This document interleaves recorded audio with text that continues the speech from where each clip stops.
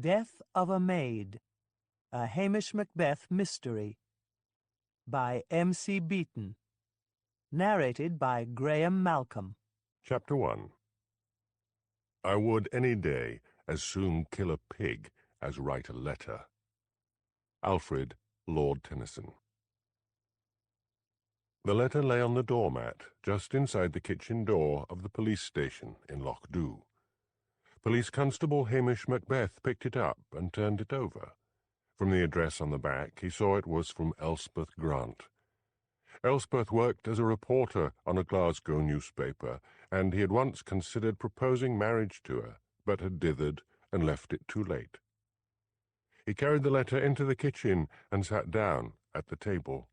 His cat, Sonsie, stared at him curiously, and his dog, Lugs, put his paw on his master's knee and looked up at him with his odd blue eyes. "What's she writing to me about?" wondered Hamish aloud. Personal letters were rare and curious things nowadays, when most people used emails or text messages. He opened it reluctantly. Elspeth always made him feel guilty. She had once jeered at him that he was married to his dog and cat. "Dear Hamish," he read, "I have a few weeks' holiday owing and would like to come back to Lochdubh. As I can now afford it, I shall be staying at the Castle Hotel. Knowing your vanity, I am sure you will think that I am pursuing you. That is not the case. I am not interested in you or your weird animals any more. This letter is just to clear matters up. Yours, Elspeth." "Now, there was no need to write such a thing," said Hamish, scratching his fiery hair. "No need at all." The sibilance of his accent showed he was upset. "Herself can just keep out of my way, and that'll suit me just fine." But he was hurt, and he felt guilty. He had treated her badly, blowing hot and cold, and the last frost had been caused by the news that his ex-fiancée, Priscilla Halberton Smythe, was returning to work at the Castle Hotel, owned by her parents.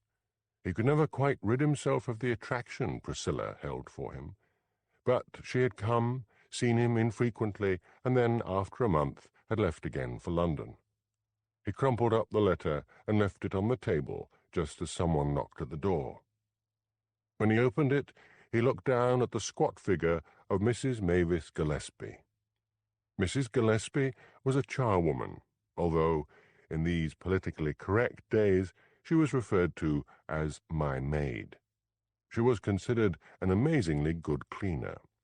Hamish remembered with a sinking feeling that he had won her services in a church raffle. She bustled past him into the kitchen and took off her coat. Mrs Gillespie was a round little woman in her 50s, with rigidly permed grey hair, ruddy cheeks, and a long, mean mouth. She was carrying a metal bucket and an old-fashioned mop. Hamish did not like her. "I've decided you don't need to do anything," he said. "The place is clean enough." "Don't be daft," she glared around. "This place needs a good scrub. And what would Mrs Wellington say?"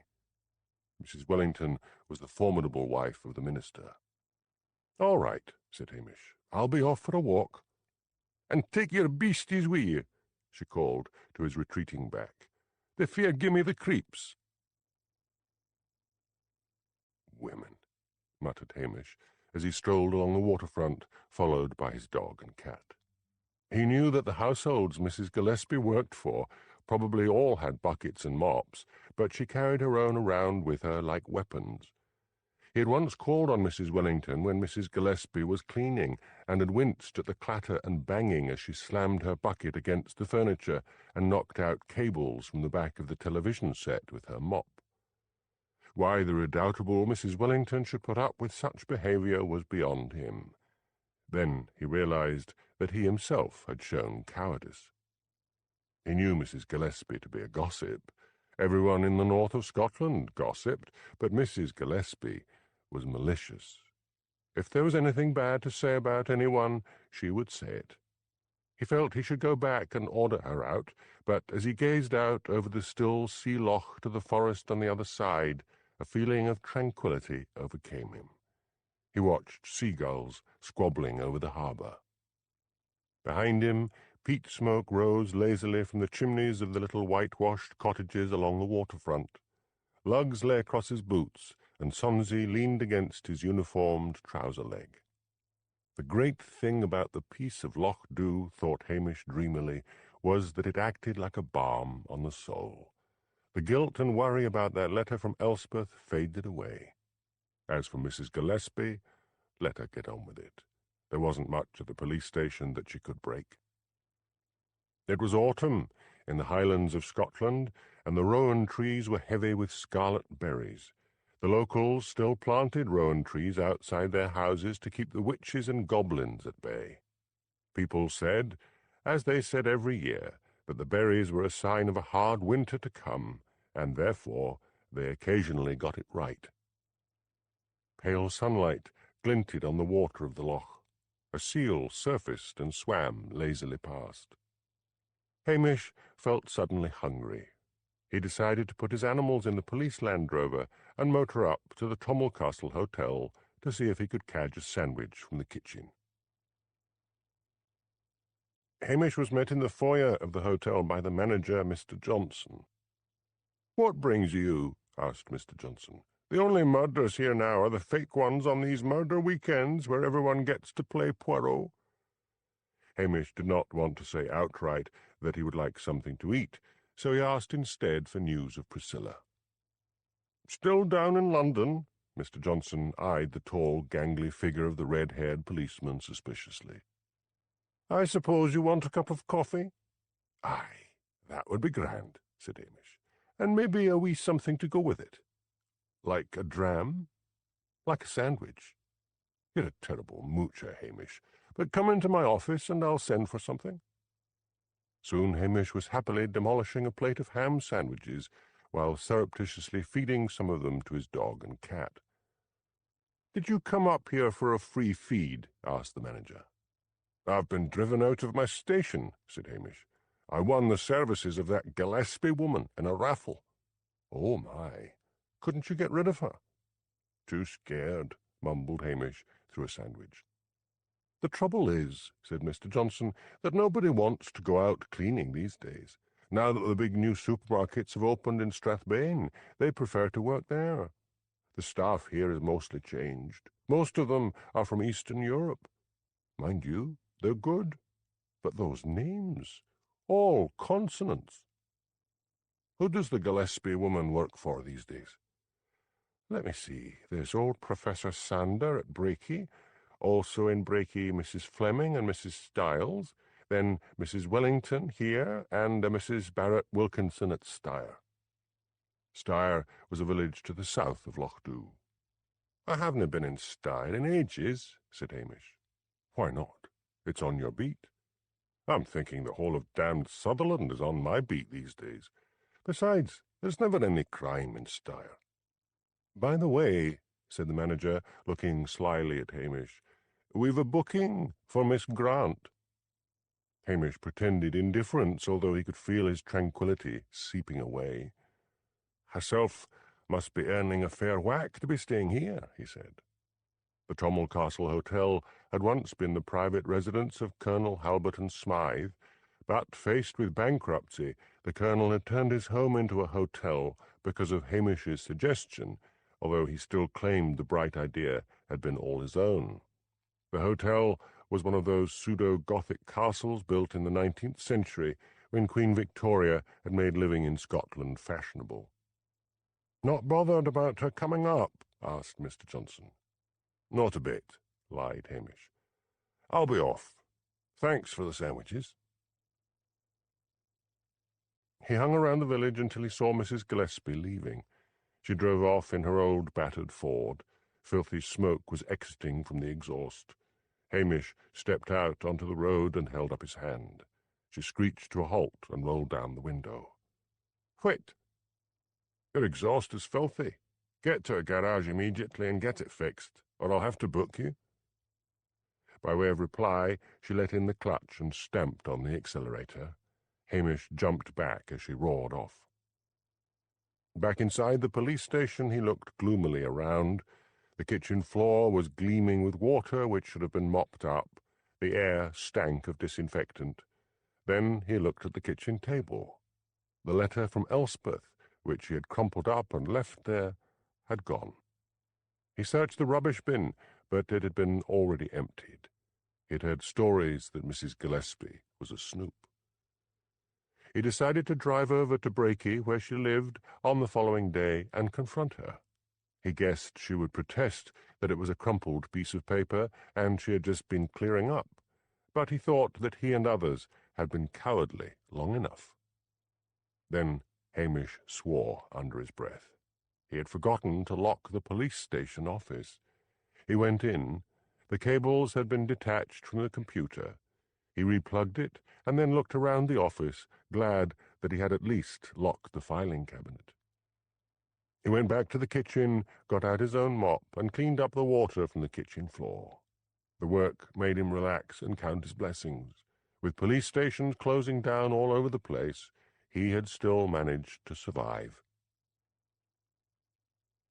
But down in a bar in Strathbane, Detective Chief Inspector Blair was wondering again how he could winkle Hamish Macbeth out of that police station of his and get him moved to the anonymity of Strathbane, where he would just be another copper among many. As he sipped his first double scotch of the day, Blair dreamed of getting Hamish put on traffic duty. "I'll have a vodka and tonic," said a hearty voice beside him. A man had just come up to the bar. Blair squinted sideways and looked at him. He was balding on the front, with the remainder of his grey hair tied back in a ponytail. He had a thin face, black-rimmed glasses, and a small beard. He was dressed in a blue donkey jacket and jeans, but he was wearing a collar and tie. "Are you from the television station?" asked Blair. "Aye. Who are you?" Blair held out a fat, mottled hand. "Detective Chief Inspector Blair. Pleased to meet you. I'm Phil McTavish, head of documentaries." Blair thought quickly, the whiskey-fueled cogs of his brain spinning at a great rate. In the past, Hamish Macbeth had always sidestepped promotion, knowing that promotion would mean a transfer to Strathbane. But what if there were to be a flattering documentary about Hamish? The top brass would feel they really had to do something, and he could swear they had a party every time another village police station was closed down, sending more money into their coffers. "It's funny, meeting you like this," said Blair, giving Phil his best oily smile. "I've got a great idea for a documentary." The following day, Hamish had to postpone his trip to Brakey.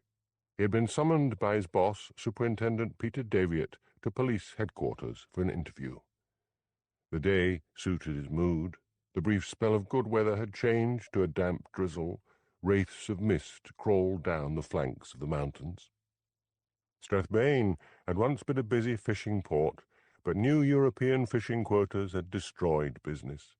Then, under a scheme to regenerate the highlands, new businesses were set up, but drugs had arrived before them, and the town became a depressed area of rotting factories, vandalized high-rises, and dangerous, violent youths. Hamish's spirits were low as he parked in front of police headquarters and made his way up to Daviet's office, where the secretary, Helen, who loathed him, gave him a wintry smile and told him to go in. Daviet was not alone. There were two other people there, a middle-aged man with a ponytail and a small, eager-looking girl. "Ah, Hamish," said Daviet, "let me introduce you. This is Mr. Peter McTavish, head of Strathbane Television's documentary programs."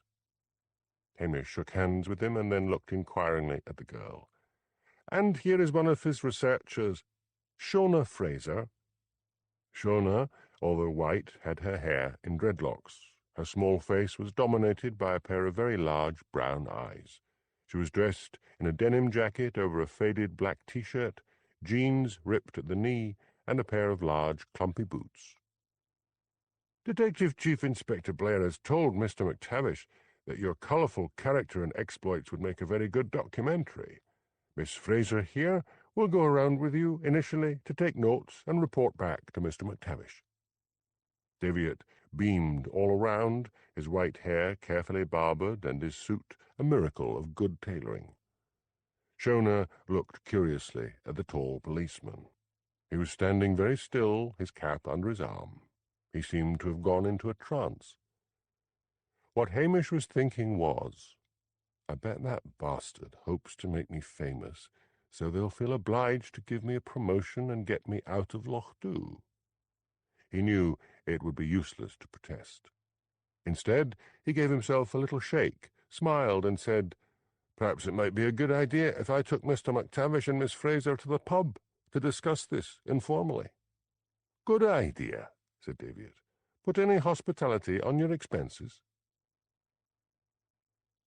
Once they were settled over their drinks in the pub, Hamish said solemnly, You've got the wrong man.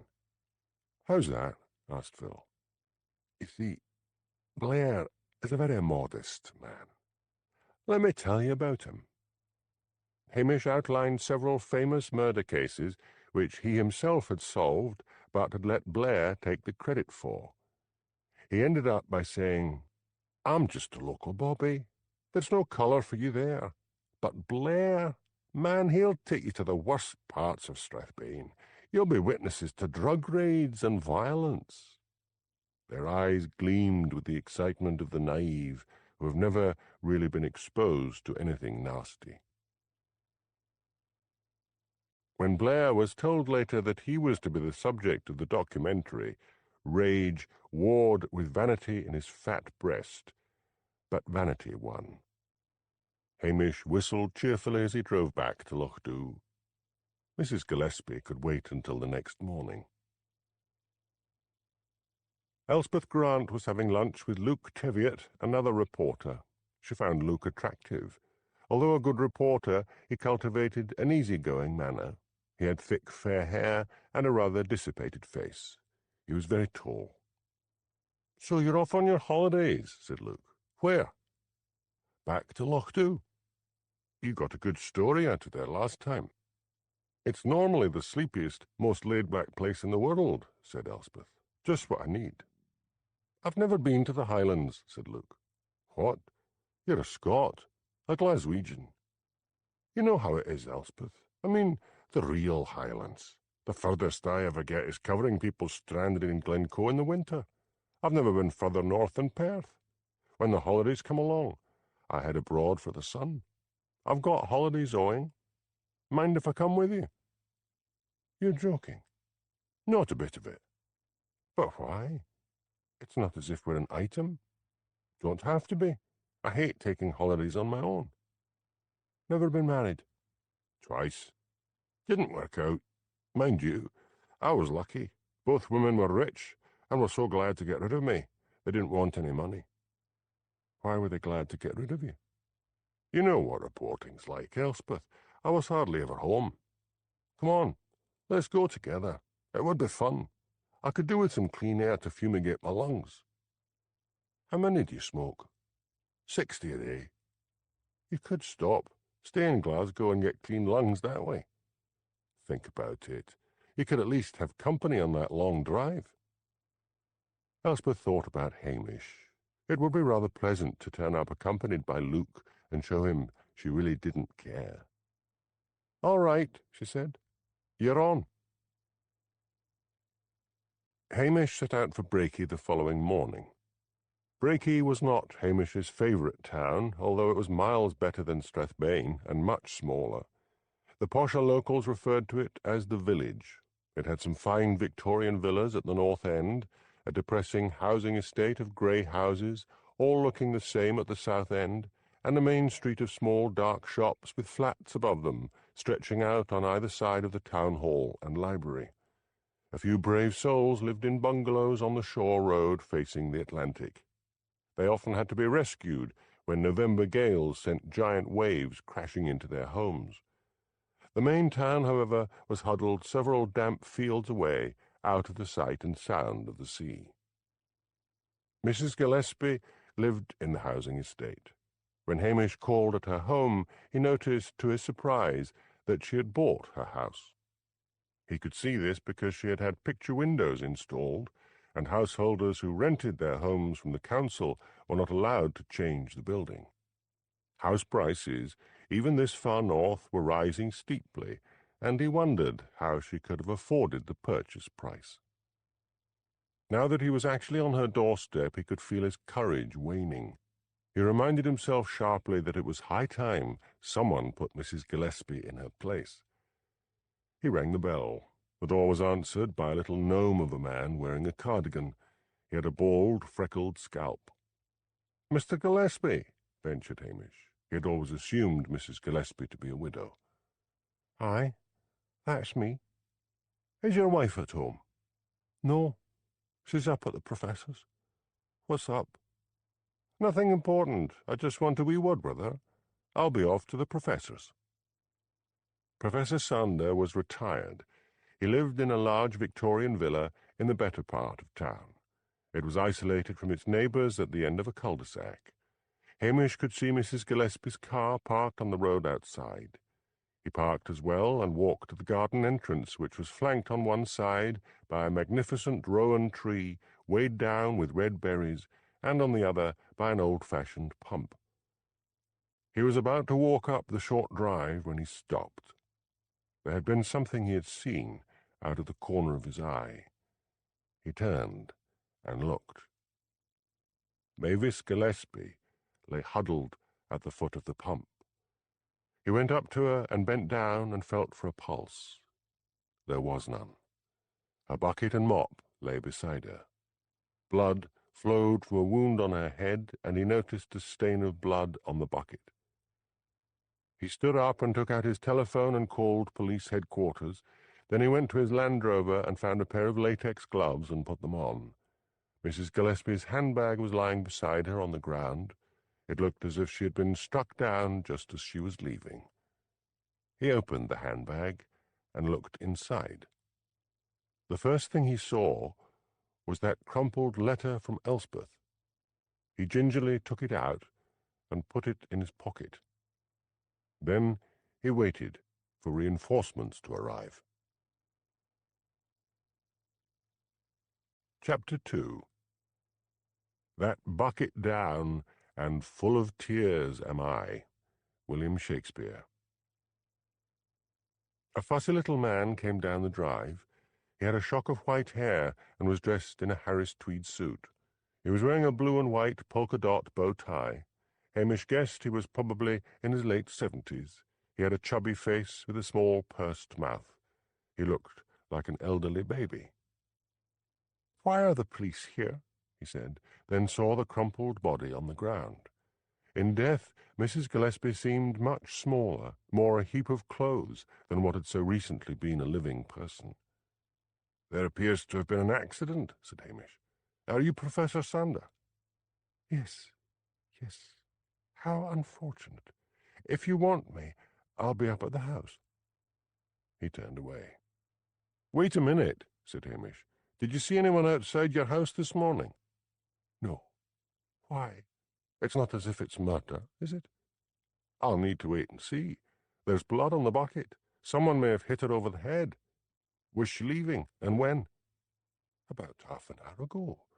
Really, officer, I don't notice the comings and goings of the home help." "But you couldn't avoid hearing the comings and goings of Mrs. Gillespie," Hamish pointed out.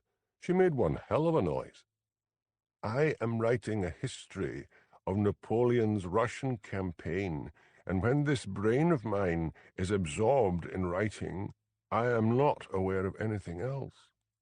"There must already be an awful lot of books about Napoleon in Russia," commented Hamish. "What would you know about history, young man?" With relief, Hamish heard the approaching sirens. He was beginning to dislike the professor. Blair and Detective Jimmy Anderson arrived in the first car. In the second car was the pathologist, Dr. Forsyth. Following that was a peephole carrier full of the forensic team, and in the last car, the small, excited figure of Shona Fraser. "What have we here, Macbeth?" demanded Blair. "It looks as if someone might have brained her with her bucket," said Hamish. While the pathologist got out her kit, Blair bent over the body. Then he straightened up, his alcohol-wet eyes gleaming with triumph. "That's where you're wrong, laddie," he said, loudly, casting a look in Shona's direction. "There's blood on the stone at the foot of that old pump. She must have tripped and given her head a sore dunt." "If you will allow me," said the pathologist. She pushed Blair aside and bent over the body. There was a long silence while she investigated. The day was dry, but a mist was coming down, turning the landscape into a uniform grey. A seagull wheeled and screeched overhead.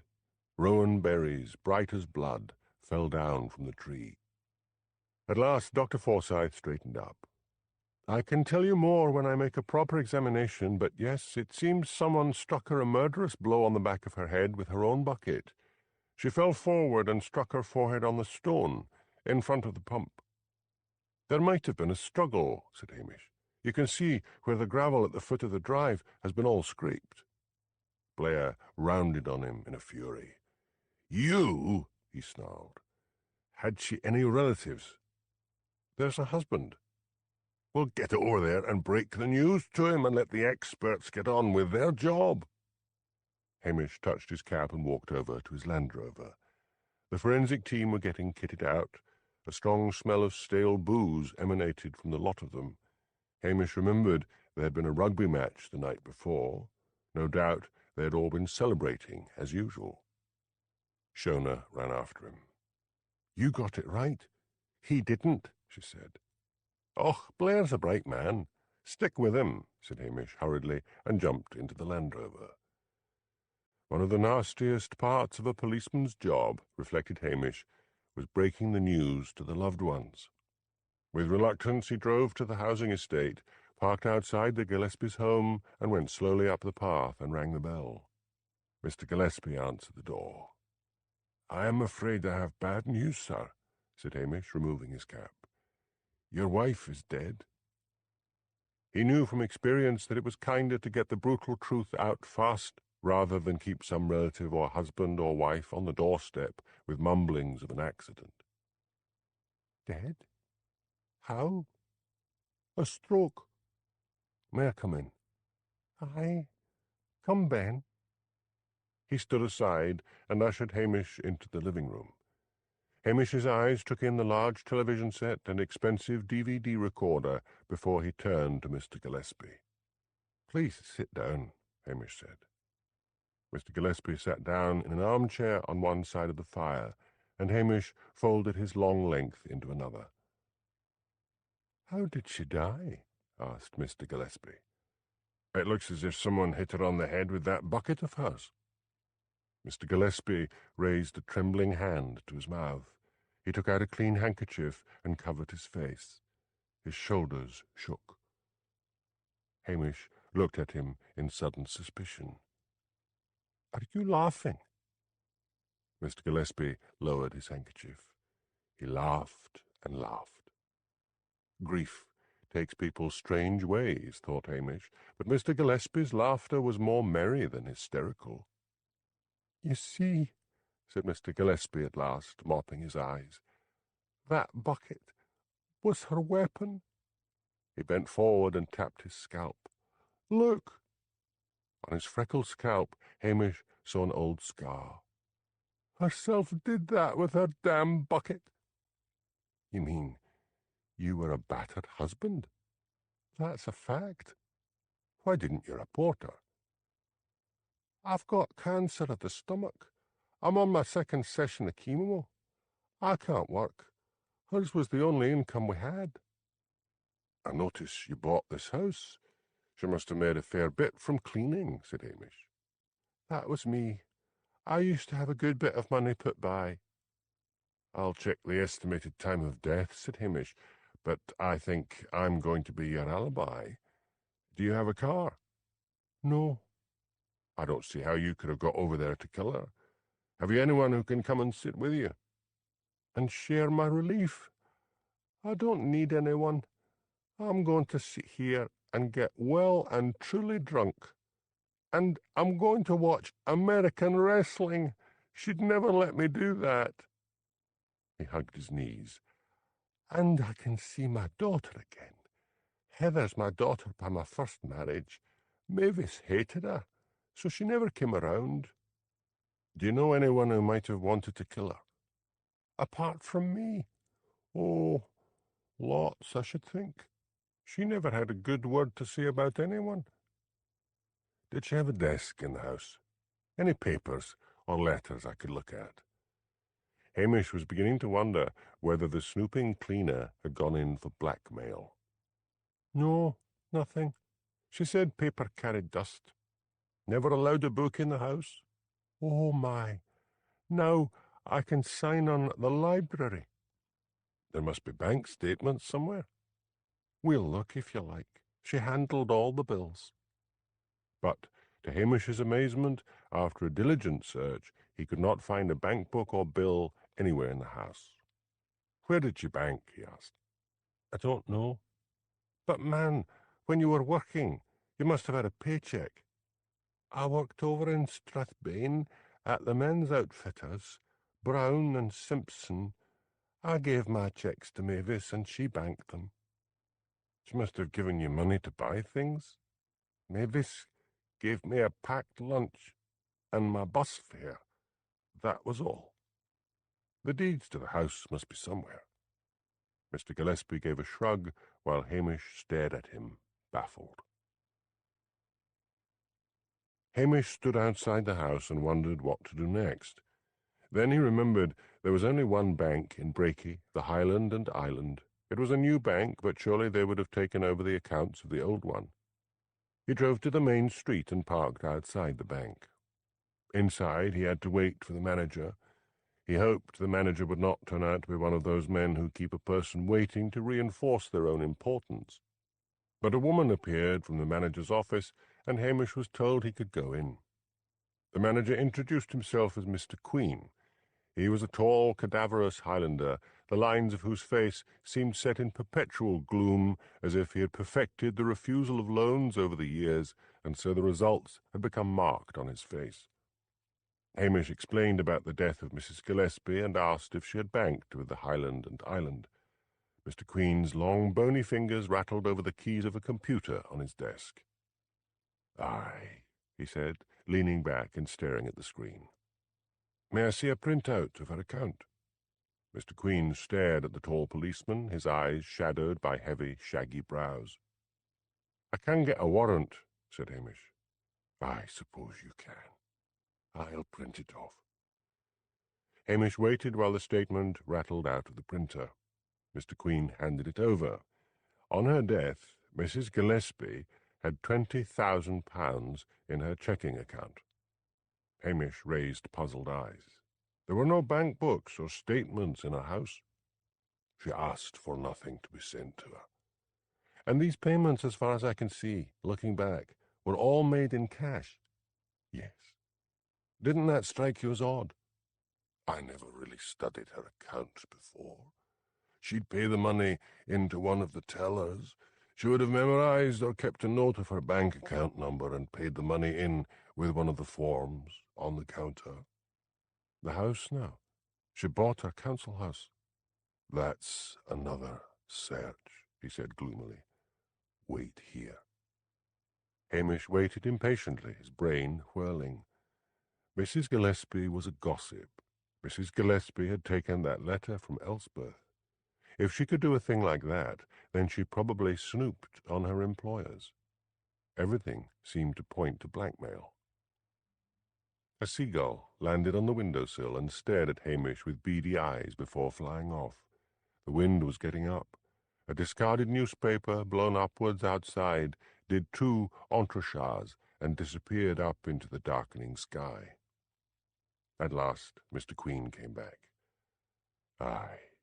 She bought a house 20 years ago when council houses up here were going cheap. At that time, she and her husband had a joint account. They paid for it fair and square. Only cost £15,000 at that time. They got a mortgage and paid it off. That would be about 10 years ago. Then Mrs. Gillespie cancelled the joint account 2 years ago. Her husband agreed. It's after that all the payments were made in cash. I'll be off, said Hamish. You'll no doubt be getting a visit from my superior. Detective Chief Inspector Blair. Hamish returned to the professor's house. The forensic team was still at work. Blair was in his car with the heater running, swigging something from a flask. Hamish rapped on the window. "What?" demanded Blair, lowering the window. Hamish told him about the bank statements and finished by saying she could have been blackmailing some of the people she worked for. Blair stared past Hamish. Hamish turned and saw the diminutive figure of Shona Fraser, who had been listening eagerly to every word. "Tell Jimmy Anderson what you've got," snapped Blair, "and get back to your police station and await further orders." Hamish moved away. Shona followed him. She looked up at him suspiciously. "I'm still waiting for signs of the great detective from Mr. Blair." "Oh, hang in there. He's deep, very deep. You wouldn't think it, but the wheels of his brain are turning." Hamish saw Jimmy and hailed him. He handed Jimmy the bank statements and told him about his suspicions of blackmail. "You'd better start interviewing them," said Jimmy. "I'll tackle the professor. I've been told by the old sod to get back to the police station." Jimmy took out a list of names. "Tell you what, go over and see this Mrs. Barrett Wilkinson at Steyr, and I'll clear with Blair." His blue eyes in his foxy face narrowed as he saw Shona talking to Blair. "What's the wee lassie doing?" "Strathbane Television wants to do a documentary on Blair, the great detective. She's a researcher. Let's hope she finds some intelligence in that whiskey-soaked brain. Talking of which, have you any whiskey at that station of yours?" "About half a bottle." "That'll do. I'll call on you this evening." Unlike his superior, Detective Inspector Jimmy Anderson had a great respect for Hamish's police work. Hamish drove back to Lochdubh and collected his pets and put them in the police Land Rover, and then took the road to Steyr. Steyr was more of a hamlet than a village, consisting of only a few fishermen's cottages, 3 villas, and a small general store. It lay on the small sea loch of Steyr, which formed a sort of bay, affording little protection from the might of the Atlantic lying just outside. Hamish's stomach gave a rumble, reminding himself he hadn't eaten. He parked in front of the general store, owned, as he remembered, by a Mrs. Beatty. Mrs. Beatty, a small, fussy woman, was behind the counter. The shop was dark, the shelves crowded with very old-looking tins of stuff, sacks of feed, coils of rope, and lobster pots. "It's Mr. Macbeth," exclaimed Mrs. Beatty. "You haven't been around here this age." "I'm looking for something to eat," said Hamish, "and some tins for my dog and cat." "The dog and cat food's out to your left. I'll go and make you a sandwich. Spam all right?" "Spam's fine." Hamish collected a tin of cat food for Sonsie and a tin of dog food for Lugs. He knew his spoilt pets preferred people food, but decided they'd need to rough it for once. If he could be content with a spam sandwich, then they could put up with commercial pet food. After a short time, Mrs. Beatty returned and handed him a thick sandwich wrapped in greaseproof paper. Hamish added a bottle of mineral water to his purchases. "How much for the sandwich?" "Have it from me. What brings you?" "Mrs. Gillespie, herself what cleaned for Mrs. Barrett Wilkinson, has been found murdered." "Michty me! Mind you, I thought she was a nasty woman, but Mrs. Barrett Wilkinson swore she was the best cleaner ever. When I had the flu last winter, I got her to clean for me. She nearly gave me a relapse, bang, bang, banging with that bucket of hers, and looking into drawers where she had no right to look." "Where was she murdered?" "Outside Professor Sanders' place." "How?" "It looks as if someone brained her with her bucket." "What's Mrs. Barrett Wilkinson like?" "Very much the lady. Very proper. English, of course." "What's herself doing up here?" "Quality of life." "Oh, that. Did she find it?" "Says she does." "I'll be off then. Where's her house?" "It's that big villa just up on the rise above the village. There's a monkey puzzle tree at the gate." Hamish went out to the Land Rover and collected 2 bowls and a can opener from the back. He filled the bowls and let the dog and cat out. They both sniffed the food and then looked up at him with accusing eyes. "Eat it," ordered Hamish. "Nothing else for you pair until this evening." He ate his sandwich and drank water and looked out over the sea loch. The wind was beginning to come in great gusts. He finished his sandwich, put the dog and cat back in the car, carried their empty bowls down to the water and rinsed them out before returning to his vehicle and driving off. The light drizzle was turning to heavy rain. He drove up to the villa and then up the short, curving drive. As well as the tall monkey puzzle at the gate, the garden was crammed with laurel bushes and rhododendrons. The wind was cut off by the high stone wall which surrounded the garden.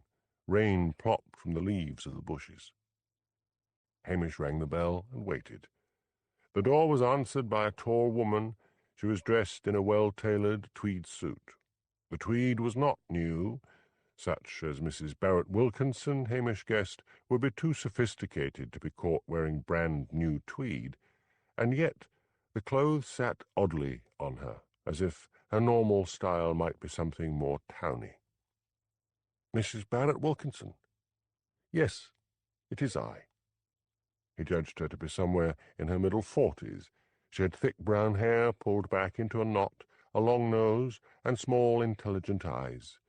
She looked something like a collie. Hamish removed his cap. "I am Police Constable Hamish Macbeth. May I come in? I have some bad news." Most people would have blurted out, "Is it my son, my daughter, or some close relative?" But she merely nodded and turned away. He followed her into a dark hall and then into a large sitting room on the ground floor. It was decorated like a scaled-down version of the drawing room of a stately home. The sofa and chairs were upholstered in striped silk. The curtains at the window were of heavier silk.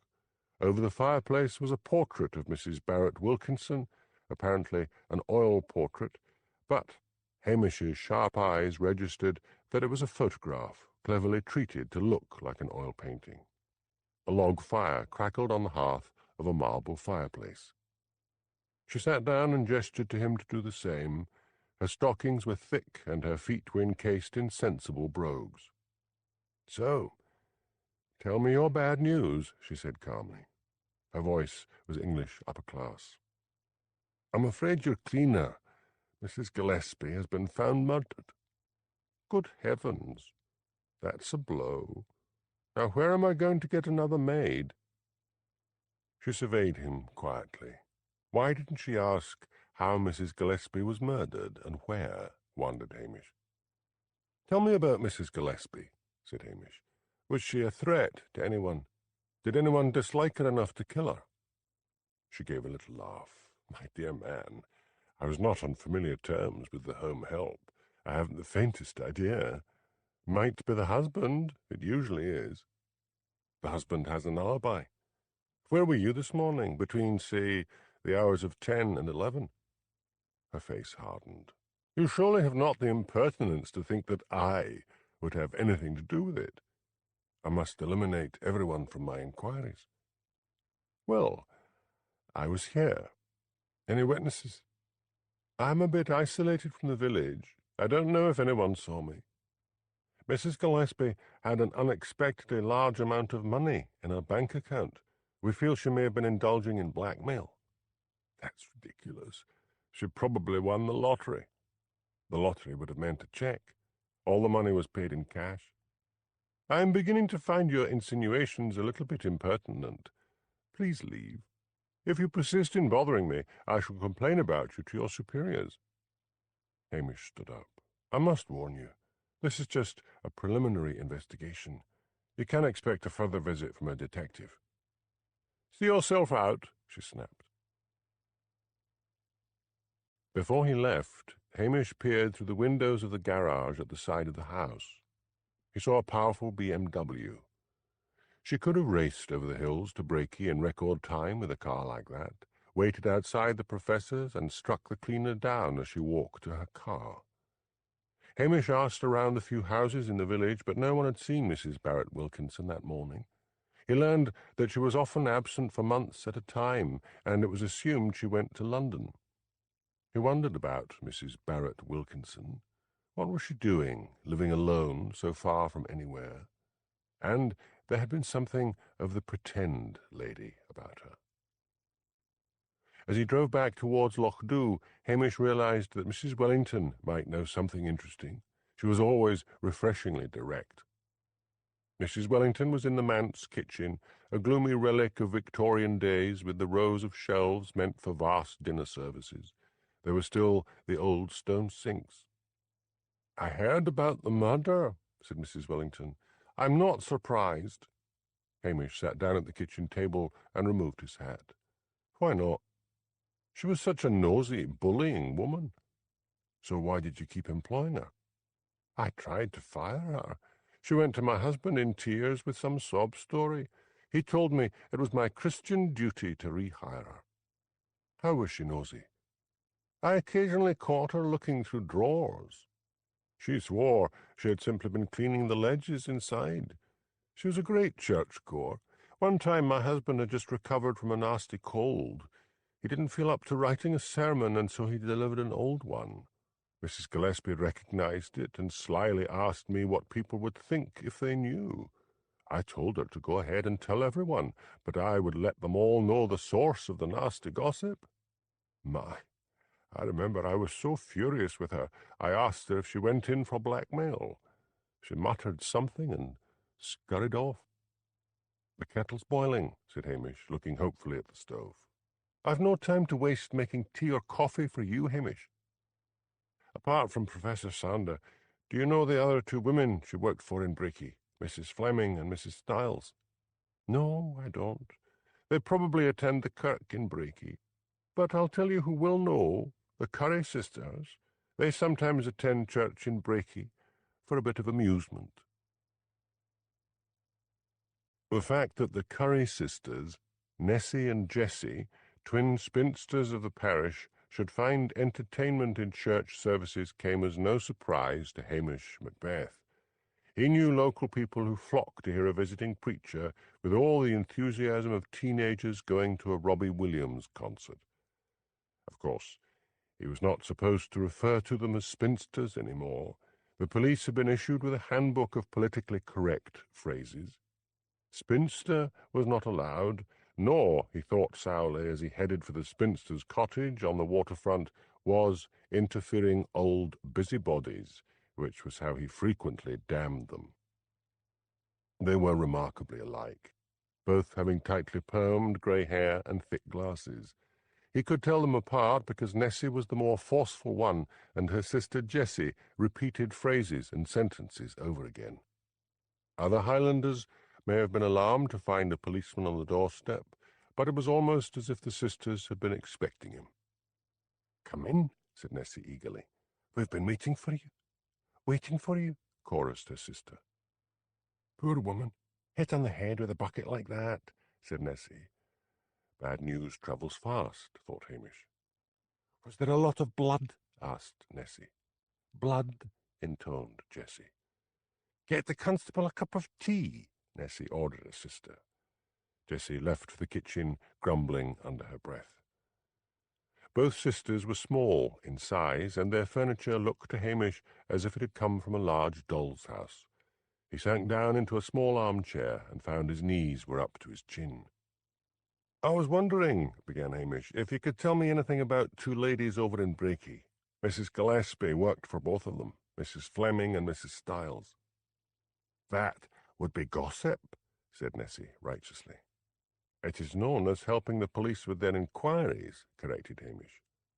Nessie was delighted to have official permission to gossip. "Well," she began, "Mrs. Fiona Fleming is a young widow with two teenage sons." "Can't be that young. How old are the boys?" "Skye is 13 and Bobby 12. "Where did she get a name like Skye?" asked Hamish, momentarily diverted. "I don't know. Off the telly, most like." "What age is Mrs. Fleming?" "About 40, I suppose. That's young these days." "Does she work?" "Doesn't have to. Her late husband, Bernie, had a series of DVD rental shops all over Scotland. She sold them off when he died. When did he die? Let me see. Jessie came in, stooped over a laden tray. Jessie, when did Bernie Fleming die? About 5 years ago. 5 years ago. How did he die? Got drunk and fell down the stairs in his house. Broke his poor neck, said Nessie, with ghoulish relish. Hamish tuned out Jessie's chorus and concentrated on what her sister was saying. What sort of woman is Mrs. Fleming? Dainty wee thing. Been seen around with Dr. Renfrew from the hospital. Shocking. Why? The man's married. Hamish took an offered cup of tea from Jessie. And what about Mrs. Stiles? Now, there's a right lady for you. Good churchgoer and church worker. Married? Married to a retired shoe salesman. He's a bit poorly in health. When Hamish finally managed to leave the sisters' cottage, his head was buzzing. He longed to go and interview this Mrs. Fleming. Had her husband's death really been an accident? Did Dr. Renfrew's wife know about the affair, if there was an affair? He knew from bitter experience that he had only to take some female out to dinner, and the twins put it round the village the next day that he was having an affair. Chapter 3. 3 or 4 families in a country village is the very thing to work on. Jane Austen, letter to Anna Austen. Hamish hurried back to the police station, thinking so hard about Mrs. Fleming that he only realized when he sat down in the police station office that he had left his pets in the Land Rover. He hurried out and released them. "You've eaten," he said. They both stared up at him, and then, with that odd telepathy the dog and the cat seemed to have between them, they both ran up to the fields at the back of the station. Hamish went back into the office and looked up Jimmy Anderson's mobile phone number. When Jimmy came on the line, Hamish said, "I happen to know one of the women in Breaky that Mrs. Gillespie cleaned for, a Mrs. Fleming. Could you persuade the old scunner that it might be a good idea if I went to see her?" The good thing about being a Highlander, thought Hamish, was that one could tell a white lie without any conscience whatsoever. "Wait a bit," Jimmy said. Hamish waited impatiently, hearing voices in the background. Then Jimmy's voice came on the line again. He sounded amused. "Our Lord and Master says ye can go." Just like that. Aye, that wee Shauna lassie was listening, and Blair wants to be a television star, so he said yes. What have you got? You've heard something. "Tell you tonight," said Hamish, and rang off. Nessie Curry had given him a slip of paper with the addresses of both Mrs. Fleming and Mrs. Stiles. He noticed that Mrs. Fleming lived very near Professor Sander. As he drove along the shore road to Breaky, he saw that the heaving Atlantic had turned a dirty grey-black in colour, although the sky above was still blue. "Storm coming," he muttered to himself. "I hope I get back before this road gets flooded." There was no doubt in his mind that the sea had risen in past years. Now the trim bungalows that stood on the other side of the road were frequently deluged. A great buffet of wind suddenly shook the Land Rover, and he was glad to get into the shelter of the main street and then turn off the road which led to the villas. Like Professor Sander, Mrs. Fleming lived in a Victorian villa with a short drive. Here there were no flowers or trees in the garden, simply a flat expanse of lawn. He pressed the doorbell, which chimed out the strains of Roman in the Gloamin'. The door was eventually opened by a small woman. Dainty was the word to describe her, thought Hamish. She had a small round face like a doll's face, with wide blue eyes and a little rosebud of a mouth. Her blonde hair was artfully arranged in glossy curls. She was wearing the sort of Laura Ashley fashion which had been popular in the 80s, a long, flowery dress with a square neckline edged in lace. She looked up at Hamish and put her hand to her throat. "My boys," she gasped. "Nothing like that," said Hamish soothingly. "May I come in?" "Of course." She backed away and allowed him to walk past her into the hall before shutting the door behind him. "This way." She opened a door off the hall and ushered him into a large living room. Hamish blinked in surprise. Everything seemed to be white. White leather sofa and 2 white leather armchairs, white coffee table, white curtains at the windows, and white painted bookshelves. A white china vase held white chrysanthemums. Even the carpet was white.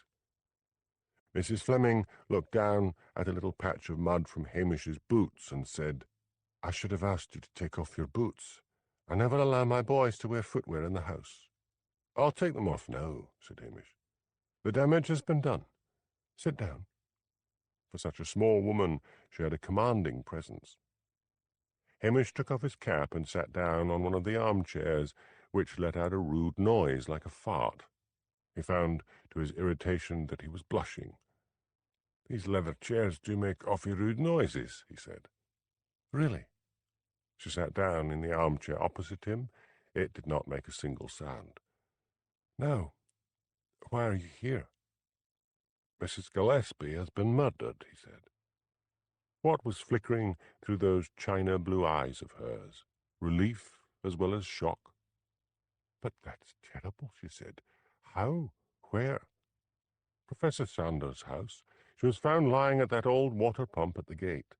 I believe someone struck her down with her bucket." "Who did it?" "We're trying to find out. Where were you this morning, Mrs. Fleming?" "Surely you don't think—" "Oh, of course, you're just asking everyone who knew her. Let me see. I drove the boys to school, and then I came back here. Did anyone see you?" "I don't think so. You can ask Mrs. Sampson next door. She watches from her window all day long." "What did you think of Mrs. Gillespie?" "A rough diamond, salt of the earth." In other words, a walking cliché, thought Hamish cynically. "Were you afraid of her?" "Of course not. She was just the cleaning woman. She came twice a week." Hamish's hazel eyes roamed round the room. He noticed a thin film of dust on the bookshelves. "When was she here last?" "That would be yesterday morning." "You've got dusty bookshelves." "Do I? Well, I left her to get on with it, you know." Her little white hands plucked nervously at her gown. "I had enough of cleaning when my husband was alive." "Was she blackmailing you?" asked Hamish abruptly. "No. Why do you ask such a dreadful thing? My life is an open book. We think that might be the motive for her death." "I have nothing to hide." "Not even your relationship with Dr. Renfrew?" Her face was suddenly contorted with fury. "Get out!" she screamed. "And you can speak to me through my lawyer in future." Hamish rose to his feet, and the armchair gave a farewell pop. "I will shortly be replaced by a detective, Mrs. Fleming, and if you refuse to answer questions, you will be taken to Strathbane headquarters for interrogation." "Out! Out! Out!" she screamed. She picked up the white china vase with white chrysanthemums and hurled it at his head. He dodged it, and the vase hit the wall and shattered. "I could charge you for assaulting a police officer," said Hamish severely. "I'll be back." "Bugger off, Arnold Schwarzenegger," she screamed. Hamish stood outside her gate and thought hard. He could not get over the fact that there had been no incriminating papers or letters in Mrs. Gillespie's home. If she had been blackmailing her clients, surely she would have kept letters or something. But where? He looked thoughtfully at the villa next door to the right. A lace curtain twitched. He walked up to the door of the villa. There was no bell. He rapped with the old-fashioned brass ring set into the oak panels and waited. Shuffling feet approached the door on the other side, and then it was swung open. "Mrs. Sampson?" asked Hamish. "Aye. Come, Ben. You're here about the murder. Wipe your feet." Mrs. Flora Sampson was old and stooped. Pink scalp shone through her wisps of grey hair. Her elderly face was set in wrinkles of discontent. She wore very thick glasses which magnified her eyes so that they looked like the eyes of an old witch asking the children if they would like some gingerbread. Her living room was crammed with photos in frames. They seemed to be everywhere. The furniture was Victorian and draped with yellowing lace antimacassars. A stuffed owl on a bamboo table stared out of its glass case with baleful eyes. In another glass case mounted on the wall, a stuffed salmon swam endlessly against a badly painted backdrop of reeds and river. A coal fire was smouldering in the fireplace, occasionally sending out puffs of grey smoke. The room smelled strongly of lavender air freshener, which did not quite cover up the underlying smell of urine and unwashed armpits. "You've come about the murder?" "Sit down," said Mrs. Sampson. "How did you hear about it?" "It was on the telly a quarter of an hour ago. The telly's in the kitchen. I don't often watch it, mind, but I keep it on for the sound." The faint noises of laughter and cheering filtered through from the kitchen. "A game show," guessed Hamish. "I have been interviewing Mrs. Fleming," said Hamish. "I have to establish alibis for this morning, for everyone Mrs. Gillespie cleaned for. Did you see Mrs. Fleming go out this morning?" "Aye. She took her lads to school, then herself came back. Poke the fire, laddie. It's right cold in here." Hamish picked up a brass poker by the hearth and poked the fire, and then backed off as smoke poured up into his face. "Och," he said crossly, "you need your chimney swept. Sit down and mind your own business." "Did she go out again?" asked Hamish. Mrs. Sampson's face seemed to swim through the layers of smoke. "She might have done. I had to go to the you-know-what. It's up the stairs, and man, at my age, it's like climbing Everest. It's the arthritis. Takes me ages." "We feel that Mrs. Gillespie might have been a blackmailer," said Hamish. Mrs. Sampson's eyes gleamed with malice. A spurt of flame rose from the smoking fire and shone red on the thick lenses of her glasses. "So she might have killed him after all." "Who?" "Her man, Bernie Fleming. Why would a fit man like that fall down the stairs? He wasn't fond of a dram, either." Hamish was beginning to hate her, but gossip was valuable. Were they a happy couple? "Not a bit of it. I could hear them fighting." "What, from a villa next door?" "In the garden in the summer, when I was taking the air, I heard them. She screamed that she was sick of cleaning and polishing, and that he never took her anywhere.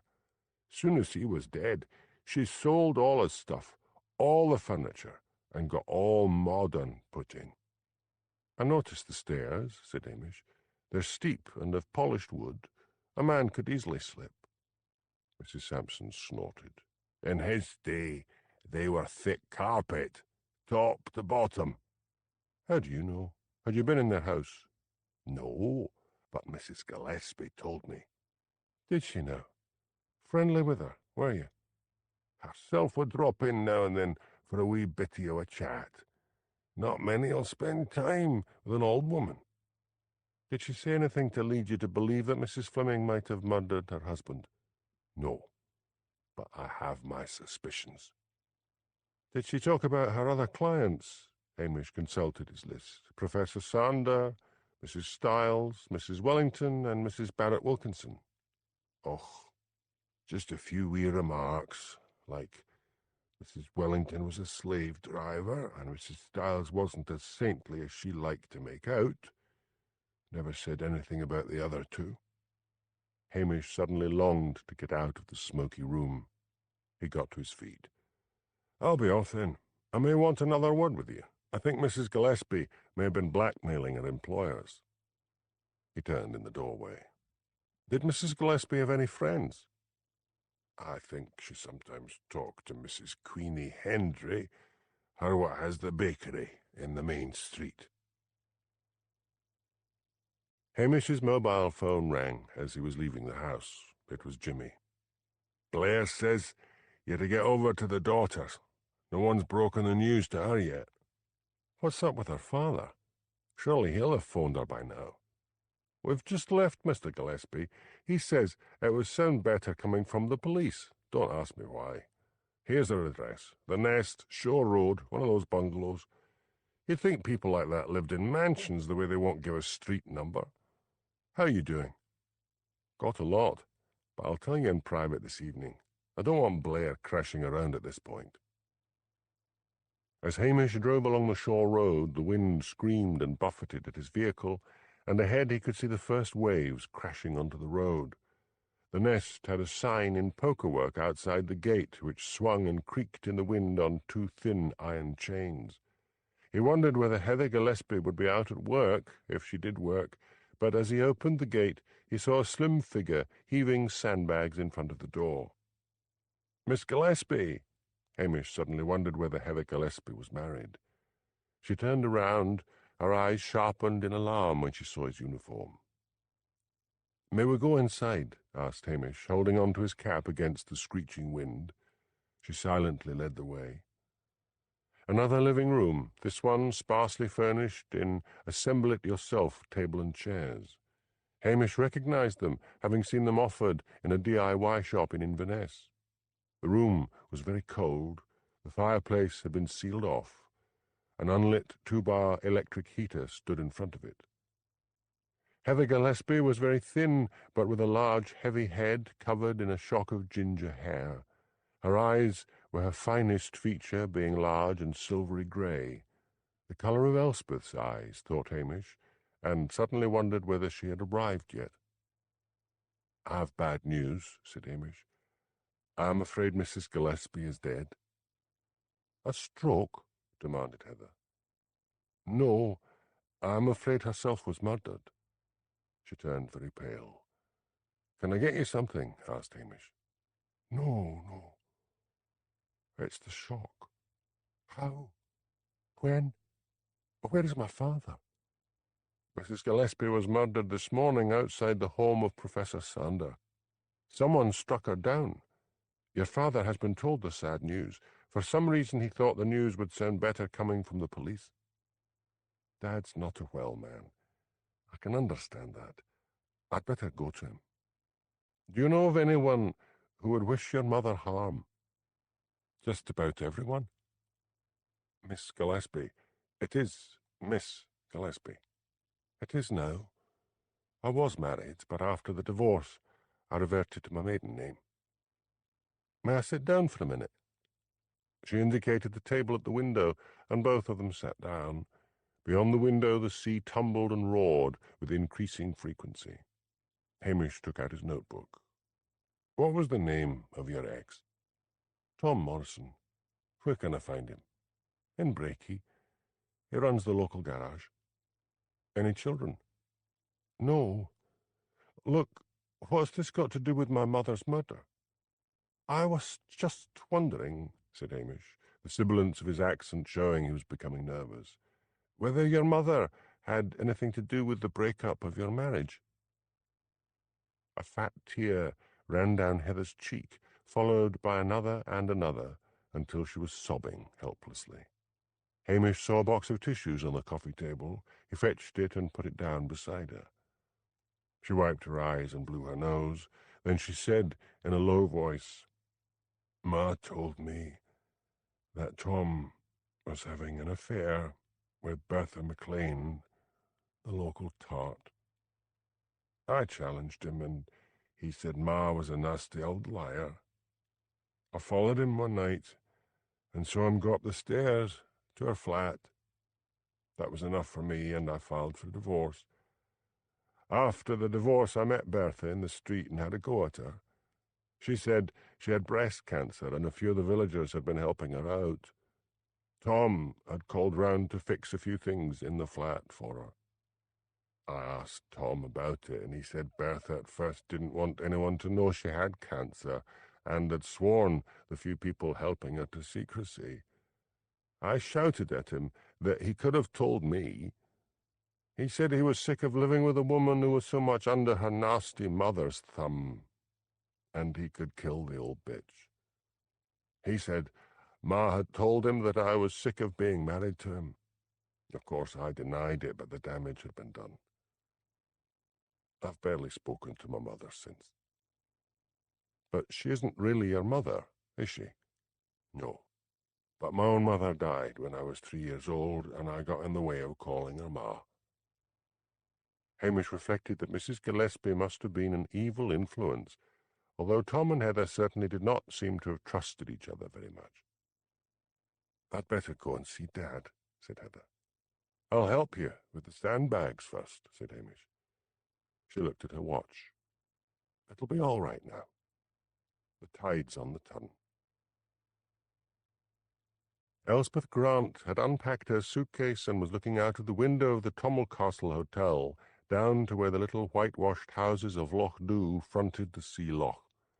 She opened the window and breathed in a great gulp of pine-scented air.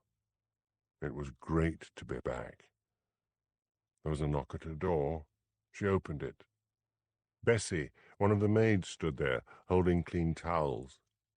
"Welcome back, Miss Grant," she said. "You'll be up here reporting the murder." "Murder? What murder?" "Poor old Mrs. Gillespie. Someone brained her with her bucket." Elspeth suppressed a sudden mad desire to laugh. "Who was Mrs. Gillespie?" "Herself was a cleaner. Lived over Breaky Way. You'll be seeing Hamish." Before Elspeth could reply, Luke Teviot strolled in. "Hello, sweetheart," he said cheerfully. "What does one do for entertainment around here?" Bessie's eyes widened.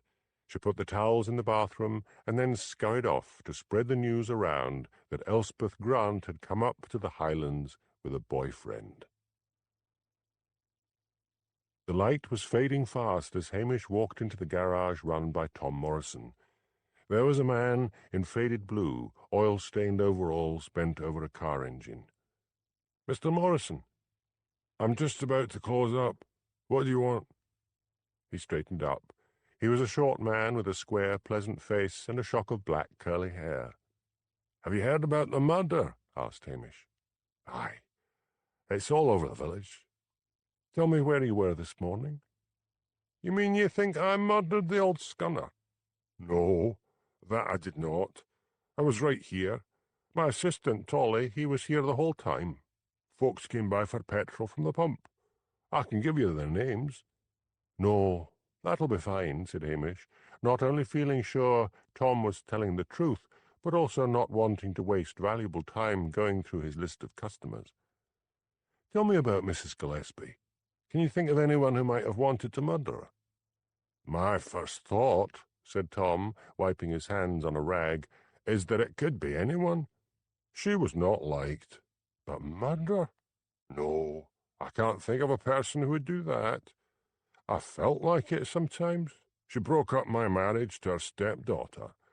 But it's a long, long way between thinking and doing." "Will you be getting back with Heather now?" asked Hamish. "I don't think so. She didn't trust me, and when there's no trust in a marriage, it's no good." "If there's no jealousy in a marriage," said Hamish, "then there's no love." "I know you, Macbeth. You're not married, so what would you know about it?" "A lot, believe you me. Now, I want you to think hard about who she knew and who she might have been blackmailing." "Blackmail?" "Perhaps. There wasn't a scrap of business papers in her home. Do you happen to know if she owned any other property?" Tom shook his head. "Better ask Heather, or her father." "I will. I'll come back tomorrow for a chat." Hamish drove straight to Lochdubh. Jimmy was waiting for him outside the police station. "I thought you'd have let yourself in, like everyone else does," said Hamish, unlocking the door. "You know where the spare key is kept." "I just got here." Hamish let him in. Then he remembered his dog and cat. Where had they gone? The last he had seen of them was when they had headed off together. The phone in the office rang, and he went to answer it. It was Angela Brodie, the doctor's wife.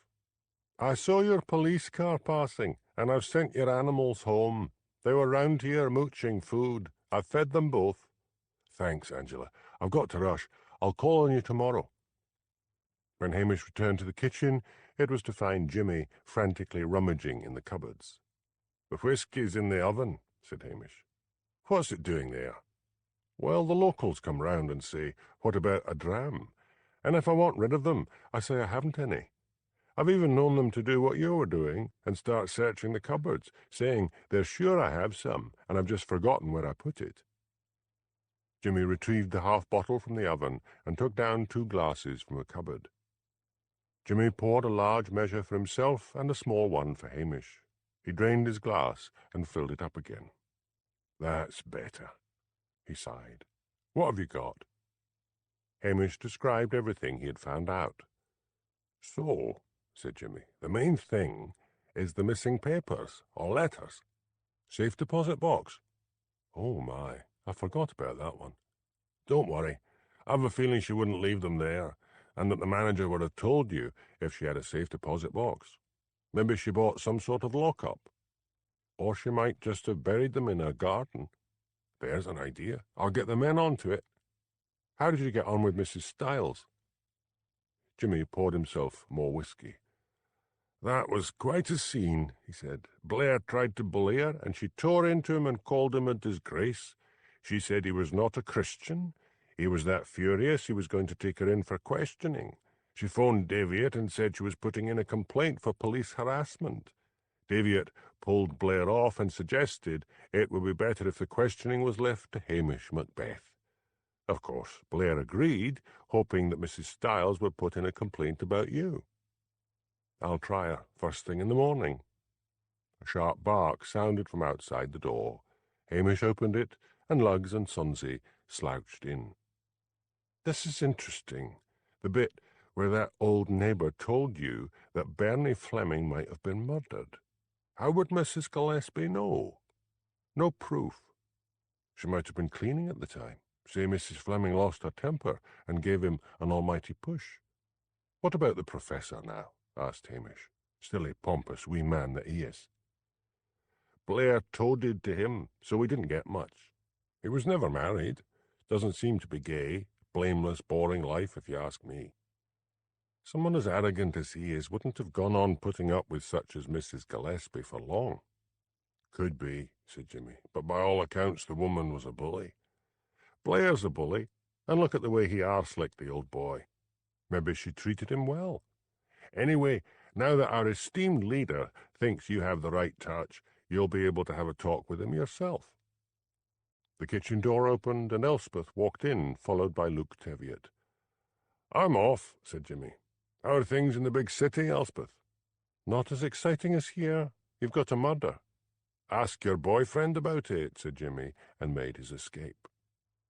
"Boyfriend?" asked Luke. "He was just joking," said Elspeth quickly. Luke sat down at the kitchen table.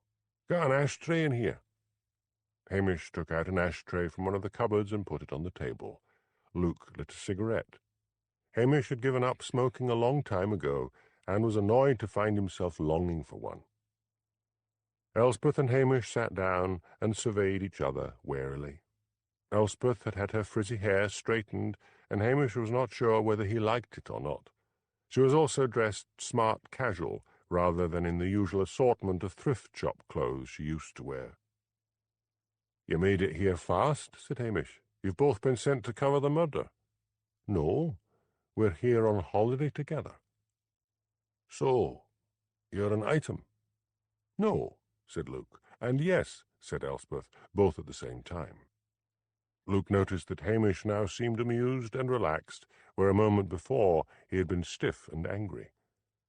"The thing is," said Elspeth, "that we could both end up having a paid holiday. The news desk is keen on this." "Why?" asked Hamish curiously. "You've got murders damn near every day in Glasgow. This is just one old woman who got bashed with her bucket. Because we happen to be up here, and the murder in the Highlands is considered more interesting. So what can you tell us?" "Elspeth, you know the ropes. You'll both need to go to Strathbane and get the official statement.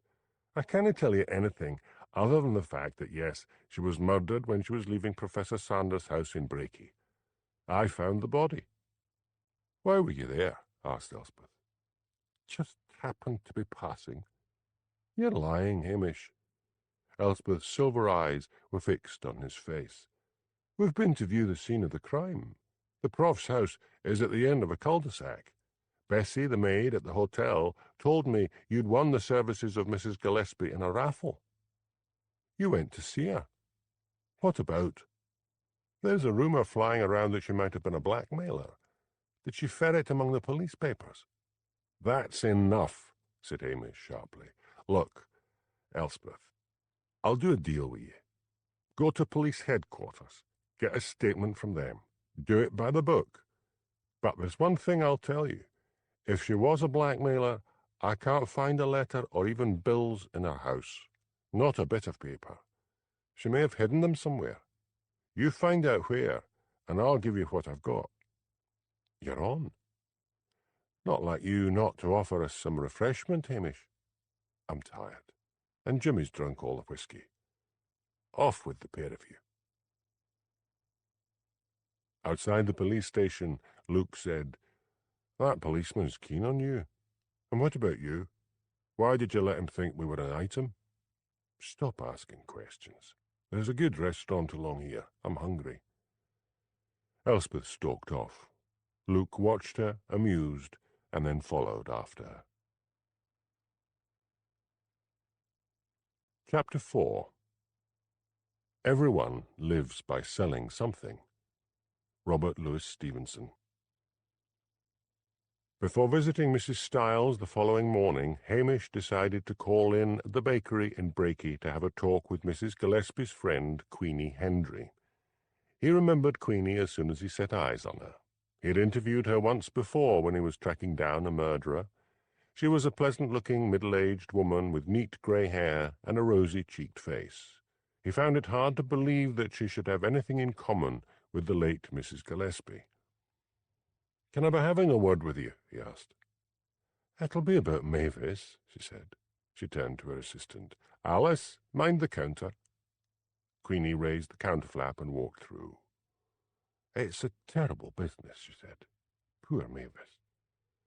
"I gather you were a friend of Mrs. Gillespie?" "Yes. We often had a chat together after I'd closed up the shop. The poor woman did love cream cakes. Did you ever get the impression, now think carefully, that she might be a blackmailer?" She turned a little pale. "Look," urged Hamish, "she's dead. If you know anything at all, please tell me." "If I tell you, you'll report me to the council," she whispered. "Come outside," said Hamish. "We need a private chat." They walked together outside the shop. The wind had died down, and the day was warm and sunny. "I'll do you a deal," said Hamish. "Whatever you tell me, I won't report you to the council." She hugged herself with strong arms across her white-aproned chest. "It's like this. I had this plague of mice. I had a job getting rid of the things. The shop was quiet, and I happened to tell Mavis about it. 'Let me see,' she said. 'I've a fair way with the mice.' I led her through to the back. I switched on the light, and there they were, mice scampering all over the place. To my horror, she took out a wee camera and started snapping off pictures. Then she said, 'Now, Queenie, I think the health and safety people at the council would be interested in these photos.' I told her the exterminator was coming in the morning, but I know there's this bastard on the council who loves making life a misery for shopkeepers. She said she wouldn't do anything about it as long as she could have a box of cream cakes every day. That wasn't enough. She insisted she was my friend and kept dropping in for a chat. She frightened me." "You should have come to me," said Hamish. "I'd soon have shut her up. I'll need to ask you what you were doing yesterday morning." "I was in the shop all morning. I can tell you which customers came in, and Alice was with me the whole time." "Did it never dawn on you that if she was blackmailing you, she could have been blackmailing others?" "No. She never asked for money. Just cream cakes." Hamish thanked her and told her if she could think of anything else, or had any idea who else Mrs. Gillespie might have been blackmailing, to let him know. As he drove off to interview Mrs. Stiles, he glanced in his rearview mirror and noticed a small car following him with Shona Fraser at the wheel. He stopped, got out as she parked behind him, and went to speak to her. "You should be with the Detective Chief Inspector," he said. "He does nothing but shout at people. I thought I'd catch up with you. I'm sure you're the better story." Hamish leered down at her. "Aye, that would be grand. I can just see myself on the telly. Which would you say was my best side?" "Forget about that. Where are you going?" "I'm going up to the Gordons' farm to check their sheep papers are in order. Checking sheep papers is a right important thing." "But what about the murder?" "The sheep papers may not be important to you," said Hamish, whose face reflected nothing more than amiable stupidity, "but they're life and death to some folk. Now, let me tell you all about sheep. I have the rare knowledge of the sheep." "Got to go," said Shona hurriedly. Hamish watched amused as she drove off. Then the smile left his face as he continued to drive towards the home of Mrs. Stiles. The fact that Mrs. Gillespie could go to such lengths to blackmail Mrs. Hendry, and for cream cakes, gluttony, malice, control, and bullying. No wonder someone murdered her. Mrs. Stiles lived in a bungalow on the outskirts of the town. He cursed Blair as he walked up to the door. Blair would have left Mrs. Stiles with a dislike and distrust of the police. Luke Teviot felt awash with tea. He found Elspeth's idea of reporting in the Highlands very odd. Instead of going to interview the people for whom Mrs. Gillespie had cleaned, she had called on various homes between Lochdubh and Brakey, being welcomed by people she had known, drinking tea and gossiping. But he soon began to see that she was eliciting quite a bit of information about the late Mrs. Gillespie. At last, Elspeth said, "We're going to see a Mrs. Sampson. She lived next door to Mrs. Fleming and seems to have been a friend of Mrs. Gillespie, as well as being a nasty gossip."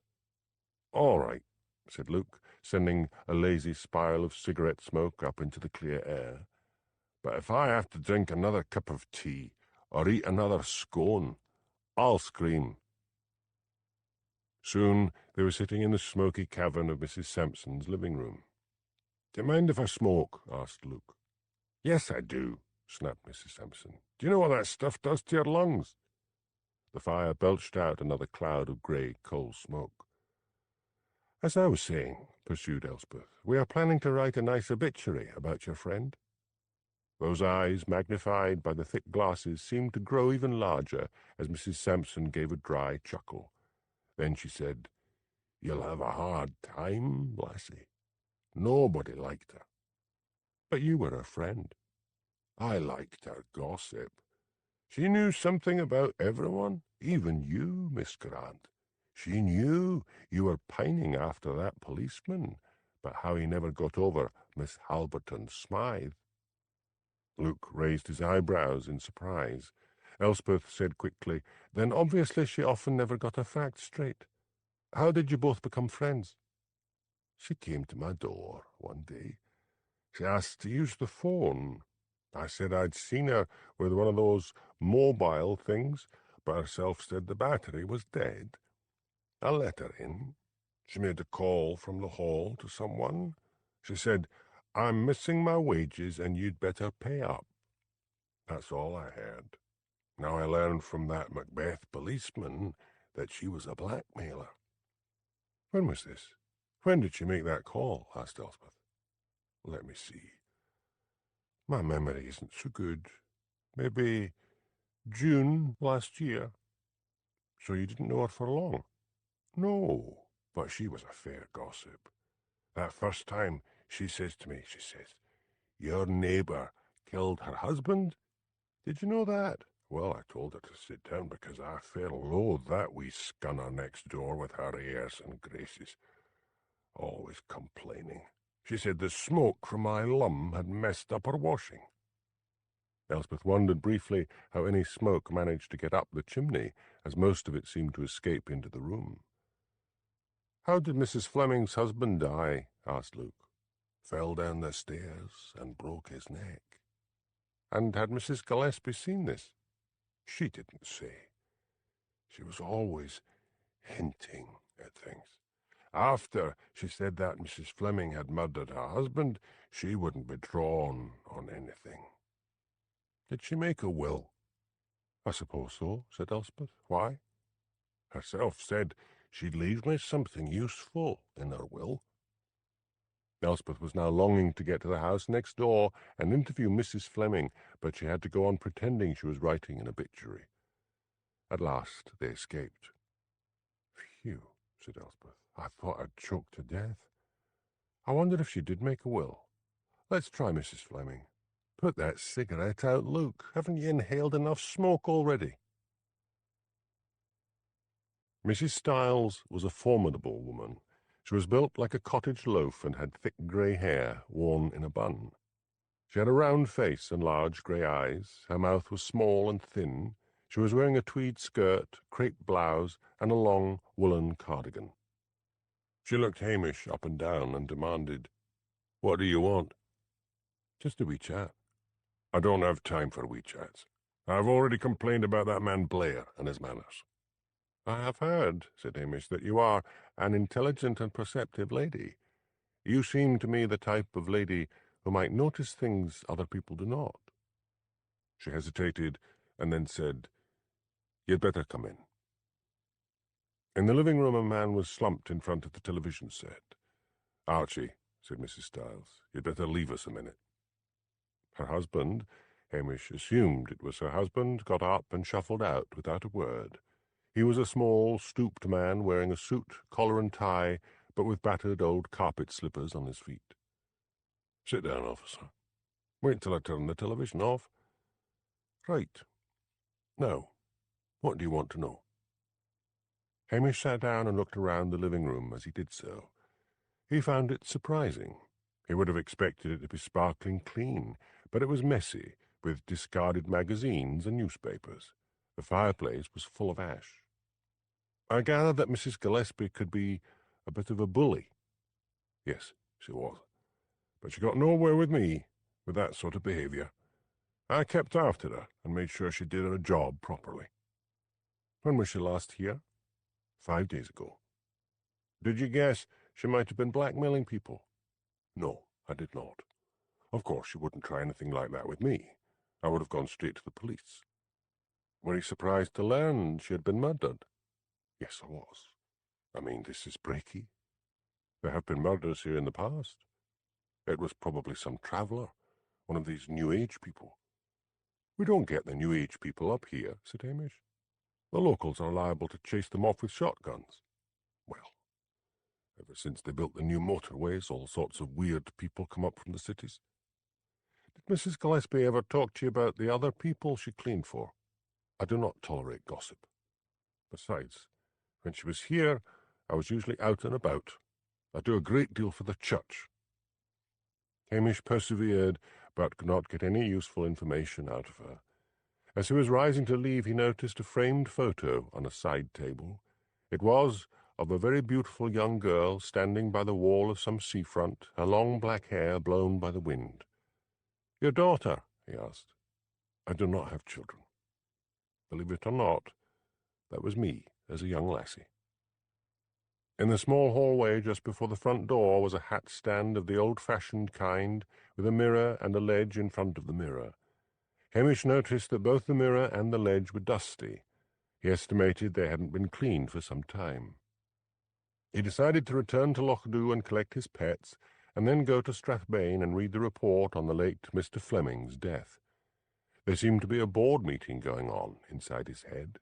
One voice was wondering whether Mrs. Stiles was as innocent as she would like to appear, another querying the death of Bernie Fleming, another wondering whether Elspeth was romantically involved with Luke Teviot, and suddenly another little voice asked whether Mrs. Gillespie had left a will. Hamish collected lugs and sonsy and drove quickly to Strathbane. At police headquarters he sat down and switched on the computer and searched until he found the report of Bernie Fleming's death. He read it and reread it, but it seemed an open and shut case. Accidental death. He went up to the detective's room and found Jimmy Anderson just leaving. "I've been checking up on Bernie Fleming's death," said Hamish. "Nothing there that I can see." "Did Mrs Gillespie make a will?" "Yes. I phoned round every solicitor in Breaky until I got the right one. She left everything to her husband. Oh, and one other thing. She left a sealed packet of mementos to be given to her friend, Mrs Sampson." "He won't have given it to her," said Hamish. "I mean, he'll have to wait for the outcome of the police inquiry. As a matter of fact, he gave it to her this morning. She called at his office in a cab. He said he didn't see the harm in it because it wasn't money. He's a bit young and naive." "We've got to get to Mrs Sampson fast." "Why?" "Don't you see? Mrs Gillespie might have left her copies of the stuff she was using to blackmail people. We've got to get to her as quick as possible. I'll drive. You've been drinking already." Hamish put on the siren as they raced toward Breaky. "You don't think anything could happen to her this early?" asked Jimmy, looking nervously back at Hamish's wild cat, Sonsie. "Even if she's all right, we need to know what was in that package," said Hamish. "Oh, damn it! Sheep on the road. Get out and chase them, Jimmy." "Chase them yourself. I'm your superior officer. I don't chase sheep." Hamish stopped the Land Rover, and Jimmy watched, amused, as Hamish, his arms going like a windmill, sent the sheep scurrying off into a nearby field. Hamish heaved a sigh of relief when he at last gained the shore road leading into Breaky. He screeched through the town, the siren blaring, and up to the villas where Mrs Sampson lived. His heart sank when he turned into her street. Outside her house it was chaos as the local fire brigade battled with the searing flames that were engulfing the house. "Is she in there?" cried Hamish, leaping down from the Land Rover. "Can't get near the place to find out," said a fireman. "Stand back." Hamish made a run for the front door, but before he could reach it, the glass-paned door exploded, and a great sheet of flame burst out, driving him back. Blair arrived and demanded to know what was going on. Hamish told him that Mrs Sampson had collected a package from the solicitor that morning. "So," explained Hamish, "someone knew about that package, and someone must have been frightened that it contained blackmailing stuff. If she made one phone call, we can trace it." Out of the corner of his eye, Blair saw Shona arriving and said quickly, "You better get back round all the suspects again and find out where they were." Hamish took one last look at the blazing house before he turned away. Old Mrs Sampson could not possibly be alive in that inferno, and whatever papers she had received from the solicitor would have gone up in flames with her. Hamish decided to begin at the beginning and go back and see Mrs Barrett Wilkinson. He was driving through Breaky's main street when at first he thought he saw a ghost. The elderly figure of Mrs Sampson was looking in the window of the bakery. He screeched to a halt. Lugs let out a sharp bark of protest. Hamish jumped down from the Land Rover. "Mrs Sampson," he cried, "do you know your house is on fire?" "What?" "It's in flames. I'd better take you back there. The firemen think you're still inside." She put her hand to her chest, and he supported her, frightened she would faint. Then he helped her up into the Land Rover. She huddled in the passenger seat, muttering, "Oh, my house." "Was it insured?" asked Hamish. "Aye." A little colour began to return to her cheeks. "I'll maybe be able to get myself a nice wee bungalow. Everything on the one floor." Hamish drove up to the burning villa. Elspeth saw him arrive and whipped out a camera and began to take photographs as Hamish helped the old lady out of the Land Rover. Blair came hurrying up. "Who's this? I told you to get out there and interview folks." "This is Mrs Sampson," said Hamish. "She was fortunately out shopping when the fire started." Hamish turned to the old lady. "Mrs Sampson, the solicitor gave you a packet of papers left you by Mrs Gillespie. Do you by any chance have them with you?" She shook her head. "I never even opened the packet. Mrs Gillespie told that solicitor it was just old mementos, photos and letters. I thought I'd give them to her stepdaughter, Heather." "And did you?" "I hadn't the time. I left them on the table in the hall." Hamish looked gloomily at the blazing house. "You," snapped Blair. "Stop standing there gawking like a loon. Get to work. We'll look after Mrs. Sampson." Behind Blair's back, Jimmy mimed drinking motions, which Hamish interpreted to mean that he would be over at Lochdubh at the end of the day. Most of the time, Hamish was used to the winds of Sutherland, but as he got out of the Land Rover in front of Mrs. Barrett Wilkinson's house, he felt the increasing strength of a gale and sighed. Calm days were a brief respite from the yelling and screech of the Sutherland winds, and this one was already beginning to howl like a banshee. He clutched at his cap as he rang the bell. He waited. No reply. He retreated and drove down to Mrs. Beatty's shop. "Have you seen Mrs. Barrett Wilkinson this morning?" he asked. "No, it's been right quiet. Awful that, about Mrs. Sampson's house." "How did you hear? Do you know Mrs. Sampson?" "Never heard of her, but my niece in Brakey called me a minute ago. Burnt to a crisp the old lady was," added Mrs. Beatty with gloomy relish. "She's fine. She was out when the fire started," said Hamish. "There's a mercy. I see you looking at the sausage rolls. I just made them this morning." "I'll take 6, said Hamish. Outside, he let the dog and cat out for a run and then fed them 2 sausage rolls each. He put them back in the Land Rover, climbed in himself, and settled down to have a lunch of sausage rolls and coffee. He had filled up a thermos flask before he left that morning. Rain smeared the windscreen. Outside, the waves were rising, sea-loch waves, angrily racing in rapidly one after the other, while out in the Atlantic the gigantic ones pounded the cliffs. He drove back to Mrs. Barrett Wilkinson's house and waited. He was just about to give up when she arrived in a 4-wheel drive vehicle. She looked startled to see him, and then angry. "I have nothing more to say to you," she shouted against the wind. "I have something to say to you," said Hamish. "We'd better go indoors." She reluctantly led the way. "Now, what is it?" she demanded, one hand on the mantelpiece.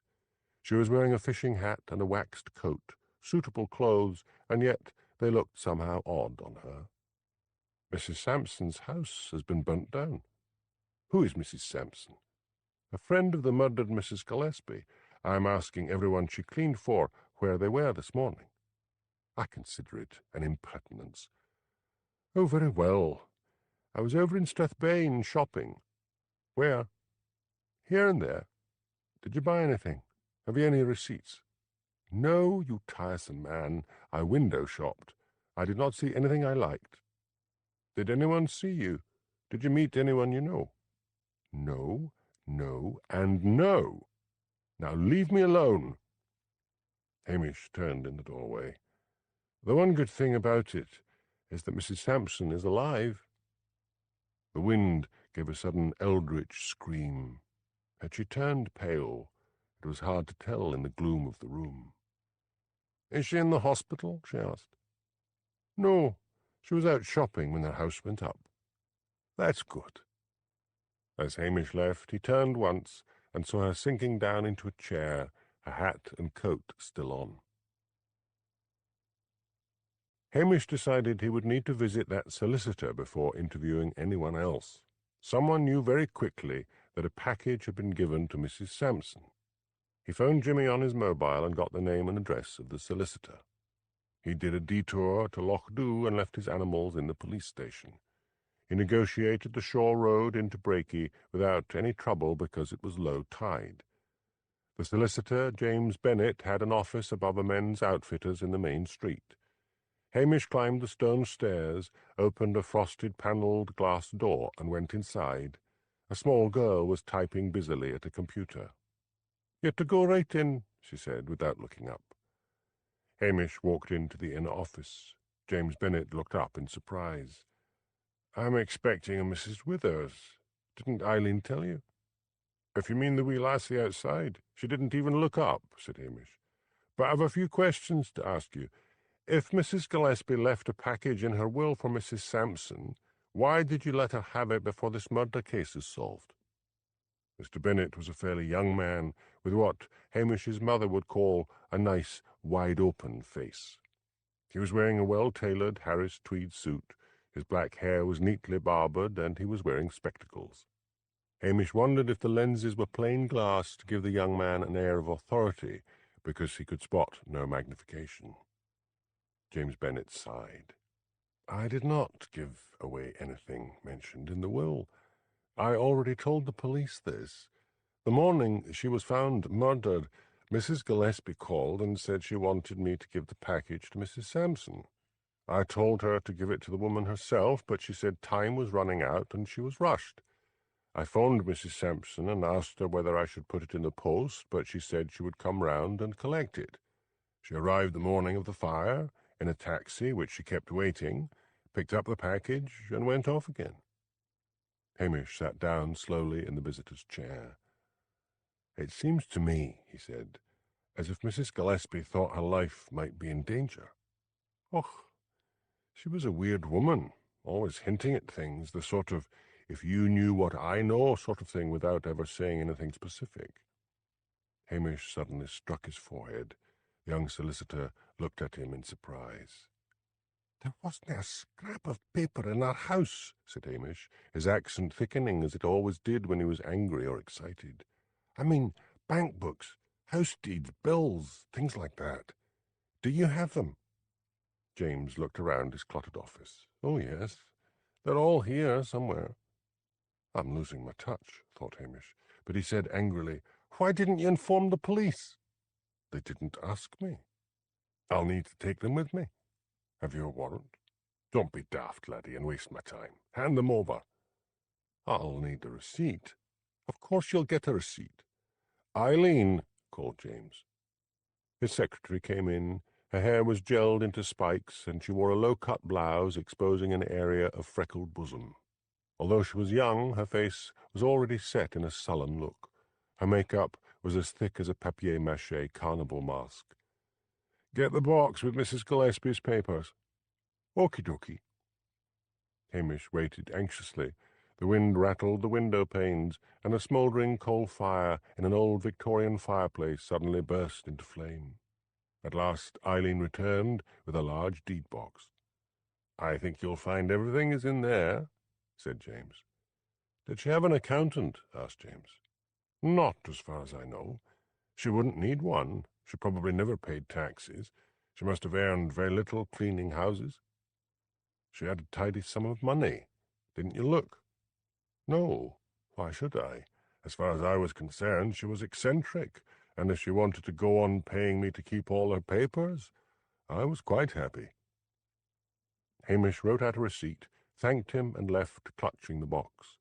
He decided to look at the contents first, before turning them over to police headquarters. Elspeth and Luke had begged the use of a desk in the Highland Times, the local newspaper with an office in Lochdubh, and were busy filing a joint story. "Are you sweet on that copper?" asked Luke when they finished. "Of course not," said Elspeth. "I knew him when I used to work up here." Luke studied the smoke rising up from his cigarette and drifting over the no smoking sign on the wall. "I thought you were. There was a sort of atmosphere." "Get this straight," said Elspeth angrily. "Hamish Macbeth was once engaged to Priscilla Halberton Smythe. Her parents own the hotel we're staying at. He never got over her." "Dumped him, did she?" "No, strange to say, he dumped her." "So why—" "Leave it, Luke." In the police station office, Hamish opened the box and began to go through the contents. He found the deeds to the house, electricity and gas bills up to the previous month, and a bank book showing the amount of money he already knew about from the printout, but no blackmailing material. He phoned Jimmy and told him of the find and said he would deliver the box to police headquarters. "Don't bother," said Jimmy. "I'll come over and collect it. If I don't get some time away from Blair, I'll strangle him." Hamish went along to the general store and bought a bottle of whiskey. Angela Brodie, the doctor's wife, was buying cat food. Her thin face lit up when she saw Hamish. "How are things going, Hamish? We hardly see you these days. That is, unless you want to offload your animals onto me." "Sorry. I'll be round soon. How's the writing going?" "Slowly, and painfully. Angela had won a literary award for her first novel. Getting that award didn't give me confidence. It did the opposite. I feel I can't match up to the first book. If this murder case you're on ever gets solved, would you read some of it for me? Tell me what you think. I'm no literary critic, but you're a reader. All right. What's the whiskey for? Jimmy Anderson, said Hamish. I'd better feed him as well. I wouldn't bother, said Angela, who knew Jimmy of old. Whiskey is food as well as drink to that man. Hamish returned to the police station where he cooked up some venison liver for the dog and cat before making himself a sandwich and a cup of tea. He had just finished eating when Jimmy arrived, cursing the solicitor for not having told them about the papers he was holding. And he gave me the impression that the package was left for Mrs. Sampson in the will. Anything blackmailable in there? He asked. Nothing. Sit down and I'll get you a dram. The bank book's interesting. The cash payments started 2 years ago. At first, just a few modest payments in her checking account. Then they began to increase. Maybe she hinted at something and one of them cracked and paid her money and she realized she was on to a good little earner. I think she was blackmailing more than one person. I think she was blackmailing several. We'll need to dig into the backgrounds of everyone she cleaned for. Hamish poured a measure of whiskey into a glass and put it on the kitchen table next to Jimmy. A particularly thunderous roar of wind shook the police station. I don't know how you can bear that wind, grumbled Jimmy. We're protected by the surrounding buildings in Strathbane, but up here, the noise wears a man down. The gales are getting worse, said Hamish, and the waves are getting higher. I hope I don't live to see Lochdubh washed away. Dead alive whole, said Jimmy callously. Wouldn't be any great loss. Now, let's start with Professor Sander. What did you make of him? Asked Hamish. Prissy little man, furious with us for asking questions. What's he a professor of? Was. Retired. English was his subject. He produced a popular biog called Byron, The Tortured Years. Did well. Hasn't done anything since. Never married. Might be an idea to check the sex offenders register. We screwed up in Scotland, remember? About 6,000 sex offenders before 1997 weren't put on the list. Still, it's worth a look. Which university was he at? Strathbane. Hardly an academic place. I believe they even give degrees in car maintenance these days. Blair's got a team of coppers out ferreting around. No one saw anyone near Mrs. Sampson's house before it went up in flames, but the fire chief thinks the fire started at the back door, and anyone could get to that over the fields. Arson? Not sure yet. Takes ages. Where's Mrs. Sampson going to stay? They're putting her up at the old folks' home, High Haven for the moment. She can't buy anything else until she gets the insurance money. I forgot to ask the solicitor how large the package was, said Hamish. She was carrying a large handbag. If she's still got the stuff, and if it contains blackmail material, her life could be in danger. Why worry? Asked Jimmy. One blackmailer less would please me. Aye, but it would be another murder to solve. Did you interview any of the folks you cleaned for? Apart from the professor, I went with Blair to interview Mrs. Fleming. Blair was all over her. He told me afterwards she was like a fairy. She's a fairy who threw a vase at me, said Hamish. She lives quite near. She could have nipped over the garden fence and poured petrol through the back door. Then there's Mrs. Stiles, the one that Blair fell foul of. What about your Mrs. Wellington? Mrs. Gillespie found out that the minister delivered an old sermon one Sunday and hinted that it would be awful if folks found out. Got nowhere with that. Mrs. Barrett Wilkinson now. She interests me. I've a feeling she's playing the country lady, but she's the one that lives furthest away. We've run a police check already on all of them, said Jimmy, reaching for the whiskey bottle. Nothing there. I wonder if any of them got into the local newspaper over anything, said Hamish. Maybe I'll walk along and have a look. No, you are not getting any more whiskey, Jimmy, and take that box of stuff over to police headquarters. Here's lover boy, said Luke. Elspeth looked up and flushed slightly as Hamish walked into the newspaper office. I need your help, said Hamish. And we need yours. Luke was sitting next to Elspeth, and he draped a long arm around her shoulders. We just filed a story, but it's very thin. You'll get what I've got when I get it, said Hamish. Elspeth knows that. All right. It'll soon come out, so you can have this, only don't quote me. Mrs. Sampson collected a packet from the solicitor. Mrs. Gillespie had left it with him, saying she wanted it posted to Mrs. Sampson. The solicitor phoned Mrs. Sampson, who took a cab round on the day of the fire and picked up the package herself. Now, if Mrs. Gillespie was a blackmailer, and that's sheer speculation, although she had more in her bank account than a cleaner should have, someone might have thought Mrs. Sampson now had incriminating papers and set her house on fire. The solicitor is a Mr. James Bennet. I'll give you his phone number. Phone him for confirmation, and then about the blackmail business, put it down to sources in Breaky. Oh, and ask the solicitor what size the package was. Mrs. Sampson says she never even looked at it, and it was in the house when it burned down, but she could be lying, and it could be in the large handbag she was carrying. Great stuff, said Luke. I'll get on to it, Elspeth, if you help the copper here with what he wants. What is it you want, Hamish? Asked Elspeth, shrugging Luke's arm off her shoulders. I want to check the newspaper files to see if any of the suspects ever did anything worth a mention. You don't need me, said Elspeth. You need Terry the geek. Terry! A thin young man with a bad case of acne and hair as red as Hamish's came to join them from the back of the office. This is Terry, said Elspeth. Mrs. McKay's boy. He's organised the whole system. I didn't recognise you, said Hamish. It seems the last time I saw you, you were just a lad. Terry grinned sheepishly. How can I help you? I've some names I want you to look up, said Hamish. I want to see if any of them appeared in the newspaper at any time. Come over to my computer and I'll search for you. I can't see how it can work, said Hamish. I mean, won't it be a long job of trawling through paper after paper? Not a bit of it, said Terry proudly. I've organised it by names, places, and subject. Let's start. Hamish sat down beside him in front of a computer. Mrs. Fiona Fleming, formerly Mrs. Bernie Fleming. Terry's long, bony fingers flicked over the keys. Do you mind being called Terry the Geek? Asked Hamish. Highland nicknames can be a bit cruel. I take it as a compliment.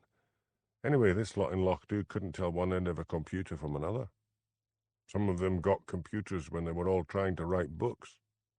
Aye, but the novelty soon wore off, and Highland lethargy settled in. Here we are. Her husband fell downstairs. Verdict, accidental death. I know that one. Anything else? Seems to be all. What have you got on Mrs. Mavis Gillespie? Wait a bit. Oh, here's something. Last year she was down in Strathbane shopping. Speeding car mounted the pavement and nearly killed her. She jumped back just in time. Let me see. Terry angled the screen towards Hamish. Hamish looked at the date. The incident had taken place in August the previous year when he was off on a fishing holiday. Mrs. Gillespie had been waiting to cross the road at the junction of Glebe Street and Thompson Street. She had leapt back just in time. She said she was so shocked that the make of the car hadn't registered with her. She said it was large and black. Police decided the driver had probably been drunk, for who would want to kill Mrs. Gillespie? I'll get the police reports on that, muttered Hamish. Here's something else, exclaimed Terry. She was at the clay pigeon shoot down at Moy Hall outside Inverness. That was January this year. She said a bullet whizzed past her, missing her by centimetres. Hamish studied the report. The police did not seem to have taken any action whatsoever. That seems to be all, said Terry. So that might explain why she turned the papers, or whatever she had, over to Mrs. Sampson, thought Hamish. She thought her life was in danger. She wanted to leave some proof of the reason for it behind. Chapter 5. I waive the quantum of the sin, the hazard of concealing, but it hardens all within and petrifies the feeling. Robert Burns. Hamish suddenly realised that he had not seen Matthew Campbell, the local reporter who was married to Lochdubh's schoolteacher. "Where's Matthew?" he called over to Elspeth. "On vacation," she called back. "He'll be furious at missing all this." "But we're not, are we, darling?" said Luke, and kissed her on the cheek. Hamish turned back to Terry, his accent suddenly more marked. "Just let's get on with this.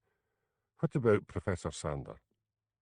But apart from a short paragraph 2 years ago saying that the professor had given a lecture on Byron at the Brakey High School, there was nothing else.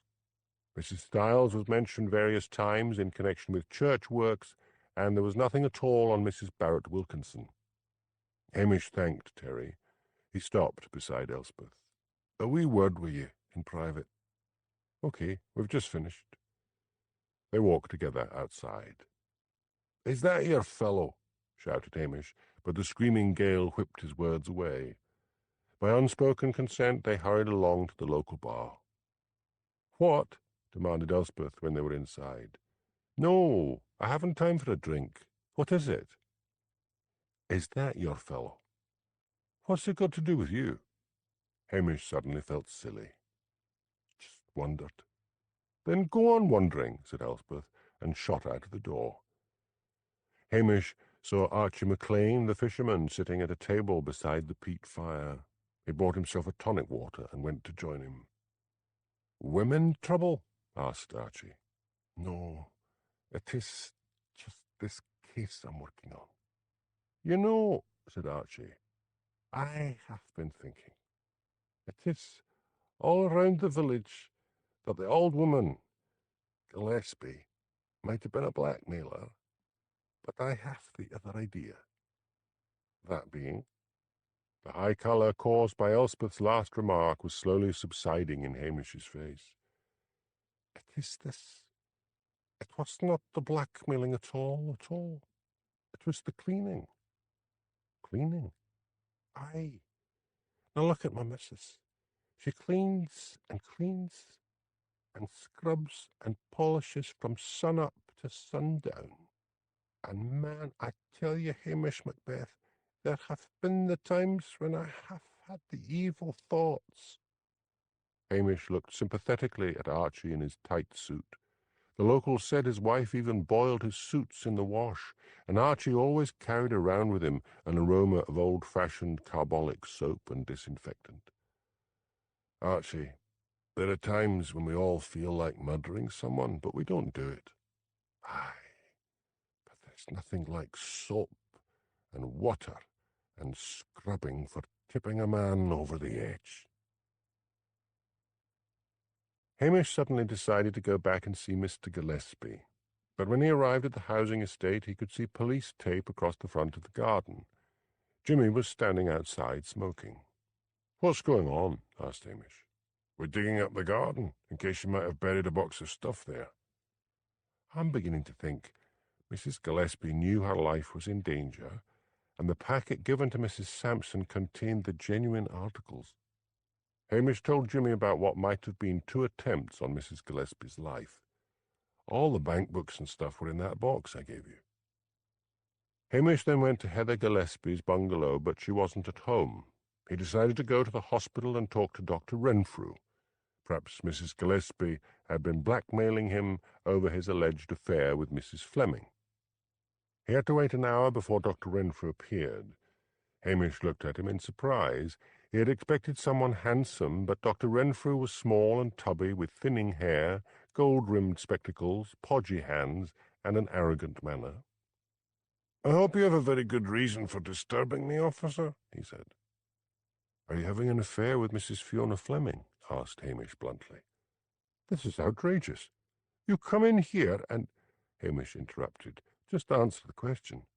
"Of course not. I have a good mind to sue you for slander." "Then you'd better sue most of Brakey as well," said Hamish. "The reason I am asking is because the late Mrs. Gillespie appears to have been a blackmailer. Did she come after you?" "I have nothing to hide. I lead a blameless life. Good day, officer. Hamish drove out of Brakey and up into the hills. He parked the Land Rover and let the dog and cat out into the heather for a run. He found a flat rock jutting out of the heather and sat down on it and stared out over Brakey. So many suspects. His thoughts were being hampered by a reluctant appreciation of the murderer. Mrs Gillespie had been a vile woman. Still, murder was murder. He wondered whether Mrs Sampson was still at risk. He phoned Jimmy and asked if anyone was checking on her. "There's a police guard on her," said Jimmy. "What are you doing now?" "I think I'll go to Strathbane University and see if I can dig up anything on the professor's past. See if there's anyone there old enough to remember him. Don't tell Blair." Strathbane University was a dismal, Stalinist sort of building put up in the 50s when most architects seemed to have been in love with concrete. White-faced, unhealthy-looking students roamed its corridors. Hamish found his way to the bursar's office.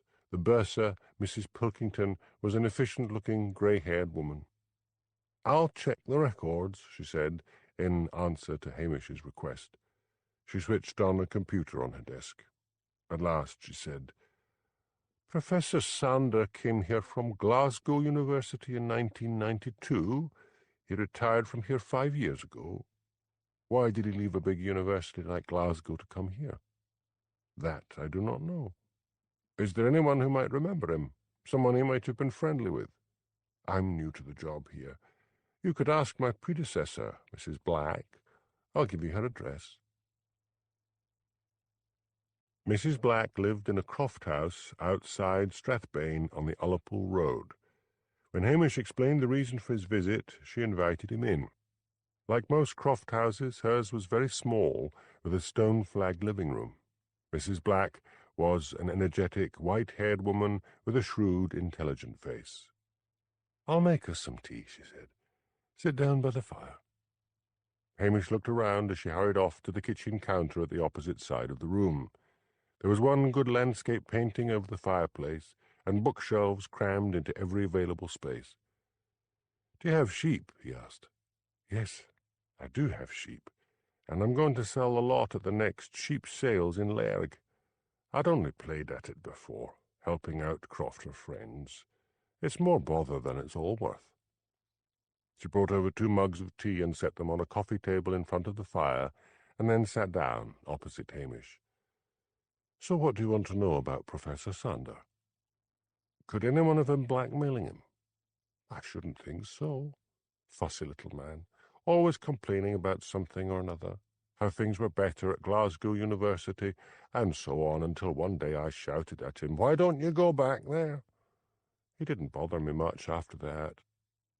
"Not attracted to any of the students?" "Nothing like that. I don't think he liked them."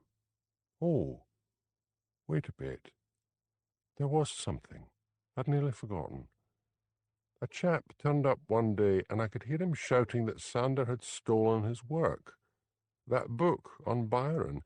But he was shabby and dirty, and I think he was a junkie with delusions.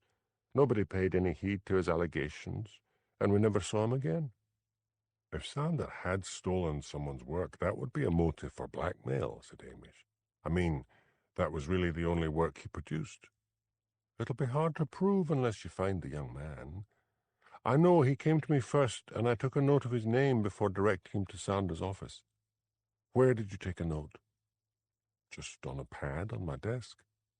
"You wouldn't happen to have kept the notebook?" "If I did, it's up in the loft with all the other papers. When I cleared my desk, I just threw everything into 2 large boxes." "May I look?" "You'll need to go up there yourself. My legs aren't what they used to be."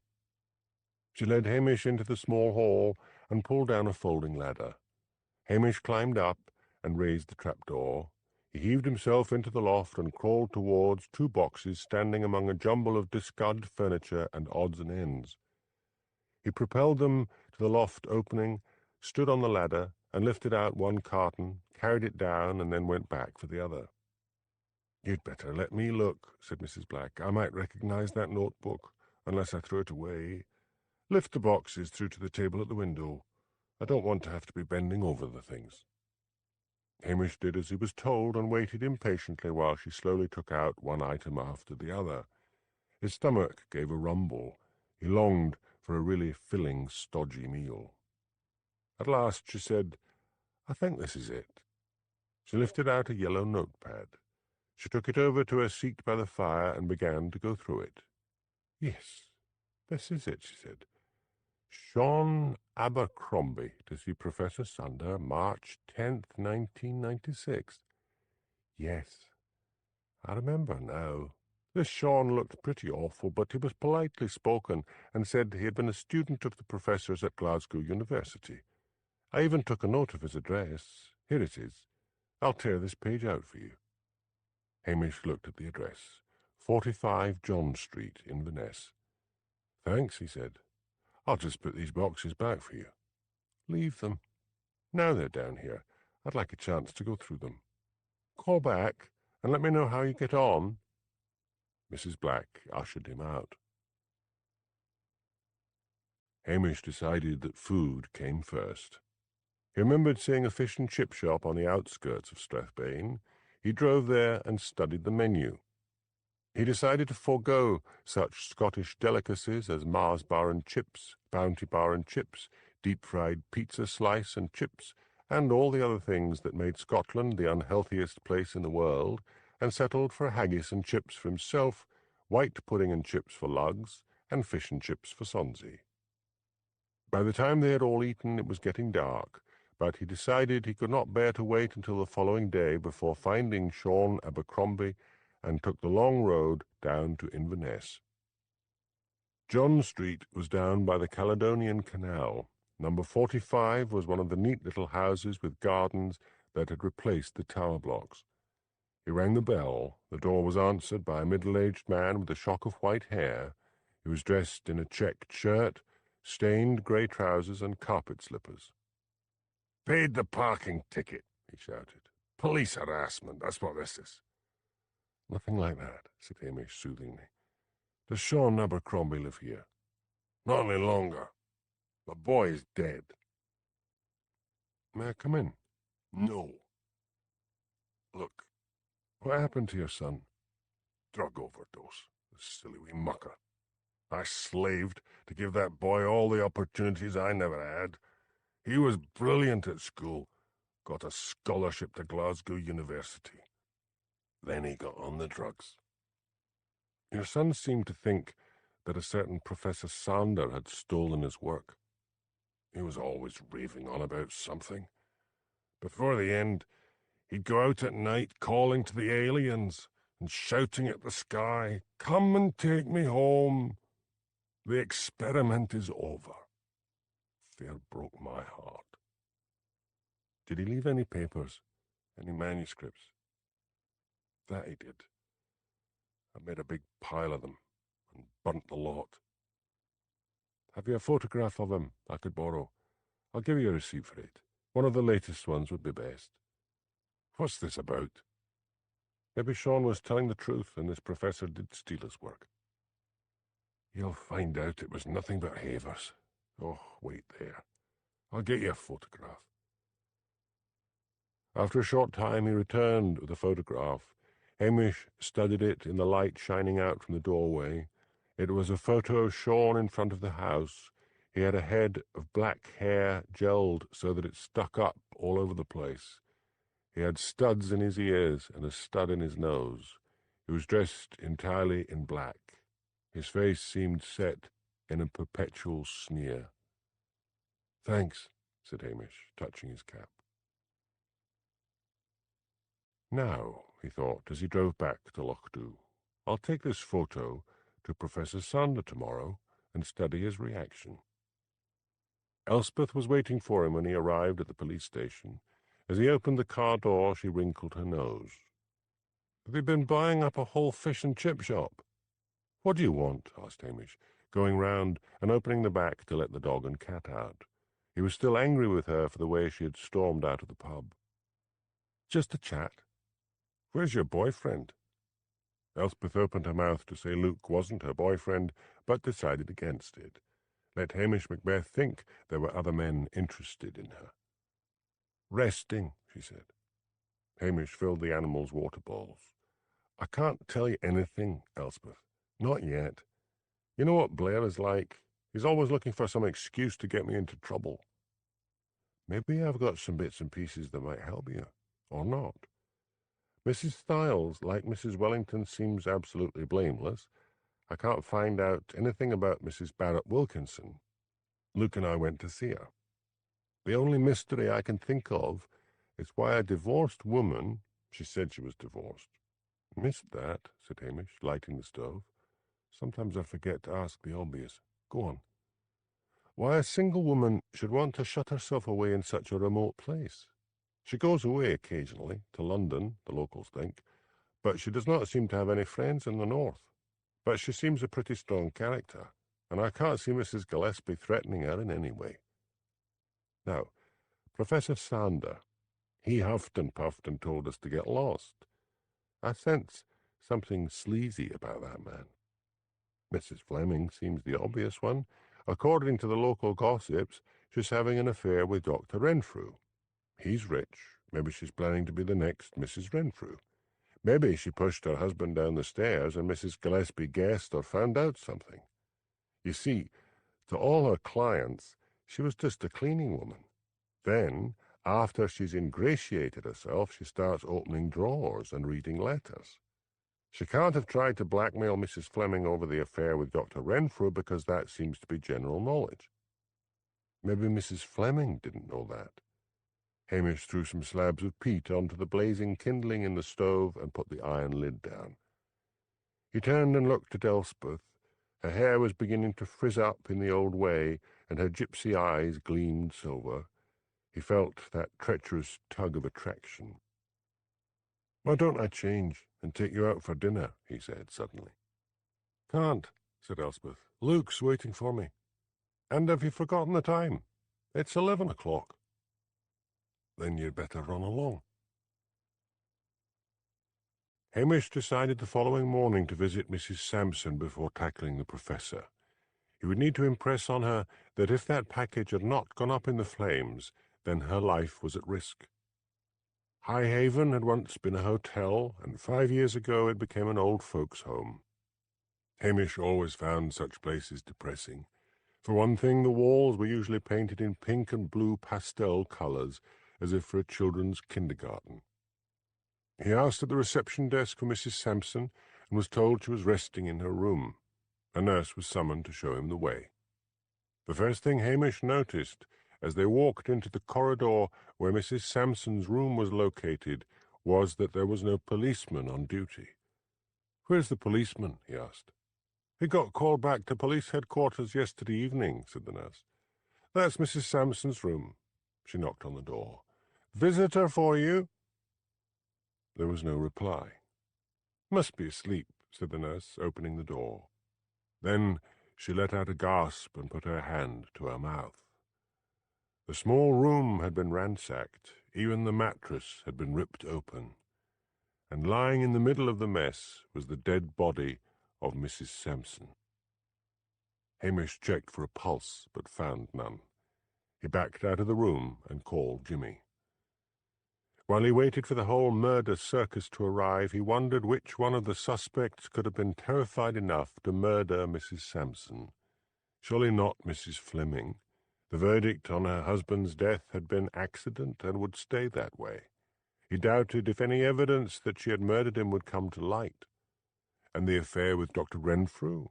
Surely she must know by now that her affair was pretty general knowledge. Which one of them had such a momentous secret? The professor? Sheer vanity might have driven him to it. It seemed the only thing in his life of any merit was that book on Byron. He could hear sirens approaching. He waited until Blair, followed by the director of the home, Mr. Beasley, came hurrying along the corridor. Hamish explained briefly what he had found and how he suspected the duty policeman had been lured away. Cursing horribly, Blair stood aside to let the pathologist do her work. Hamish walked to the reception desk and asked the nurse on duty if she could check her records and see if anyone had visited Mrs. Sampson in the last 24 hours. She shook her head after checking her computer. He walked outside and met Jimmy. "Now what?" said Jimmy. "We'll really have the press on our backs now. You had a look at her? How did she die? Strangled? Clubbed? Poisoned?" "I don't know," said Hamish. Her face looked peaceful. The room had been taken to bits. "I've a feeling that whoever was looking for that package didn't find it. I'm sure that's the reason her room was ransacked. Maybe she wasn't murdered. Maybe she was just threatened and got a heart attack." Shona Fraser arrived. Jimmy was amused to see that Hamish's features became almost moronic as she approached. "What's going on?" she asked. "You will need to be asking Mr. Blair," said Hamish. "A very clever man. He'll fill you in on all the details. Jimmy?" Hamish walked a little away and then whispered, "I'd better get around the suspects again and find out where they were. I'll start with the professor." "You do that," said Jimmy. "I'll wait here and then get some men to go around the rest of them." Professor Sander answered the door of his home and scowled at Hamish. "I have told the police over and over again about my movements. If this continues, I will need to put in a complaint to the police commission." "There's been a new development," said Hamish. "Mrs. Sampson, who was a friend of Mrs. Gillespie's, has been found dead and her room ransacked. So you see, sir, we have to go around everyone again and ask them where they were during the last 24 hours. "I was here," said the professor petulantly, "working on my book." "Wait a minute. Not all the time. I went to Inverness last evening to see an old friend, Mr. Beresford. We had dinner and I came back late, about midnight." Hamish took out his notebook. "I will need Mr. Beresford's phone number and address. Wait there." So Hamish waited, feeling the first nip of cold in the air. The long Scottish winter would soon arrive. A flock of rooks whirled up to the sky above, cawing harshly. Somewhere down the road a dog barked shrilly, and then was silent. The professor returned and handed him a slip of paper. "There. Now, if that is all—" "Not quite. Where were you this morning?" "Here." Hamish fished out the photograph of Sean Abercrombie. "Do you recognize this young man?" The professor glanced at it. "No." "You should. Some time ago, when you were at Strathbane University, he paid you a visit and accused you of having plagiarized his work." Professor Sanders' face turned red. "Oh, that young idiot. Mad as a hatter. I had to get the university security to get rid of him." "And was that the last you heard from him? Did he try to contact you afterwards, write to you?" "No. And if you produce him, you will see that his brain is fried with drugs. He's dead." Hamish could have sworn he saw a flicker of relief in the professor's eyes. "That's all for now," said Hamish. "That's all forever, as far as you're concerned," said the professor, and slammed the door. Hamish realized he was tired and hungry. Police and detectives would be going round all the suspects. He phoned Jimmy. "Any news of how she died?" "Dr. Forsyth says it looks like a heart attack. Blair's putting that out to the press and not saying anything about the ransacked room. Should keep things a bit quiet for now." Not for long, thought Hamish. He was sure Elspeth would be already trying to pick up gossip from relatives and friends of the staff. "Jimmy, I think the professor is a good suspect. I found out a student was claiming that Sanders stole his book. The boy's dead now, drug overdose. I told the professor that, and I could swear he was relieved. Now, if the boy, Sean Abercrombie, had written to the professor with his accusations and Mrs. Gillespie found that letter, he might have paid her to keep quiet. Are you checking the bank accounts of the suspects for cash withdrawals?" "Working on it. Let me know. I need some time off to think. Tell Blair I'm following leads." Chapter 6. Marriage is a step so grave and decisive that it attracts light-headed, variable men by its very awfulness. Robert Louis Stevenson. Hamish returned to Lochdubh and went straight to the newspaper office in search of Terry the geek. Terry was sitting with his feet on his desk, drinking apple juice and eating a whole wheat salad sandwich. He grinned when he saw Hamish. "Looking for Elspeth?" "No, I need your help. It's not very legal, but I'd rather you came with me to the police station and did it there." "Sounds like fun." Terry finished his sandwich and followed Hamish along to the police station. In the office, Hamish switched on the computer. "Here's what I want you to do, Terry. First of all, I would like you to try to access the forensic report and autopsy report on Mrs. Gillespie's death. Can't you just ask for them?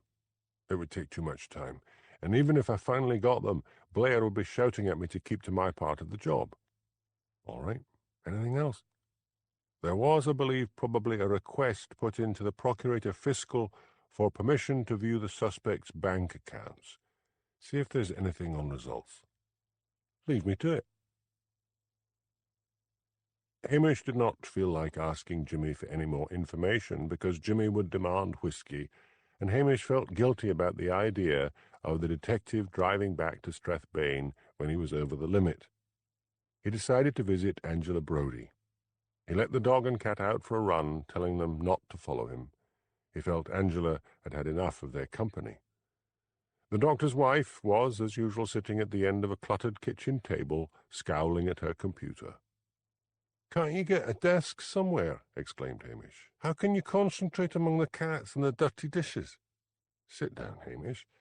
I can work better in the kitchen than anywhere else. Coffee?"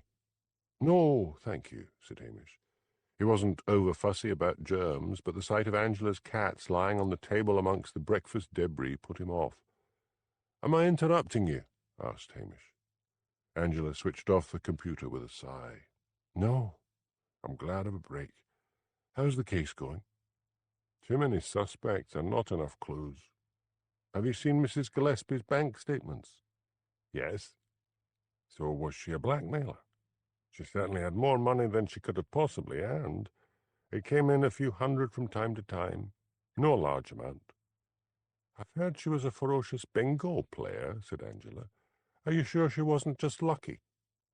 Hamish stared at her, his mouth open. Then he said, "Where did she play bingo?"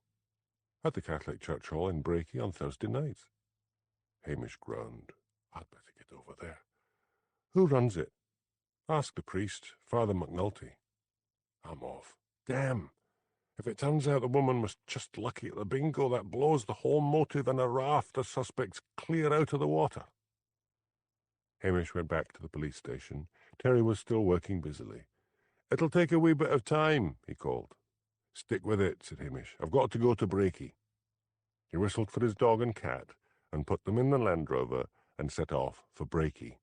The Catholic church, St. Mary's, was situated up a side street off the main street. It was a modest, unassuming building, flanked on one side by the church hall and by the priest's home on the other. He went up to the priest's house and knocked on the door. Father McNulty himself answered. He was a small, bespectacled man with a perpetually worried look. "It's about the bingo," said Hamish. "Oh, not again," groaned the priest. "The Free Presbyterians are aye whining about gambling." "No, it's something else. Come in. I was just about to have a cup of tea." Hamish followed him into a gloomy living room cum study. A large desk was heaped with papers, and the walls were lined with bookshelves. A card table was set up in front of the fire with a squat teapot and one cup and saucer. "I'll get another cup," said Father McNulty. Hamish waited impatiently until he returned. "Pull a chair over to the table," said the priest, "and help yourself. Now, what do you want to know about the bingo?" "Did the late Mrs. Gillespie win much at bingo?" "The poor woman that was murdered?" "Yes, she did from time to time. She was lucky." "How much are the prizes?" "We have a good attendance. Not big prizes, but often £300 or £400. "Was she a member of your congregation?" "No, not many of them who come to the bingo are." Hamish sipped his tea and winced. It was very strong. "The thing is," he said, "she had more in the bank account than she should have. I assumed she had been blackmailing people."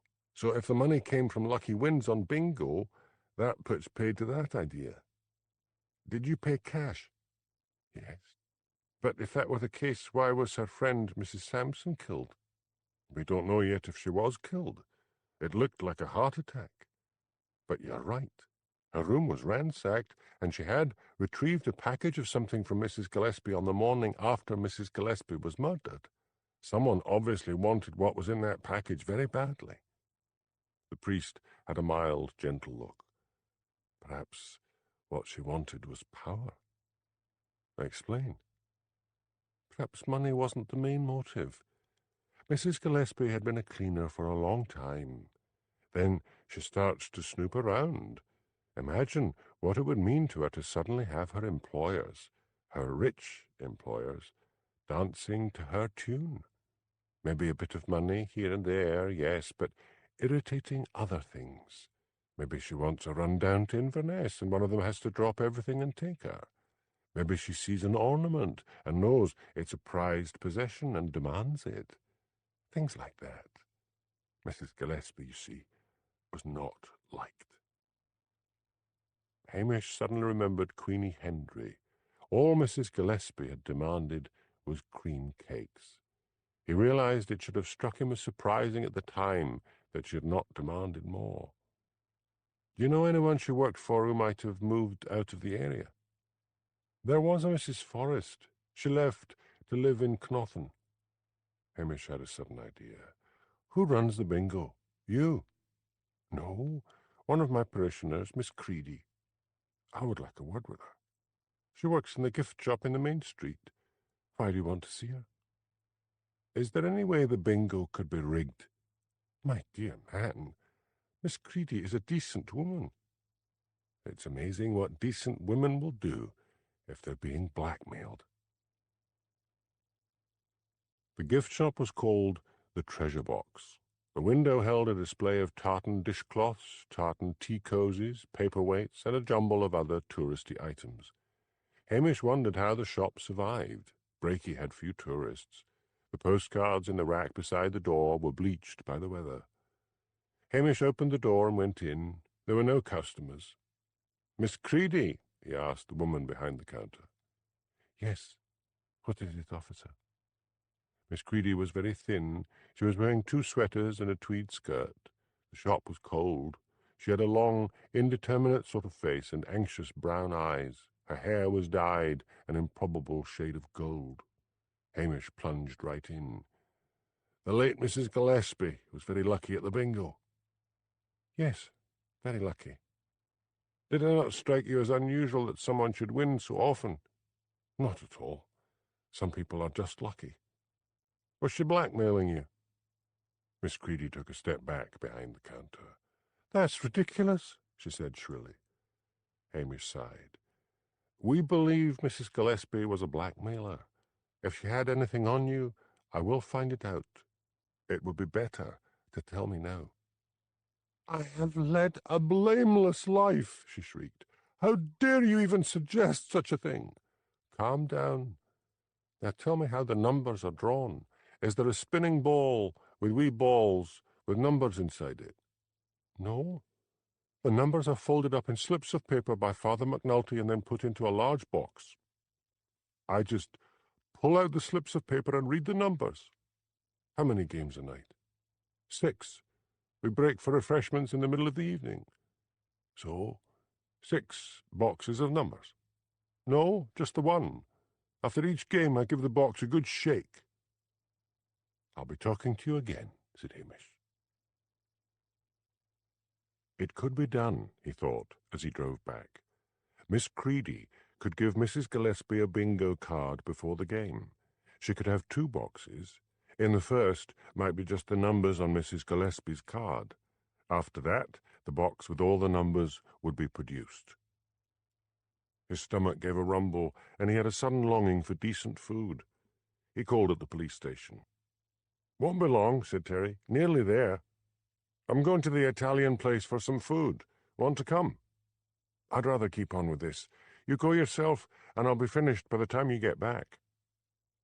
When Hamish walked into the restaurant, followed by his dog and cat, The first thing he saw was Elspeth and Luke sitting at the table at the window. Sonsie and Luggs slouched off to the kitchen, where they knew from previous visits that the Italian chef would spoil them. Hamish felt he was being childish in not stopping at Elspeth's table to say hello.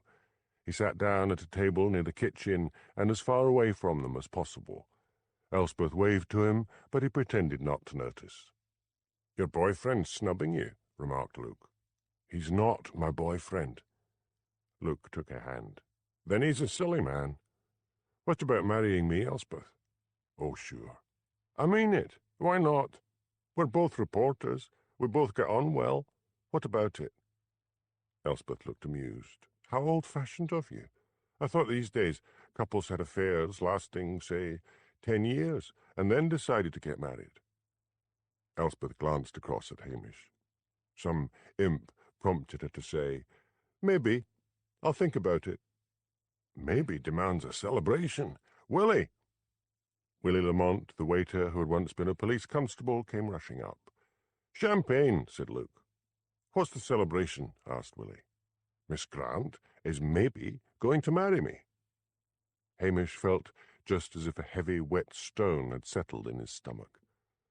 Lucia, Willie's beautiful Italian wife, came out of the kitchen to offer her congratulations. "It's a joke," said Elspeth desperately, but Willie arrived with the champagne.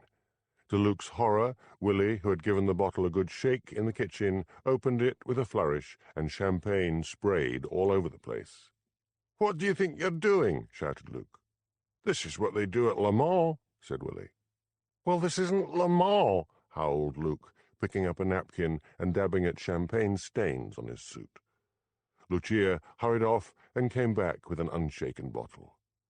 "On the house," she said, "and I hope you will both be very happy together." "Give the copper a glass," said Luke. But when they looked across the restaurant, Hamish Macbeth was gone. Hamish drove steadily towards Cnothan under a darkening sky which matched his mood. Black clouds were streaming in from the west. It was nothing to him, nothing at all, he told himself savagely. If Elspeth wished to marry that dissipated reporter, it was her problem. His stomach gave another dismal rumble. His cat and dog, full of food from the kitchen, slept peacefully in the back. Cnothan was the least favourite place on his beat. He always thought of it as a sour, unwelcoming village. After a few inquiries, he found that Mrs. Forrest lived in a cottage facing the dark loch, man-made by the hydroelectric board. The cottage, like the others strung out along the loch, were relics of the old village, most of which had been drowned in the loch. Hamish wondered what the previous inhabitants had been like. Maybe they had been warm-hearted and cheerful. Had many of them stayed on in the new village? How odd to think that down in the depth of the black waters were the remains of homes. He knocked on the door of Mrs. Forrest's cottage and waited. He was about to turn away when the door opened, and a bent, elderly woman stared up at the tall constable. She put a liver-spotted hand to her chest, her old eyes widening with alarm. "It's nothing serious," said Hamish soothingly. "I've just got a few wee questions to ask about Mrs. Gillespie." "You'd best come, Ben." She stood aside. Hamish walked past her. She shut the door. "To your left," she said. Hamish walked into a low-ceilinged room. She settled herself in a chair by the fire and pointed to a chair opposite her. Hamish sat down and held his cap between his knees. "I believe Mrs. Gillespie used to work for you." "Only for a short time. I moved here mainly to get away from her." "Why?" She clasped her hands together tightly. "Do I have to tell you?" "I will try to keep anything you tell me in confidence. She was blackmailing you, wasn't she?" "Yes, I suppose she was." "Please tell me what it was about." "I was in Glasgow during the war. I got pregnant by an American serviceman. Lovely man, but he got killed in action. It was considered a sin in those days. My parents had me locked up in a hostel for unmarried mothers." My baby, a boy, was taken away for adoption, but at that time I was kept on in the home, doing laundry, scrubbing, things like that. It was inhumane. I escaped one day with 2 of the other women, and we went straight to a newspaper office and told them everything that was going on. They splashed the story, and the place was closed down. I kept the newspaper cutting, and the Gillespie woman found it. I had a wee collection of china figurines. She demanded them and said if I didn't give them to her, she would tell everyone my secret. I loved those figurines. I told her I was going to the police. She panicked and said she had just been joking. I sacked her and told her if I heard one murmur of my secret in Brakey, I would go to the police. She left me alone after that, but the very sight of the woman turned my stomach, so I sold up and came here. Does this need to come out? No, said Hamish. I'll make sure it doesn't. But murder is murder. I can't see you having the strength to brain her with a bucket. But have you any idea who might have done it? I really don't know. But to be honest, if I did, I don't think I would tell you. She got what she deserved. When Hamish left, he wandered up the main street to a cafe and ordered a mutton pie and chips. Someone had left a newspaper on the table, open at an article about poor diet. He promised himself to start eating fruit and vegetables as he washed down the pie with strong tea. Then, when he finished, he went back to Lochdubh, hoping there might be something in Terry's investigations to give him a clue. Terry had left the police station, but there was a neat pile of printouts beside the computer. Hamish gave his pets water and then settled down to read. The forensic report stated that there were no prints on the handle of the bucket. It had been wiped clean. And that was that. No tire tracks, no hairs, no threads of cloth, nothing.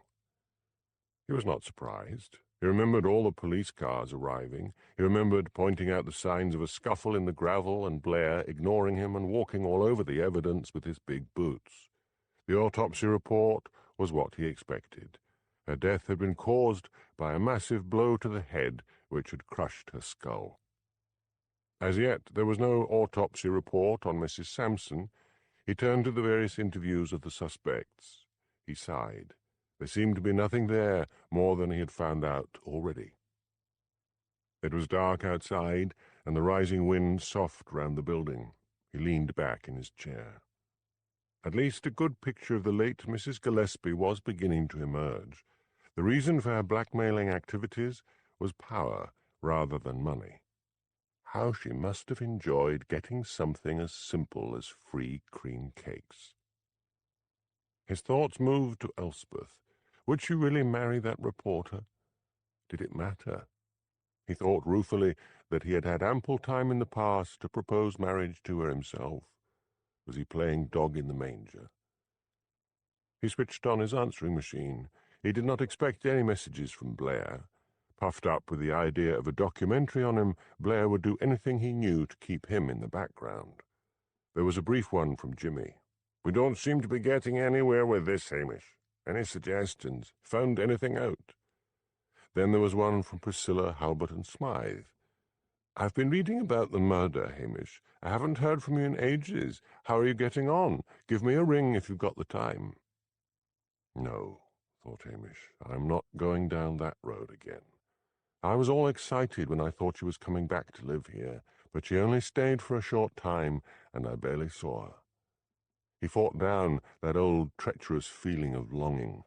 He realized the next message was from Shona Fraser. "We're not going to go on with the documentary on Detective Chief Inspector Blair. I've been doing research on you, and I guess you acted stupid to get out of the television thing. But I found out something interesting. I'll call at the police station at 9 this evening and let you have it." Oh dear, thought Hamish. A Blair with fame snatched from him would be in a filthy mood and would soon be on the phone to vent some of his spleen on one local constable. Hamish typed out a report of everything he had learned that day. including his views that Mrs Gillespie had only wanted power, not money, and might have contrived to win prizes at bingo by blackmailing Miss Creedy. He explained that it would account for the lack of any large sums being drawn out of the suspect's bank accounts. Then he sent it on to Jimmy. He glanced at the clock, 7:30. He took the dog and cat out for a walk and then returned to the station and took a venison stew out of the freezer and heated it up on the stove. Then he divided it equally among the three of them. He went through to his living room and lit the fire. He switched on the television set and then surfed the channels until he found a fictional program on forensic investigation and settled down to watch.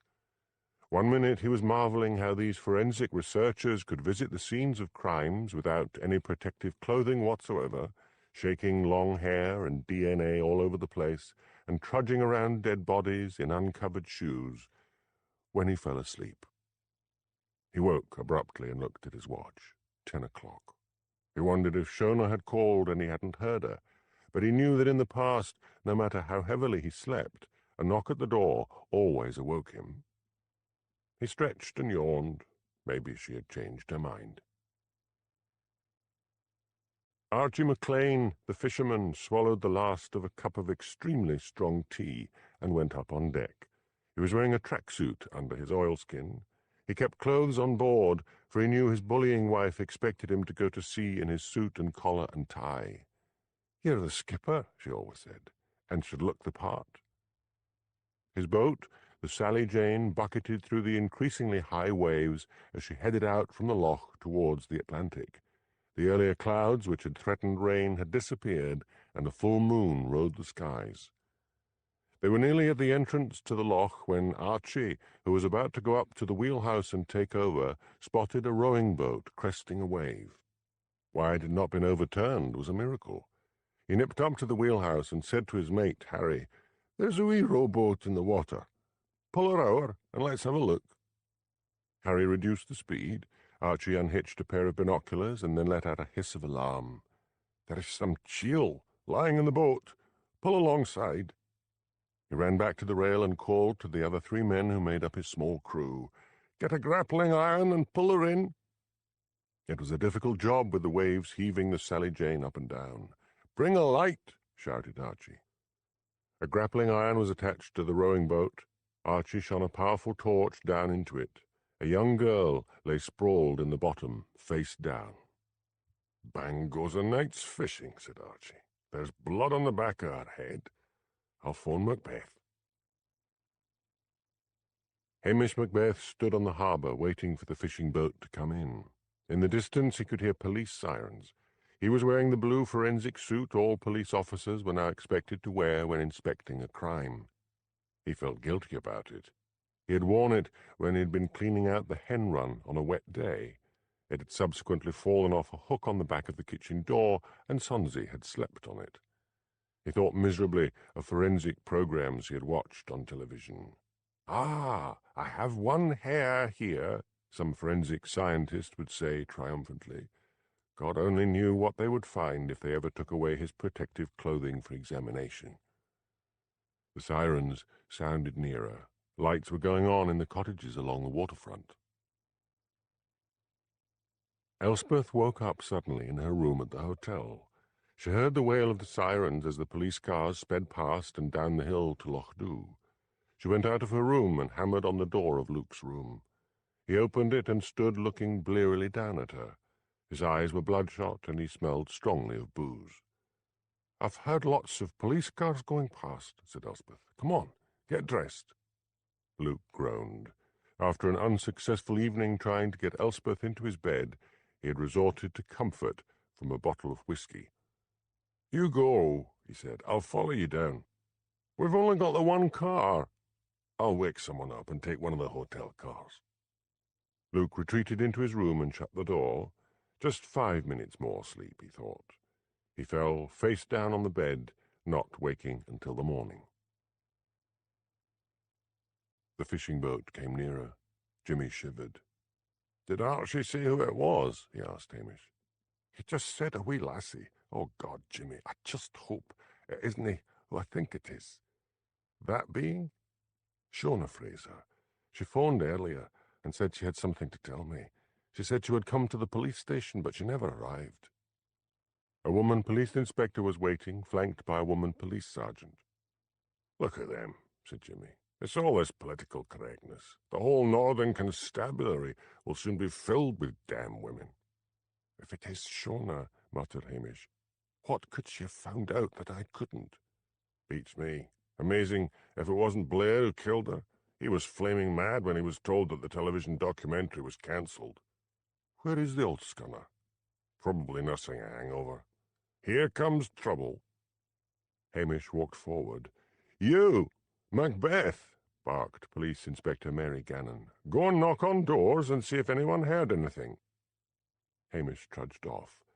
The pity of it was, he thought, that the hotel on the harbour had been boarded for years. The pub beside it still closed at 11 o'clock in the evening. There was no cottage looking directly onto the harbour. The lights were on in Patel's store. Patel was the epitome of the Indian businessman. He knew that crowds of people, even in the middle of the night, meant a good sale of sandwiches and hot coffee. Hamish pushed open the door and went in. Mr. Patel was just carrying a plate of sandwiches through from the kitchen at the back. "What's going on, Hamish?" "A dead body in a rowing boat. Archie caught it when he was out at the fishing. Did you see anyone at all? I would guess down by the harbour or approaching the police station. It's a young lassie. I can't see anyone going to the trouble of putting a dead body in a rowing boat and floating it out to sea. My guess is that the girl was hit from behind with a hard enough blow to kill her. Then she was toppled over the sea wall but fell into one of the rowing boats. The murderer went down the stairs but maybe heard someone coming and slashed the painter so that the boat drifted off. The tide would be on the turn." "I didn't see anyone, Hamish. Coffee? I've made some fresh." "No, I'd better get on with it." Hamish opened the shop door and looked outside. Mary Gannon believed in blanket coverage. Policemen were knocking at doors all along the waterfront. Where was Shona's car? That is, if the dead girl was Shona. Then he recognized it. It was parked a little away from the police station. His heart sank.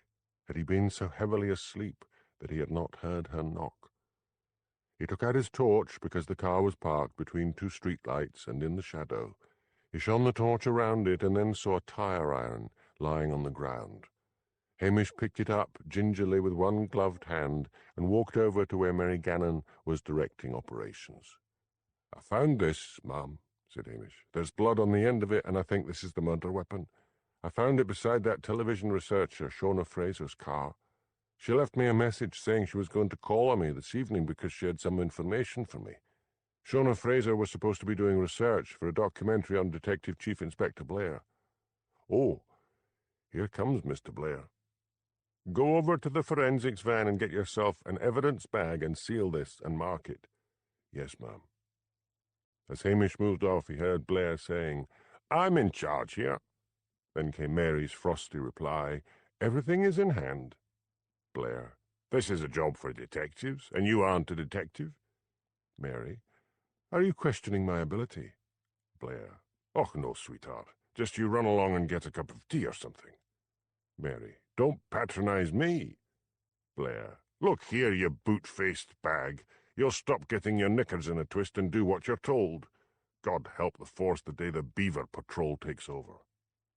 Mary swung round to a listening sergeant. "You've heard all of this? Then type up a report, and I will deliver it to Superintendent Daviett in the morning." Hamish, almost out of earshot, could hear the frightened Blair begin to wheedle and beg. After he had delivered the tire iron and was heading back, he found himself confronted by Elspeth. "What's happened, Hamish?" "I can't tell you with all my masters looking on." "Over there. That woman is Police Inspector Gannon. You'll need to ask her." Hamish went back to the car and began to search around it again. Then he shone his torch inside. A handbag was lying on the passenger seat. Mary Gannon came up behind him. "Her car?" "Yes." "See if it's locked." Hamish tried the handle on the passenger side, and the door opened. "Her keys are still in the ignition," he said. "Bring that handbag into the police station and we'll look through it. I'll tell forensics to tow this car away for examination." I will join you shortly. Don't open the bag until I am there. Hamish went into the police station. He stripped off the forensic suit, hung it on a peg behind the door, and lit the stove. He boiled up water for coffee and put sugar, milk, 2 cups, and a plate of shortbread on the table. The kitchen door opened just after he had made the coffee, and Mary walked in. If it hadn't been for her stern features, she would have appeared a motherly woman. She had a full face and brown eyes. Her figure was matronly. She took off her hat and rubbed her eyes. Gosh, I'm tired. Coffee? Yes, just black. Then Hamish realized Mary's eyes were widening and she was reaching for the canister of CS gas on her belt. He swung round. Sonzi was crouched there, staring out of yellow eyes. "Don't!" he yelled. "It's my cat. Sonzi, go back to bed." The cat slouched off. "That's a wild cat," said Mary accusingly. "It's very domesticated," said Hamish soothingly.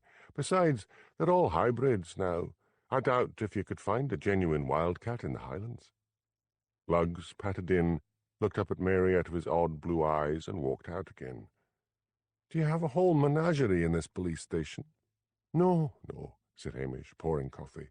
"Just the 2 beasts." "Right. Let's get down to business. May I have a piece of shortbread?" "Go ahead." Mary tried to take a bite. "This is made of bricks." Hamish flushed.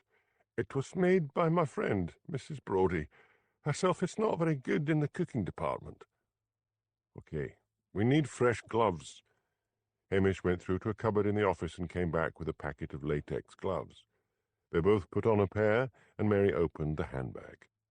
"Get some clean paper, and I'll tip this lot out." Hamish came back with sheets of computer printing paper. Mary gently turned the contents out onto the paper. There was the usual clutter one would find in any woman's handbag: house keys, wallet, driving license, 2 pens, comb, lipstick, strong mints, a packet of tissues, address book and notebook, 1 earring, and an invitation to the opening of a new restaurant in Strathbane. Mary looked at the driving license. "Yes, it's Shona Fraser. You look at the address book and I'll look at the notebook. Lock the door first." Hamish raised an eyebrow. "I don't want to be interrupted," she said. "Do it." Hamish locked the door and returned to the table. "This is in shorthand," complained Mary. "I have speed writing, but I can't read shorthand." "I'll read it," said Hamish. He quickly scanned through the contents. At first, there were enthusiastic notes about the proposed documentary, and then comments such as, "I don't think Macbeth is as stupid as he would like me to think, but Blair, now, is stupid." Hamish flipped to the end. "I decided to go and see some of the suspects on my own just to see if we could do a documentary on the murder. I couldn't believe it. Got to see Macbeth." Hamish read. "That's the last item. She must have been struck down when she got out of the car. She was a little thing. She was dragged across to the sea wall and tipped over, but it was high tide, and 3 rowing boats, which are tied up just under that bit opposite where the car was parked, would be afloat. The body lands in one of them. Our murderer goes down the steps, but hears some noise above, and frightened of being discovered with a dead body, cuts the painter and pushes the boat out to sea. If Archie hadn't spotted it, the boat would have gone out to the Atlantic on the receding tide, been tipped over, and the body might not have been found." A sudden hammering at the door made Hamish jump. Then they heard Blair's voice. "If you're in there, you lazy hound, get out here." They sat in silence until they could hear him retreating. "You know," said Mary thoughtfully, studying Hamish, "I've heard a lot of stories about you, how you didn't want promotion and all that. I didn't believe it. Everyone is ambitious. But I can see what you mean now. My husband's business is doing well, and there's no need for me to work. I listen to Blair yapping, and I think, I don't need this. No more being dragged out of bed in the middle of the night with a phone call. No more nasty remarks against women in the police force. No more horrible surprises dumped in my locker. I'll see this case through, and then I'm off. I'd better get back to the scene and give this to the forensic boys. Have you an evidence bag?" Hamish nodded. He went to the office and brought a large one back. Mary put the address book and notebook in the handbag, and Hamish sealed it up. "Mrs. Gillespie is being buried at 11 o'clock today," said Mary, getting to her feet. "I suggest you attend the funeral. It's at St. Mary's. See who turns up, and then I would like you to get into plain clothes and something to cover that red hair of yours, and keep a watch on the professor. See what he does and where he goes. Leave it to the afternoon because he'll be interviewed in the morning. Police and detectives will interview the other suspects.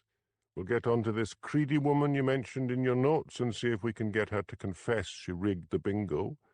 I managed to pick up a copy of your notes tonight before I left headquarters and read them on the road over.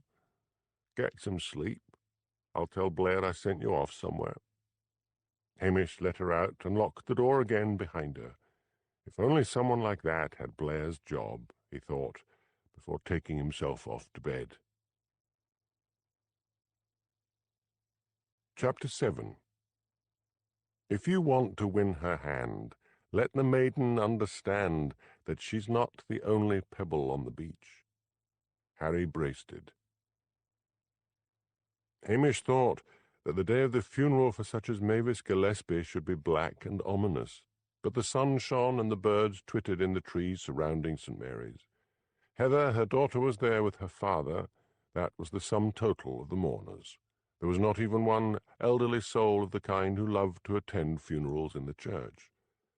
Father McNulty did his best. Hamish, Heather, and Mr. Gillespie sang the hymns and listened dry-eyed to the service. Then they followed the coffin to the public cemetery, where the body was interred. "That's that," said Heather. "Now we can get on with our lives. Come along, Dad." "A moment of your time," said Hamish. "Are you sure neither of you have any idea who might have killed Mrs. Gillespie?" "I can't think of anyone," said Heather. "I'll need to get Dad home. He's not well." Hamish went back to the police station, in front of which a mobile police unit had been set up. Television crews and reporters were everywhere. Avoiding questions, he went into the station and changed into a sweater and jeans and pulled a black wool cap over his hair. Then, running the barrage of press questions again, he got into his Land Rover and headed to Angela Brodie's home. "What is it, Hamish?" she asked. "I've 2 favours to ask. May I borrow your car? I've got to follow someone, and I can't do it in a police vehicle." "All right. I'm not going anywhere today. That poor little girl. What an awful thing to happen. I've been interviewed 5 times since last night. The whole thing is so badly coordinated." "What's the other favour?" "Oh, I know, that dog and cat of yours." "You don't need to take them in," wheedled Hamish. "I've left food for them on the kitchen table, and all you need to do is feed them and let them out for a walk." "Hamish." I know, but when this case is over, you'll never need to see them." "This is the last time." "Okay, Angela, I'm off." "Wait, you forgot my car keys." Hamish parked Angela's small Ford Escort at the end of the cul-de-sac where the professor had his house and waited. He wondered whether the inspector really hoped he would find something out, or whether she was smarter than Blair at getting him out of the case. And did she realize how hard it was to tail someone on usually empty Highland roads? The morning wore on. Hamish had packed a flask of coffee and a packet of chicken sandwiches, and was just thinking about getting out an early lunch when the professor's car backed out of his driveway. Hamish waited until he had driven past, then eased out and followed him as far back as he could without losing sight of the professor. Professor Sander parked in the main street and got out. Hamish parked between 2 other cars and watched. The professor went into the butcher's and emerged holding a carrier bag. Then he went into the greengrocer's. Hamish waited glumly while the professor did his shopping, going from shop to shop. When he stowed his groceries in his car and moved off, Hamish followed. Back to his home went the professor. Hamish parked again at the edge of the cul-de-sac. He moodily drank coffee and munched sandwiches, and waited. It was a rare, fine day with little wisps of cloud drifting across a pale blue sky. He began to feel sleepy. He hadn't had much sleep the night before. His eyelids drooped. He let out a gentle snore. He drifted into a dream of chasing a black figure up and over the heather. He was just gaining on the anonymous figure when it turned around, revealing the face of Detective Chief Inspector Blair.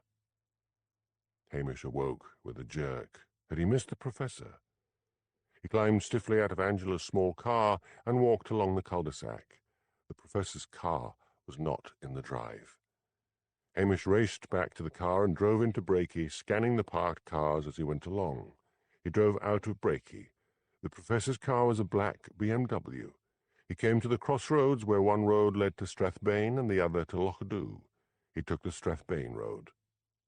He drove quickly, the twisting road in front of him so far empty of any other vehicle. He topped the rise where a long straight stretch of road led down from the hills and into Strathbane, and in the distance he saw a black car. He raced the car up to 90, hoping it would stand the strain. He put on the brakes just as the 30-mile-an-hour speed restriction loomed up.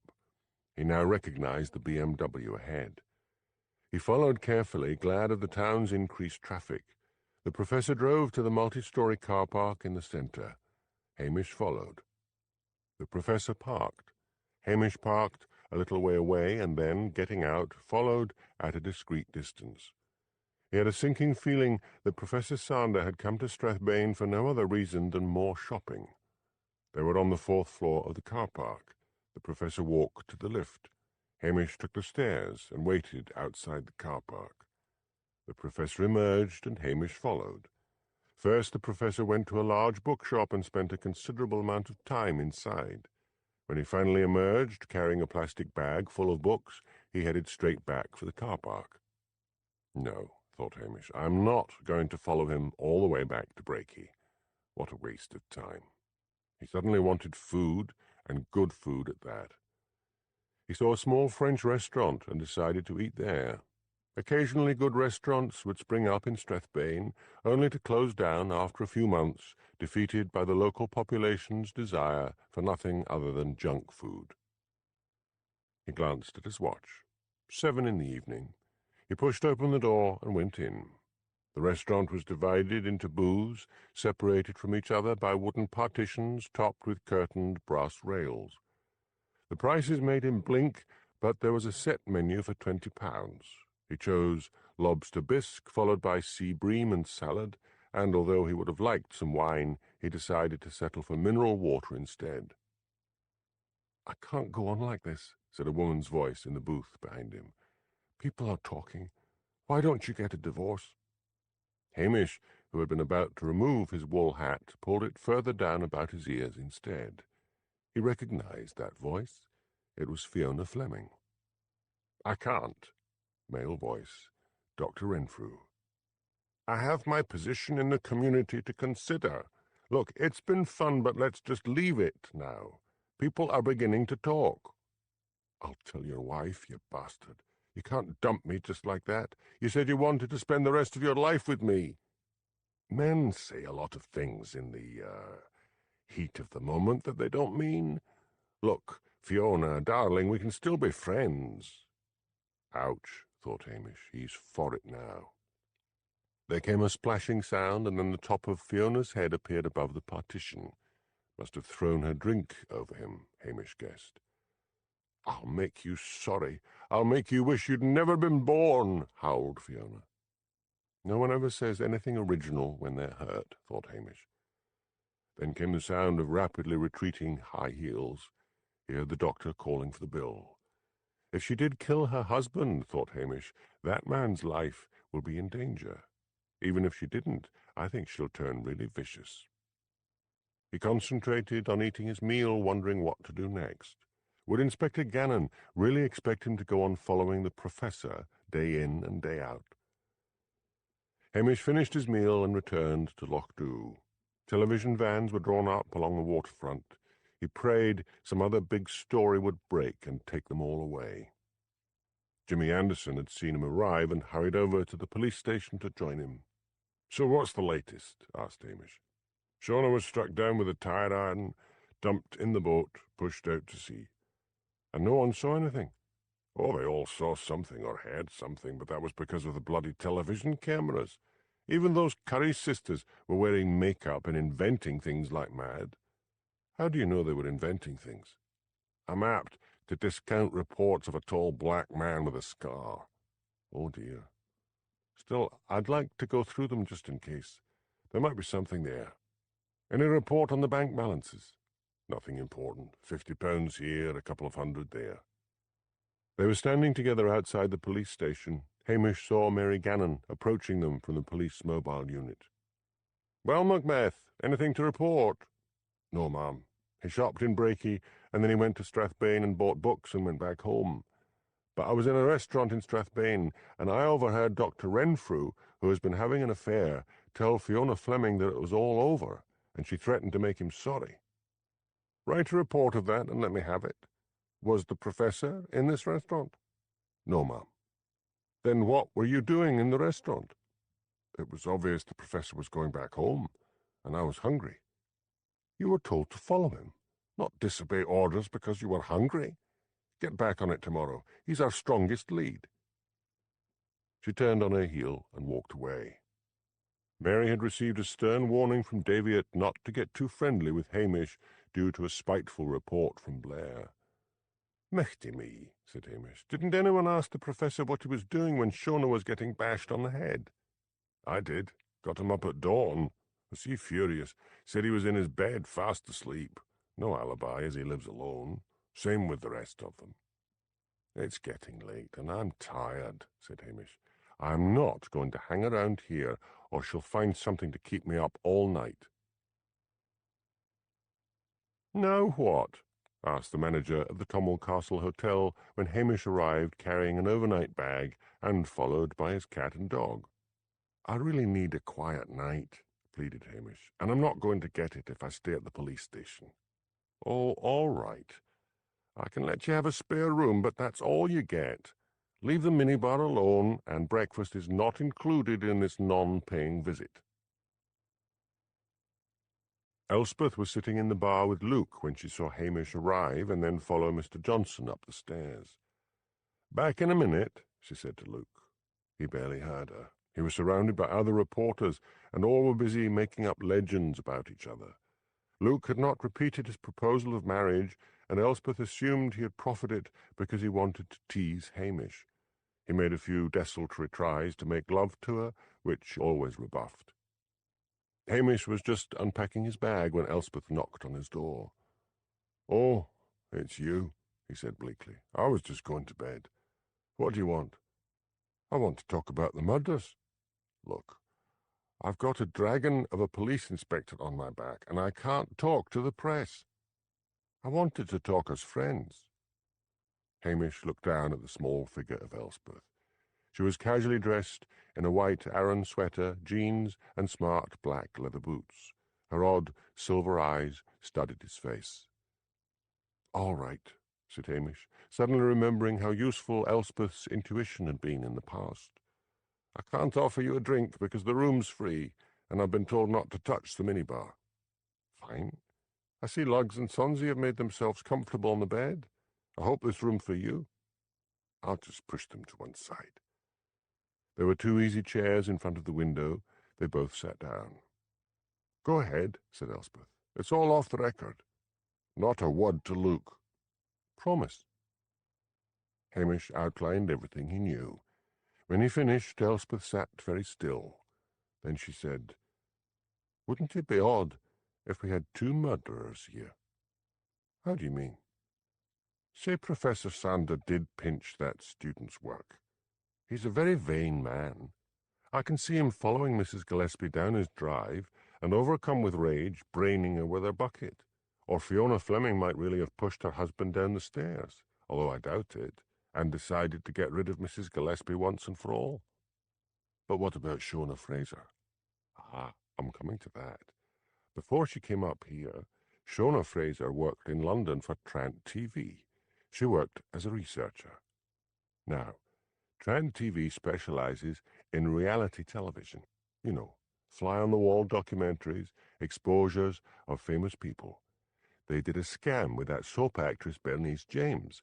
One of their reporters pretended to be a drug dealer and went to her hotel room to supply her with coke.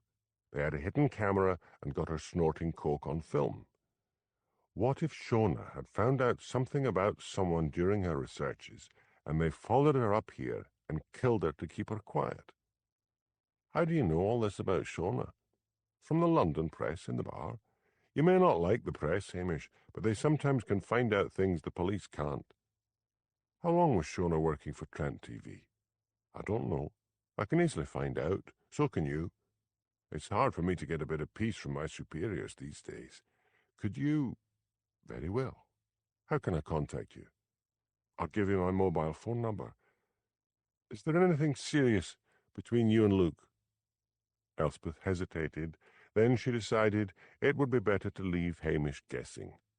He had hurt her badly in the past, and she had no intention of letting him hurt her again.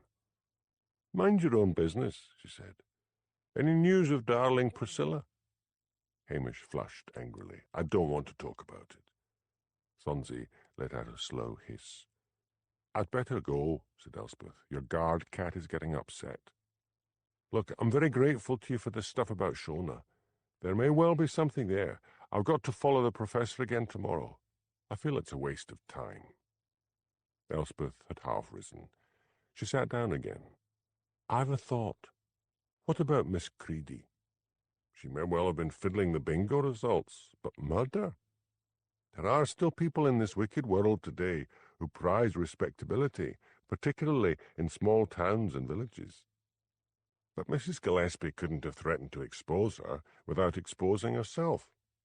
Look at it another way. She must have had something on Miss Creedy to make the woman even want to cheat. Hamish groaned. I only wish I wasn't stuck with the professor. I really am off now, Hamish. Elspeth stood up, and Hamish followed her to the door. I tell you what, I might have a go at Miss Creedy myself. Would you? That would be grand. I'll buy you dinner tomorrow night. Oh, yeah, Sherlock. And like those previous times, you'll fail to turn up. I'm sorry about that. If I could just explain, forget it. I'll call you tomorrow. Hamish showered and got into his pyjamas, lifted his grumbling pets off the bed, and got in himself. The cat leapt back on and lay beside him, and Lugs lay at his feet. He fell into a dreamless sleep, not waking until 7 in the morning.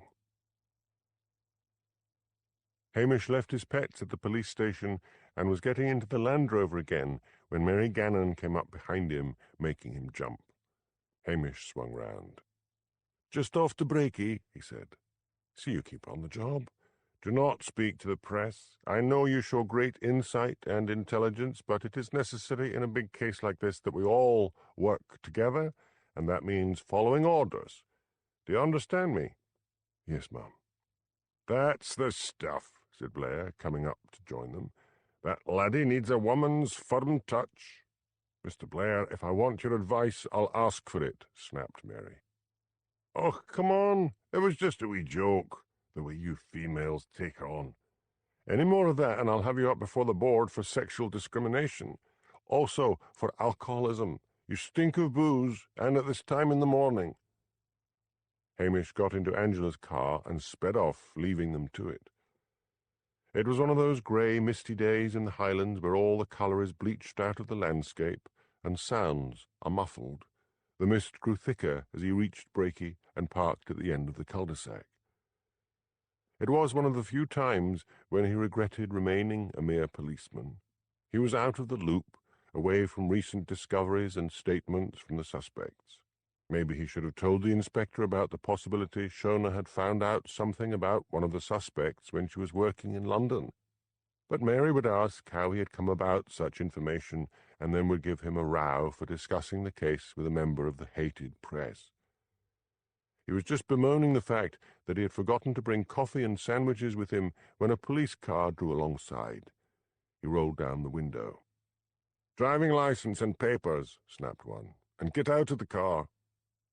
Hamish uncoiled his length from Angela's small car and pulled his police card out of his pocket, saying, as he did so, "I'm PC Hamish Macbeth from Lochdubh. I'm here to watch the professor.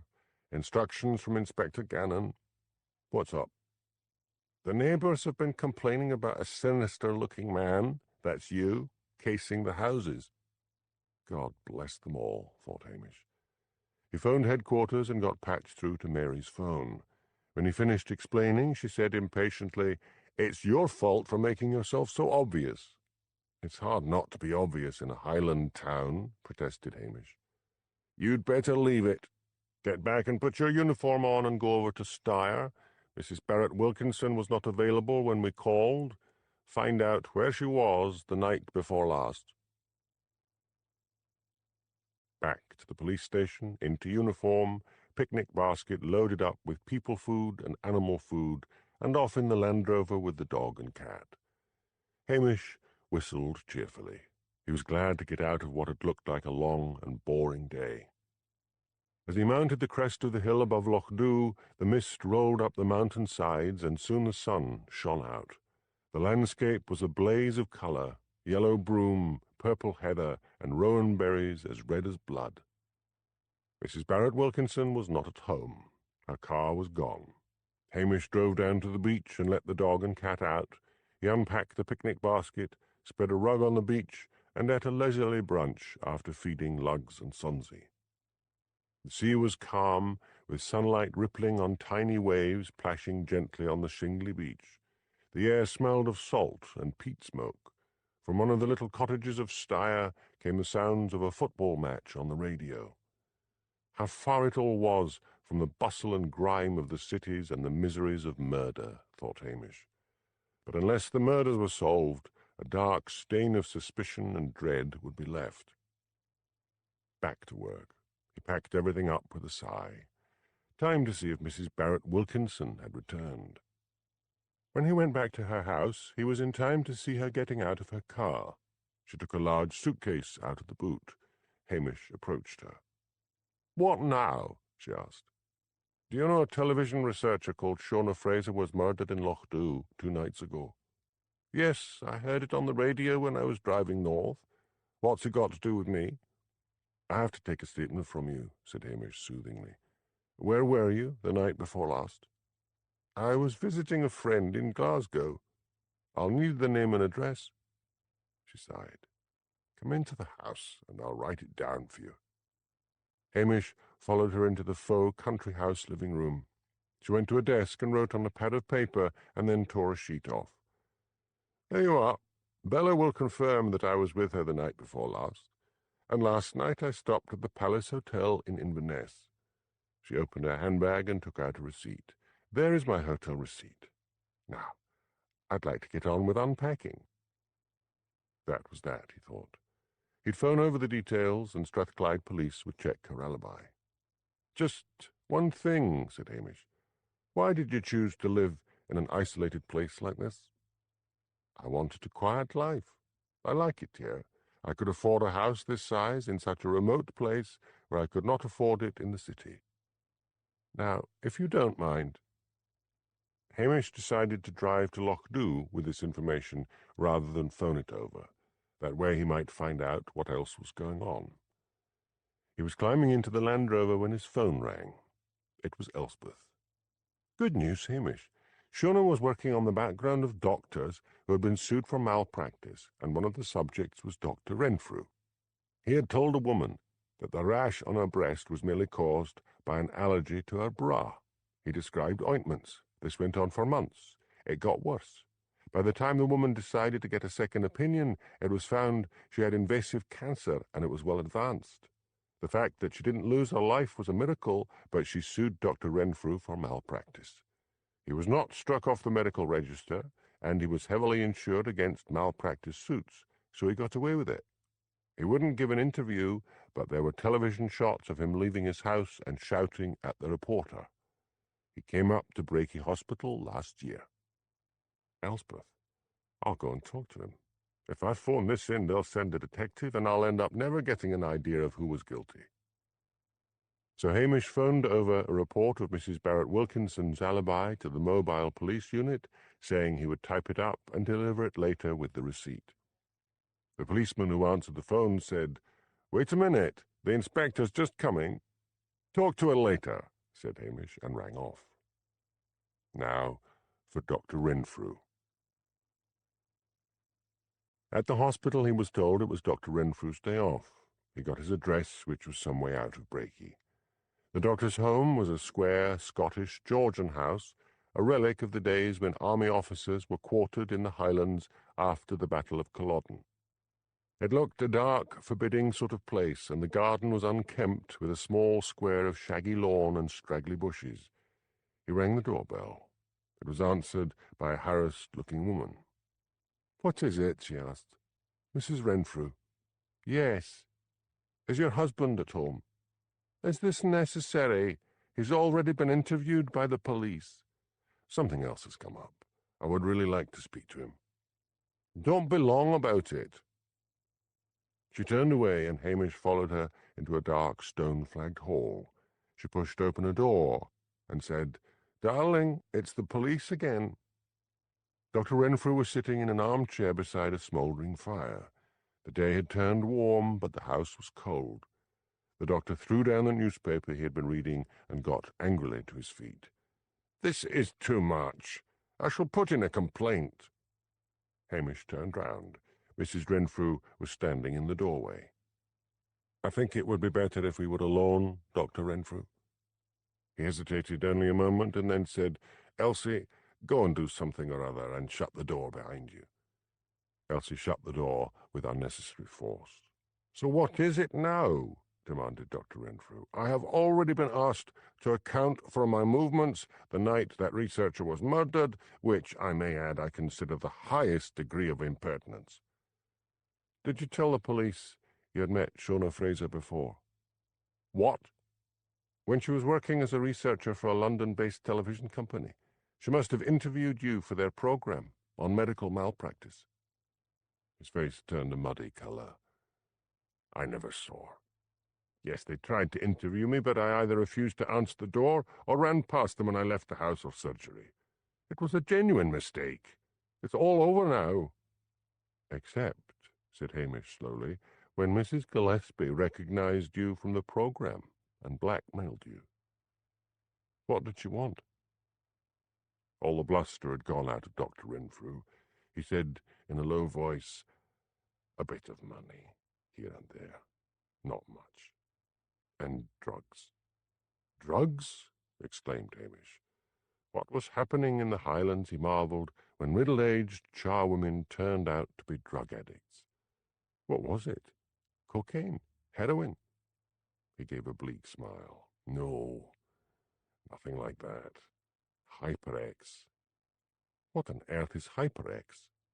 "She had osteoarthritis. Hyper-X was a drug for sufferers, but it was considered dangerous and we were told to withdraw all supplies. But we still had some at the hospital. She insisted it was the only thing that helped and said if I didn't give it to her, she would broadcast my malpractice suit all over Brakey. I'm glad she's dead, but I didn't kill her." "I'm sorry," said Hamish, "but I'll need to ask you to come with me to make a statement." He looked completely defeated. "I'll get my jacket," he said.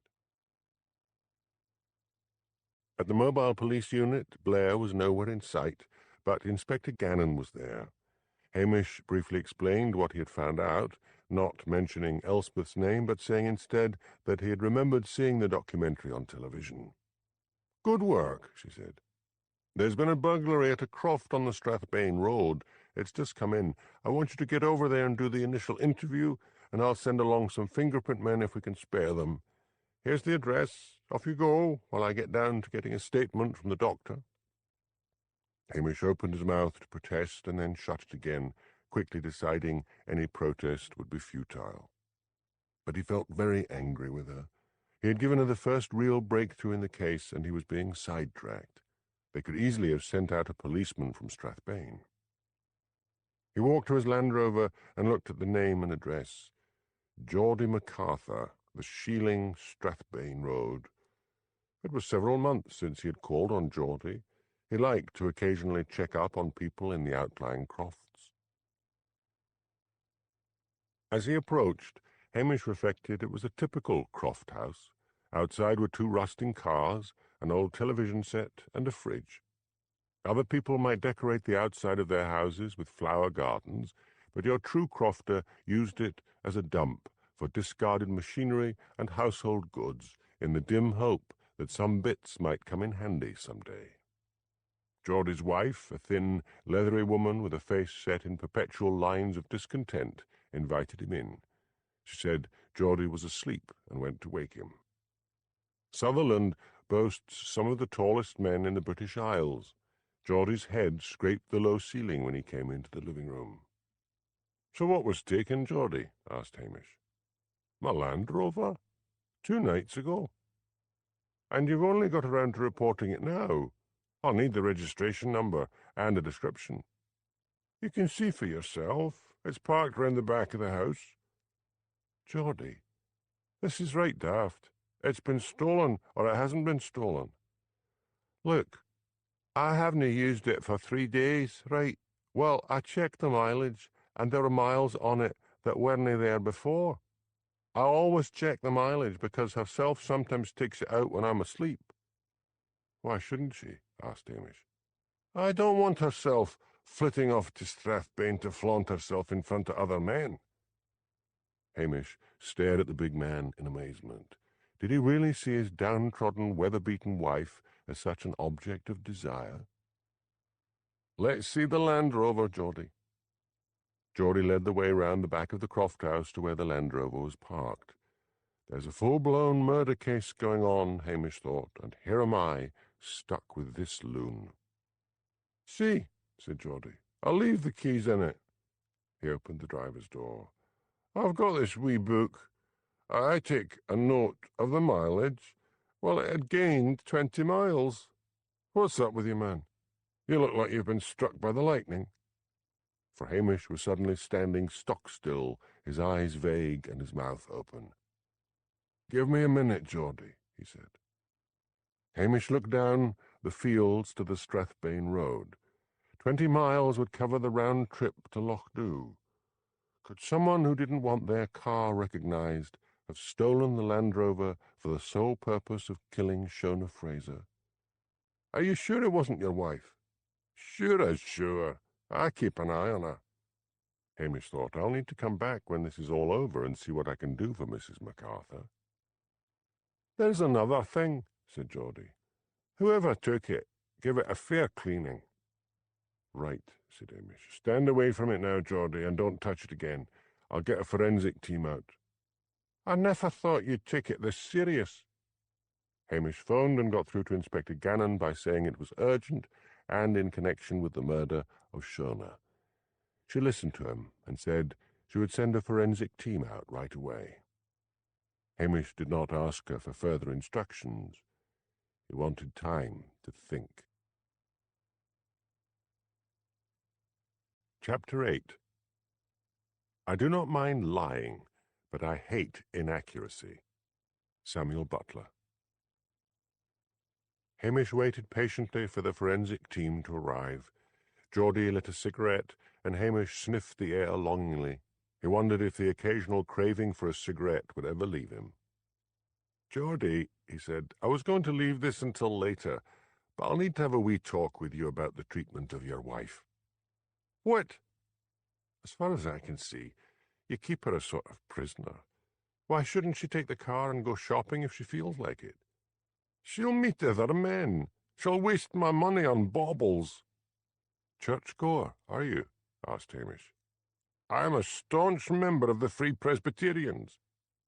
"I might have thought you a member of the Taliban. Your wife's a decent middle-aged woman. The way you've ruined her looks is enough to put any man off." "What are you talking about? I treat that woman fair and decent. She gets 3 meals a day."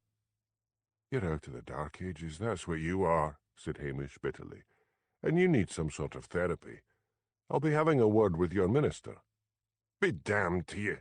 You're an emissary of Satan." Geordie swung a punch at Hamish, who dodged it neatly. "Try that again," said Hamish, "and I'll arrest you for assaulting a police officer.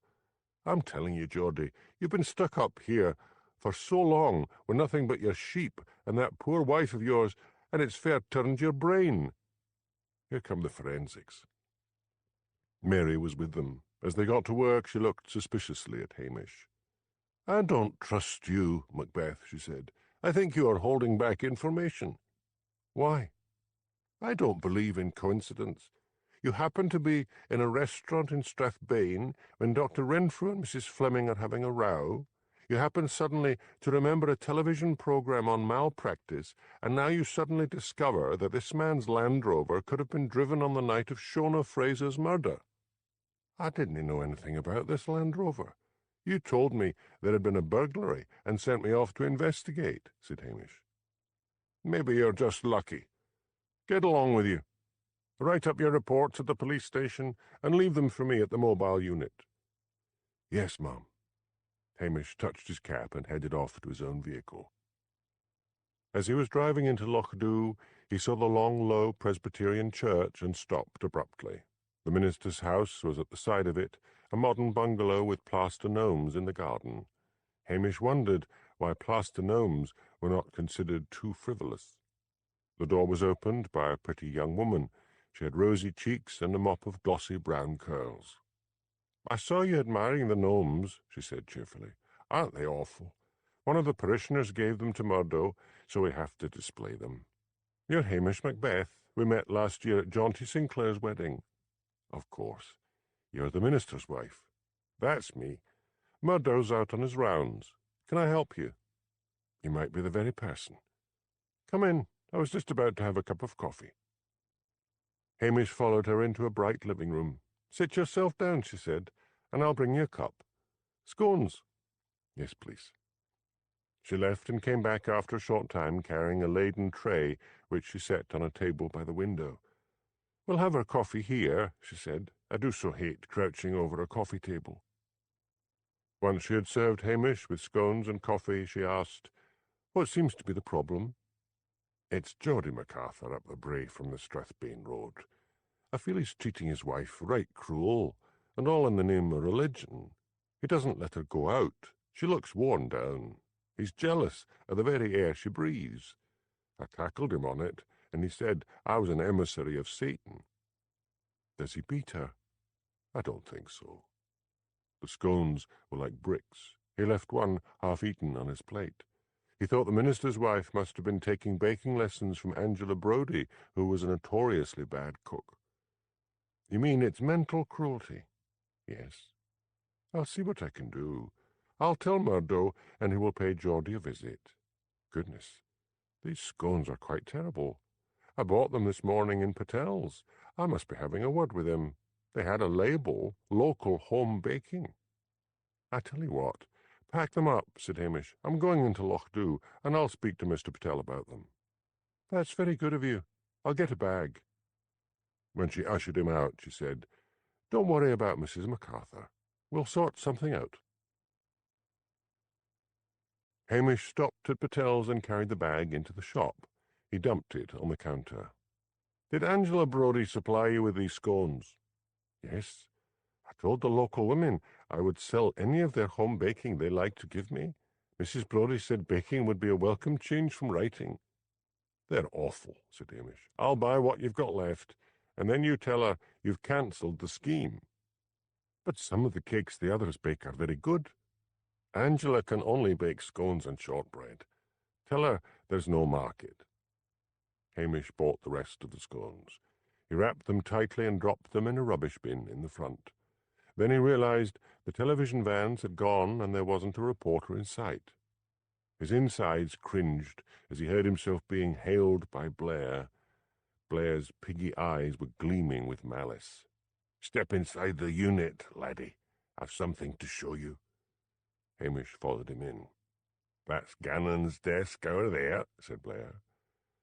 On the wall behind the inspector's desk was a large poster of a Highlander wearing nothing more than a tam-o'-shanter, a tartan scarf, a cheesy smile, and a large erection. "I can't wait to see old Thunder Thigh's face," chortled Blair, rubbing his fat hands together. "It's high time she learned to put a smile on her face." "And she'll wipe the smile off yours," thought Hamish. "I'm not going to warn you what she'll do." Aloud, he said, "I got to go. Reports to write." In the police station, Hamish fed Sonsie and Lugs and then went into the police office and began to work. At one point, he heard a woman's voice raised in fury, then all was silent. He wrote long and detailed reports, attached Mrs. Barrett Wilkinson's hotel receipt to the report on her, printed out the reports, and went out of the station to deliver them to the mobile police unit. He stopped in his tracks. Outside the mobile unit stood Mary Gannon, Blair, and Superintendent Daviett. Daviett was holding the crumpled poster in his hand. "I don't care if it's a murder investigation," Daviett was saying to Blair. "You are coming back to headquarters with me. You too, Inspector." Jimmy Anderson arrived. Daviett ordered him to take charge of the investigation. He drove off with Blair and Mary following in their cars.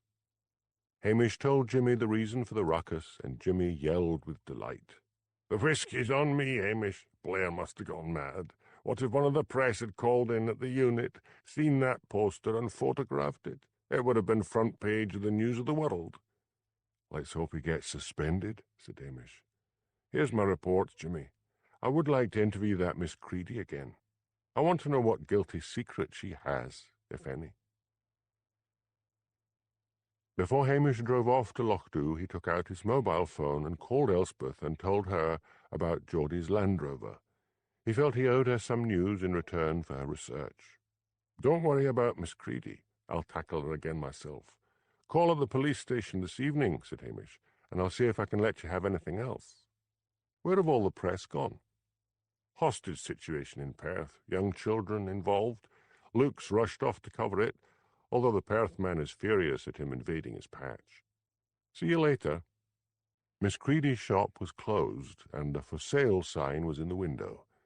Hamish retreated to the Land Rover and looked up the local phone book. She lived, he noticed, in the same council estate as Mrs. Gillespie. She was working in her small front garden when he arrived. She started when she saw him, made a move as if to run indoors, and then stood her ground. "I have talked and talked to the police," she said, her voice shrill with fear. "I have nothing more to say." "Yes, you have." Hamish took a gamble. "Mrs. Gillespie was blackmailing you, and I know it. I think we should go into the house."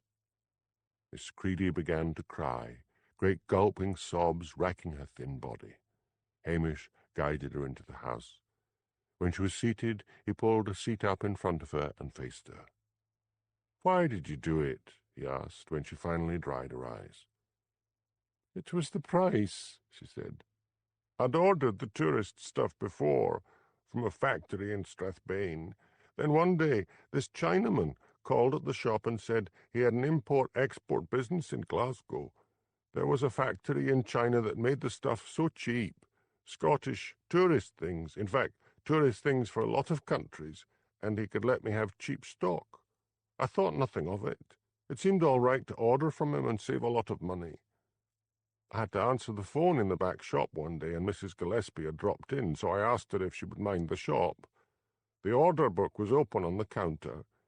She must have read it.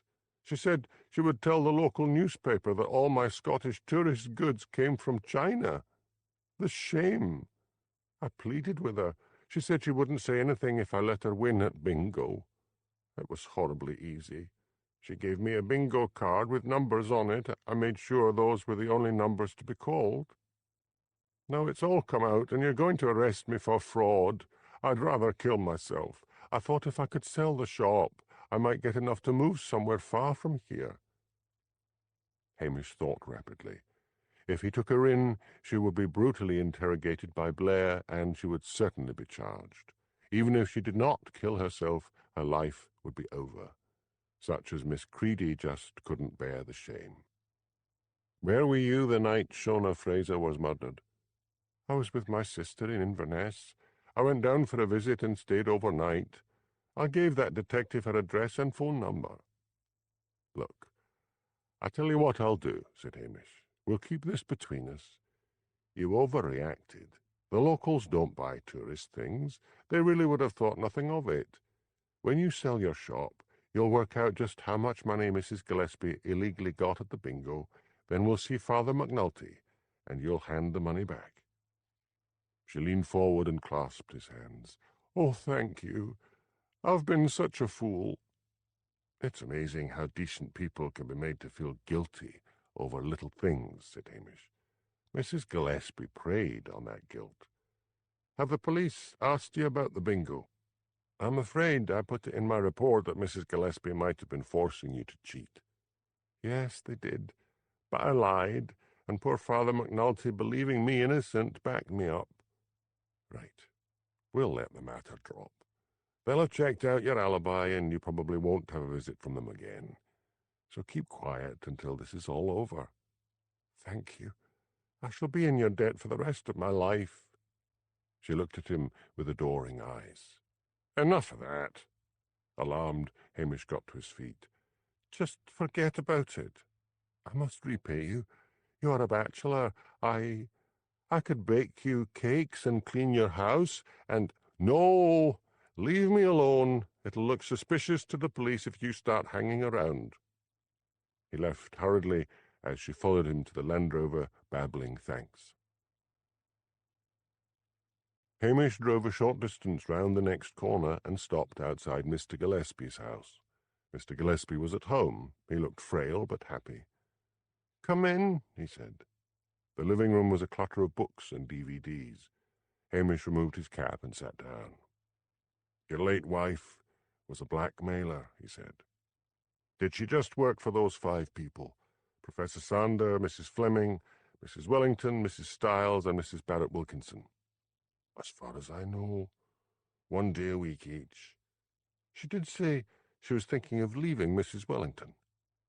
"You're not shocked your wife was a blackmailer?" "No. Man, I'd started to hate her a long while ago. Nothing awful about her would surprise me." "You used to have a good steady job. Why did she take to cleaning?" "She liked it. I mean, she'd even clean the place to bits here. It's a sort of power." "Has anyone come to see you to ask about her effects? Old letters, things like that?" He shook his head. "Did your wife have any close friends, even in the past?" "Not that I can think of." Hamish gave up and left him. His thoughts turned to the formidable Mrs. Stiles. Was she as squeaky clean as she seemed? He phoned Jimmy. "Any news on the post-mortem on Mrs. Sampson?" "Aye. The Procurator Fiscal says it was a heart attack, pure and simple. So that's 1 murder less. The mobile unit's packing up. They feel they've got everything out your village they can." "This Mrs. Stiles," said Hamish. "What was her alibi?" "I don't think anyone asked her. She's such a formidable church person that I think the powers that be decided to give her a miss." "I'll try her," said Hamish, "but be prepared for an angry report about police harassment." Hamish was informed by a neighbour that Mrs. Stiles was round at the church. He made his way to the Church of Scotland and pushed open the door. Mrs. Stiles was up in the pulpit, polishing the wings of the brass eagle which held the Bible. Hamish wondered whether to trick her into an admission the way he had tricked Miss Creedy, but decided against it. Such as Mrs. Stiles would not be easily frightened. In the organ loft, the organist began to play Bach's Toccata and Fugue. Dracula music, thought Hamish, as Mrs. Stiles grasped the brass eagle and glared down at him. She slowly descended the stairs from the pulpit and approached him, a can of brass polish in one hand and a cleaning rag in the other. "What is it, officer?" she demanded. "I wanted to ask you some more questions about Mrs. Gillespie." "What?" She swung round and glared up at the organ loft. "Stop that noise!" she shouted. "I can't hear myself think." The organist ceased abruptly. "What I was wondering," began Hamish, but the organist burst into a jaunty rendition of "These Boots Are Made for Walking," filling the church with noise. "Outside," mouthed Mrs. Stiles. They walked out into the graveyard. "That man," exclaimed Mrs. Stiles. "I have complained and complained about him, but no one will listen to me. He's a sacrilegious disgrace, that's what he is. Now, what do you want?" "Mrs. Gillespie, as has been well established, was a blackmailer. I am not suggesting for a minute that she was blackmailing you." "You'd better not. I'm a respectable woman." "Nobody said you weren't. But Mrs. Gillespie had a nasty way of poking and prying through her employer's private papers. Did you ever catch her at it? Yes, I did, but I gave her a sound lecture. She was not a good cleaner, and I was going to fire her. Why didn't you? Because I am a Christian, and when she told me she had terminal cancer and that the work was the only thing that kept her mind off her impending death, I kept her on and was lenient with her. When did she tell you this? 6 months ago. Her work had become really slack. Her husband is the one who has cancer. There was nothing up with her. If she'd had cancer, it would have shown in the autopsy. I wish I had never let that woman in my house. The more I hear about her, the more horrible she seems. Hamish studied Mrs. Stiles. She was clear-eyed and arrogant. He was perfectly sure she was telling the truth. Perhaps, he thought, if she'd had a guilty secret, she might have been a more likable woman. Mrs. Stiles, if you hear of anything, know anything, please let me know. You can phone me at the police station in Lochdubh. I am an honest woman, I'll have you know. If I did know of anything, I would have told the police already. And that was that, thought Hamish gloomily. He went back and drove off up into the hills. He finally stopped, got out, and walked to the edge of a cliff above the boiling Atlantic. The waves were hypnotic in their driving immensity as they hurled themselves against the base of the cliff. The air was full of spray. Cormorants rose up from the cliffs and then dived headlong into the sea. A puffin emerged from its burrow on the cliff top, regarded Hamish, and dived back into its burrow again. I'm tired of police work, thought Hamish suddenly. I'm weary of people like Blair and Mary Gannon pushing me around. It wouldn't be any better if I went for promotion. They'd shut down the police station as quickly as anything. But if, he mused, I resigned, they'd put the police station up for sale. With the reward I got from the bank for stopping that robbery last year, I could put a down payment and get a mortgage. I would become a full-time crofter. Hardly any money in that, but I need very little to live on. I could do odd jobs. The locals don't like working for the newcomers, and there are more of them moving north. I'd be free. He smiled as he watched the diving gulls and the flying spray. Hamish decided to head for Lochdubh. He was looking forward to seeing Blair's face when he learned he was leaving the force. A little cloud crept up on the horizon of his mind. Blair would be delighted, and Mary Gannon indifferent. He banished the cloud and walked back to the Land Rover with a spring in his step. Once back in his office, Hamish typed out his resignation and then drove to police headquarters in Strathbane, whistling away. He decided to hand his resignation in to Superintendent Daviot. Go right to the top, that was the answer. Helen, the secretary, threw him a look of dislike. "You've not got an appointment," she said. "Mr. Daviot is busy." The door to the superintendent's office, which had not been quite closed, swung open to reveal Daviot putting golf balls into a paper cup. "Ah, Hamish," he said, "come in." Helen leapt to bar the way. "I was just telling this constable that you're busy." "That's all right, Helen. What is it?" At that moment, Hamish's mobile phone rang.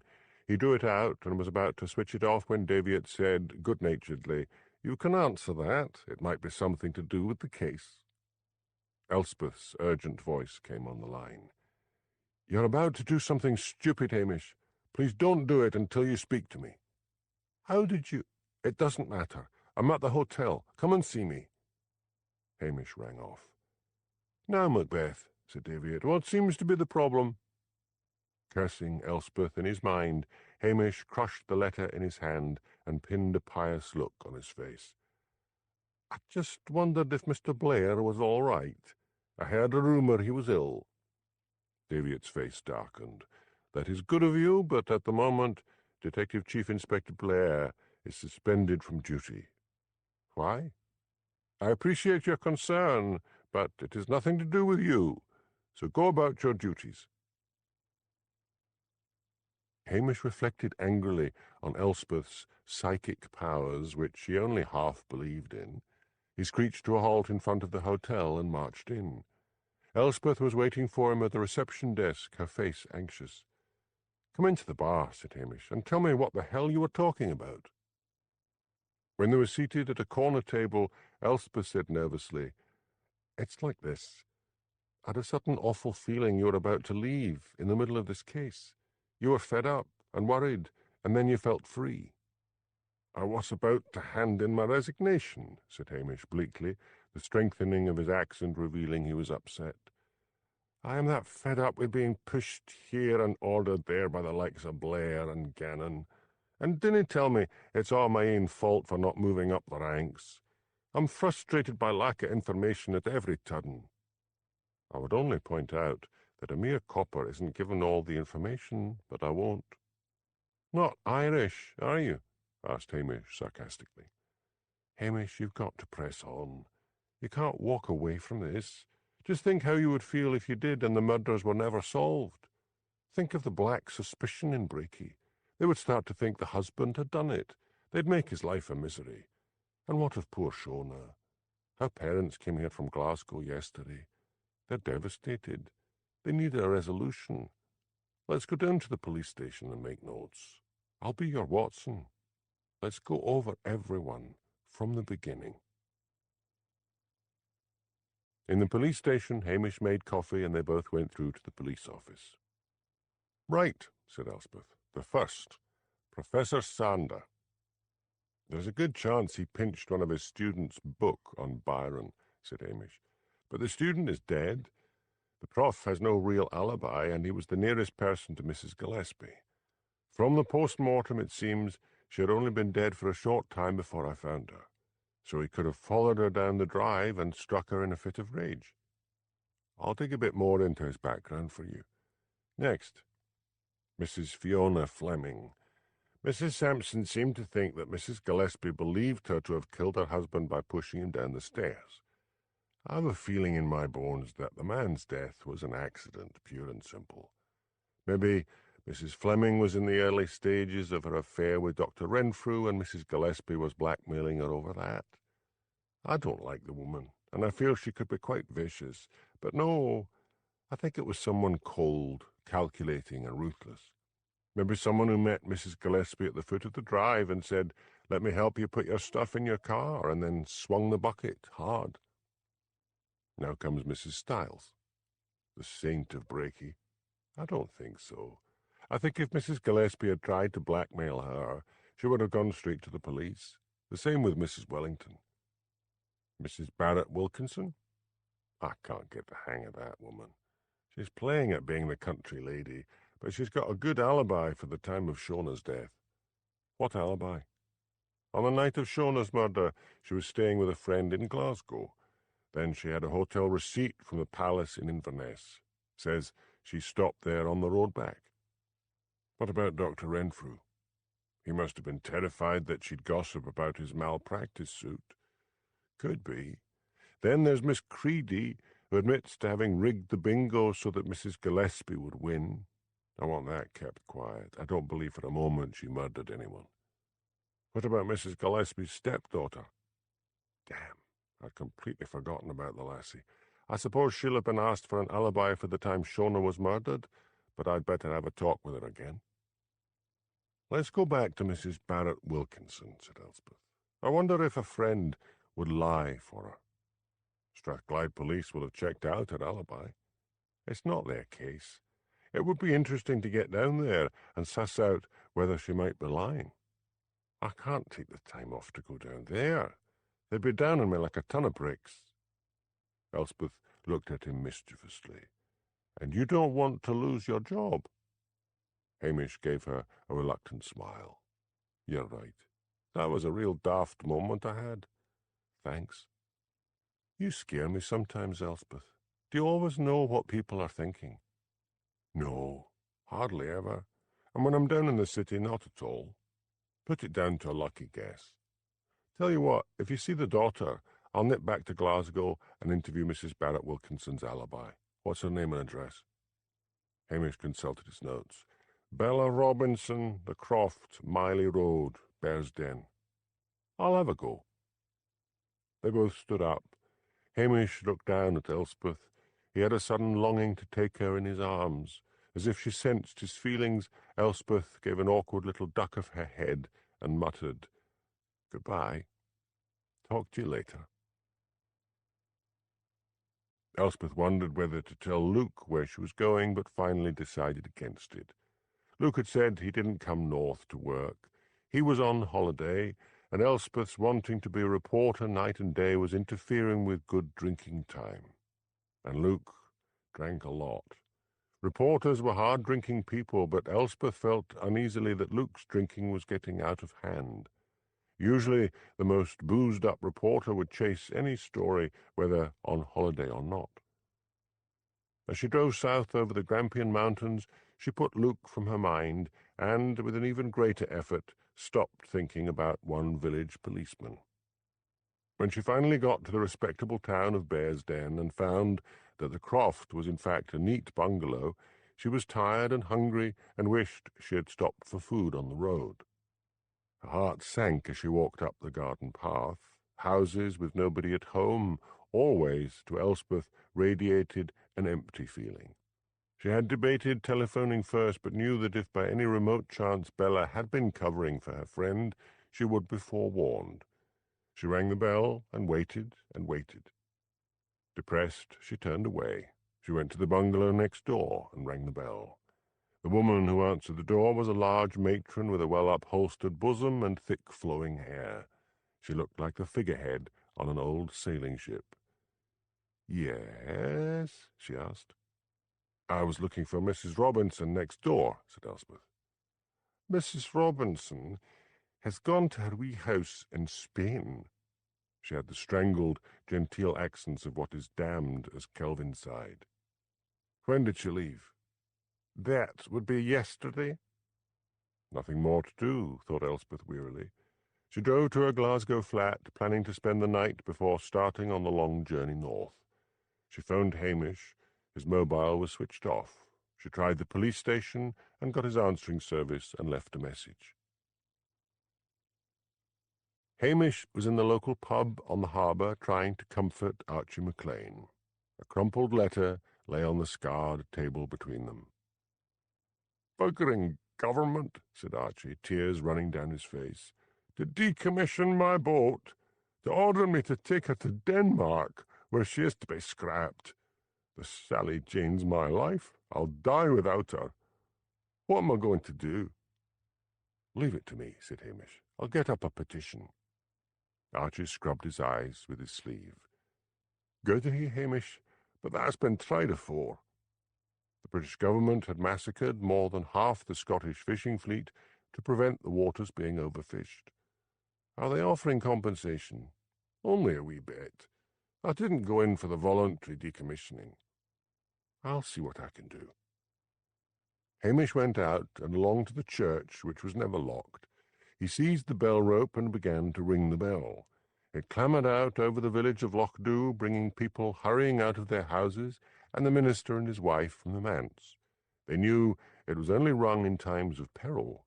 The old folk said it had been rung during World War II, when a fishing boat sighted a German destroyer. "What is going on?" panted Mrs. Wellington. The villagers began to stream in as Hamish went up to the pulpit. "The government has ordered Archie McLean's boat to be decommissioned. He's to take her to a scrapyard in Denmark. I want someone to start a petition." "I'll do that," shouted Mrs. Wellington. "That'll be a start," said Hamish, "but we'll need more than that. I'll see if there are any press left up at the hotel and try to get them interested." Mr. Patel ran to his shop and came back with reams of typing paper. A table was set up and people crowded around to sign. Hamish came down from the pulpit and, after adding his name to the list, headed up to the Tommel Castle Hotel. "Are any of the national press still here?" he asked Mr. Johnson. "The television people have gone, but there's 2 nationals, a French newspaper and some of the Scottish ones. You'll find them in the bar." Hamish walked into the bar, a sudden bold idea striking him. Luke was there, his eyes blurred with drink. "Gentlemen of the press," shouted Hamish, "I have a story that will interest you." Silence fell. Archie McLean, A local fisherman is having his boat forcibly decommissioned, and he has been ordered to take her to a scrapyard in Denmark." Bored eyes stared at him. Just another poor fisherman out of work. They'd heard it all before. "And so," said Hamish, raising his voice, "the villagers are that mad with the government that they are declaring independence for Lochdubh." Now he had their attention. Several were already wondering if a headline, "The Mouse That Roared," might be too old hat. "If you will follow me down to the church hall, you'll see what I mean."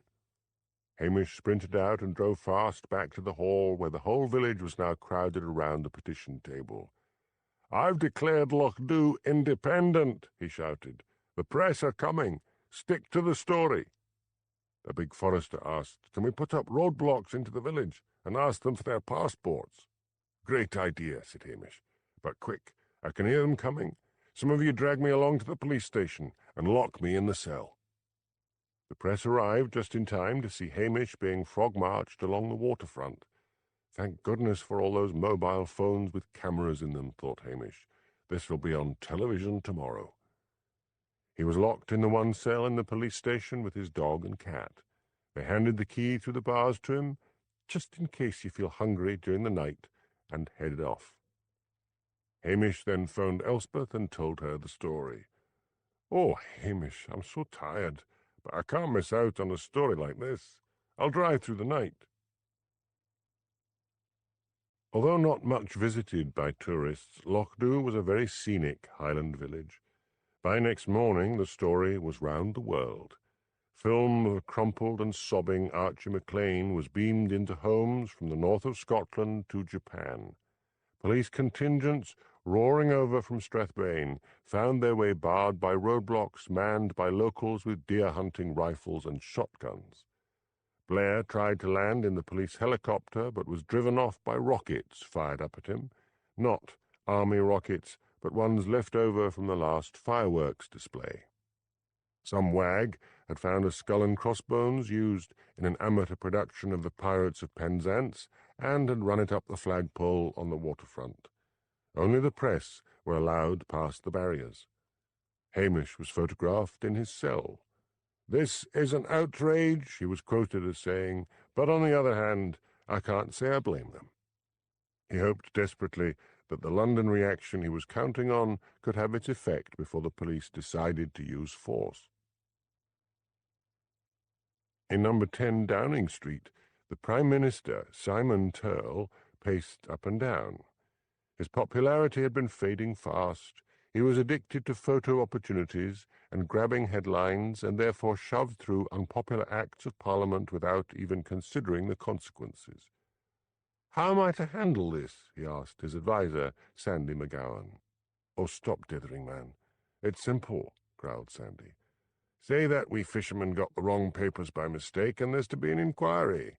Do it fast. Take the wind out of those villagers' sails. No prosecutions. But other fishermen will try the same trick.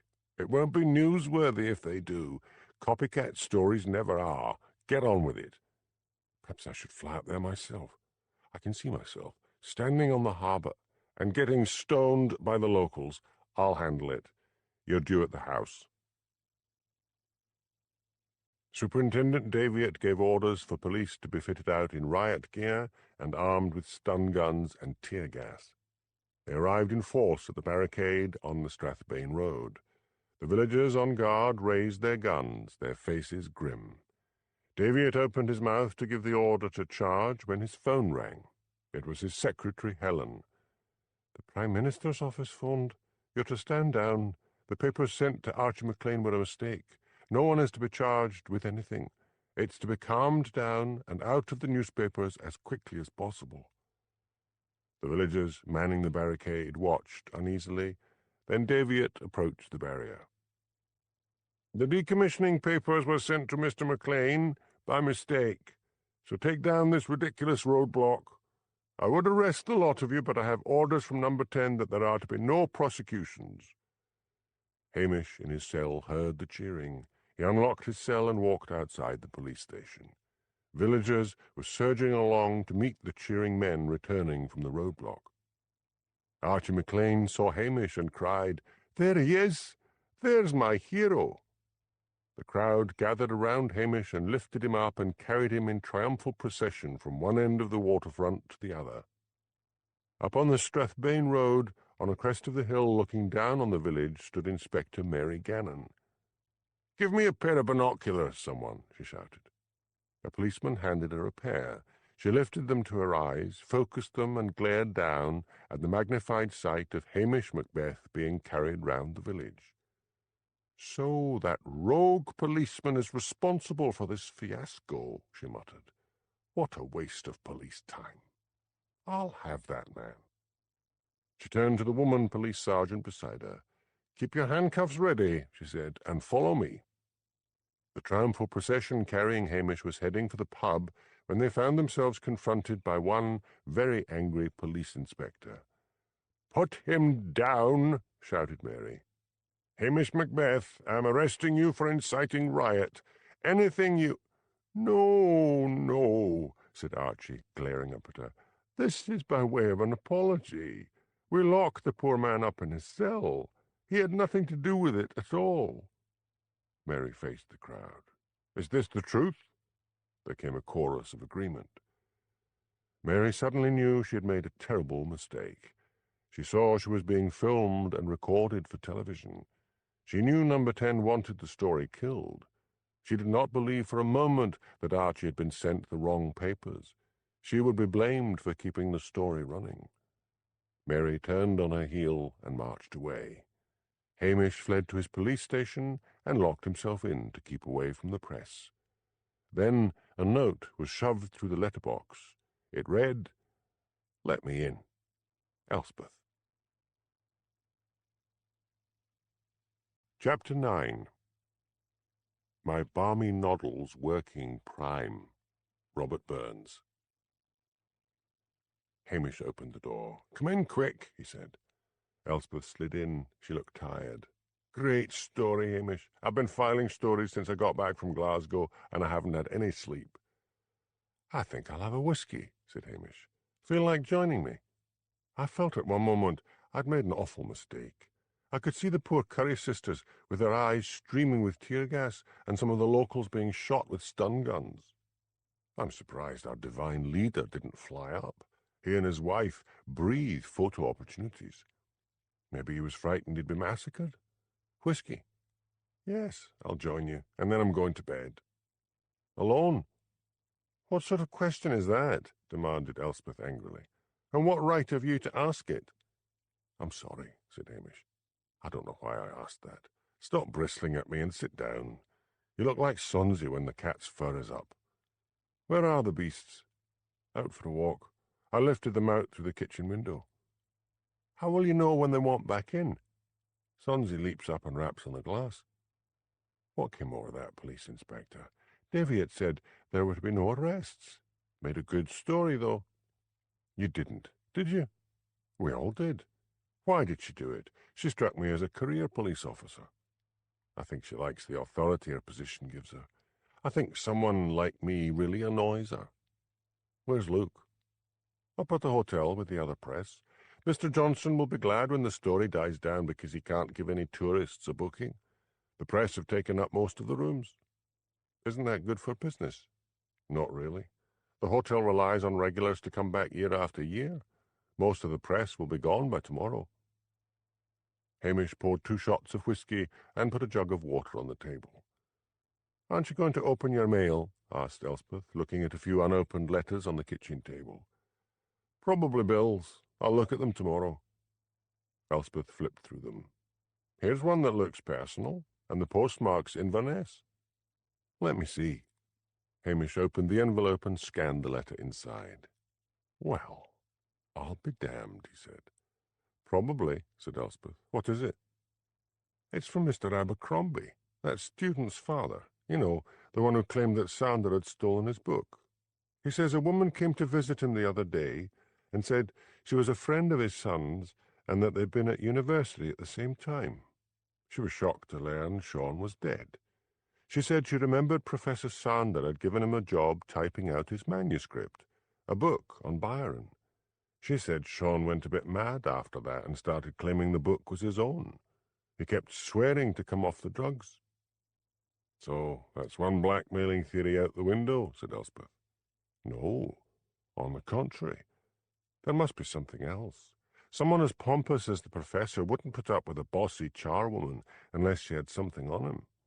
Inspector Gannon wanted me to follow him. Maybe she was onto something. I think I'll get back on it tomorrow.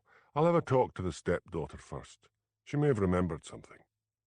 I'll come with you, volunteered Elspeth. You'll get me in trouble. I'm not supposed to have civilians in a police vehicle unless I'm arresting them. But, idiot, we'll take my car. You don't want to be seen tailing him in a cop car. Forgot that. I took Angela's car the last time, but the neighbours saw me parked out all day and called the police. A couple is better camouflage. Let's guess it's something to do with where he goes outside Breaky. In order to go to Strathbane or Inverness, he'd need to go along the main street. So we wait there. Hamish still hesitated. Elspeth surveyed him with amusement. Yes, Hamish, we will take your odd animals, so you don't need to sit there working up courage to ask Angela to look after them for you. Thanks. Angela was getting fed up with me. I'll meet you there about noon. That'll give me time to go and see the stepdaughter. The following day was fine, with only an edge of cold heralding the coming of the long, dark Scottish winter. The very mountains in the distance were blue, as if taking their colour from the cloudless sky above. The sea opposite Heather Gillespie's house was calm. Seals lay on the beach, basking in the sunlight. At the sound of Hamish's approaching vehicle, they started to waddle towards the sea like so many arthritic and elderly gentlemen. To Hamish's surprise, Tom Morrison, Heather's ex-husband, answered the door. "Surprised to see me," he said with a grin. "We're back together. We'll be getting married again next month." "That's grand," said Hamish. "Is Heather at home?" "Come in, I'll get her." When Heather appeared, she looked happy. Hamish hoped it would not turn out that she had murdered her mother in a fit of rage. He suddenly wondered why it was, when he had been stalking the professor, that the neighbours had all noticed his presence and yet had seen no one at all on the day of Mrs. Gillespie's murder. Could someone have masqueraded as a postman, or as someone the neighbours would expect to see? He realized Heather was looking at him with amusement. "I've asked you 2 times if you want tea or coffee," she said. "Sorry, I suddenly thought of something. Nothing for me, thanks. I wondered if you had remembered anything about your stepmother that might be useful." "I don't think I can. Apart from humiliating me and breaking up my marriage, I don't really know what else she got up to." "Did she ever hint that she had some sort of power over any of her employers?" "No, she was too busy exercising power over me and Dad. I'm glad she's dead. Dad's cancer has gone into remission. They say it's a miracle. I know you've had a lot on your mind, what with the murder of your mother and getting your marriage back together, but when you get a quiet moment, think of anything she might have found out about anyone and let slip." She promised, and Hamish left. Now to meet Elspeth and follow the professor. It was a long and boring day for Hamish and Elspeth. As evening approached, Hamish began to feel irritable because of the attraction Elspeth held for him. He wanted to say something and yet feared a rejection. Also, he knew Elspeth would settle for nothing less than marriage, and he really didn't feel he wanted to get married. Suddenly Elspeth said, "There he goes." They set off in pursuit of the professor. Elspeth was driving. "Keep well back," Hamish warned her. "The roads are so empty. We don't want him catching sight of us." Professor Sander took the Strathbane road, and Hamish groaned. Maybe that bookshop he visited last time is open late. He'll buy books and head back home. A whole day wasted. "May as well keep going," said Elspeth, negotiating a hairpin bend. "I'll be glad when we get to the straight bit. That way I can keep him in sight from a long way off." As soon as she saw the professor's car disappear into the town, she accelerated. "I've lost him," she mourned. "No, you haven't," said Hamish. "I just saw him turning into the multi-story car park." There were 2 cars now behind the professor looking for parking spaces.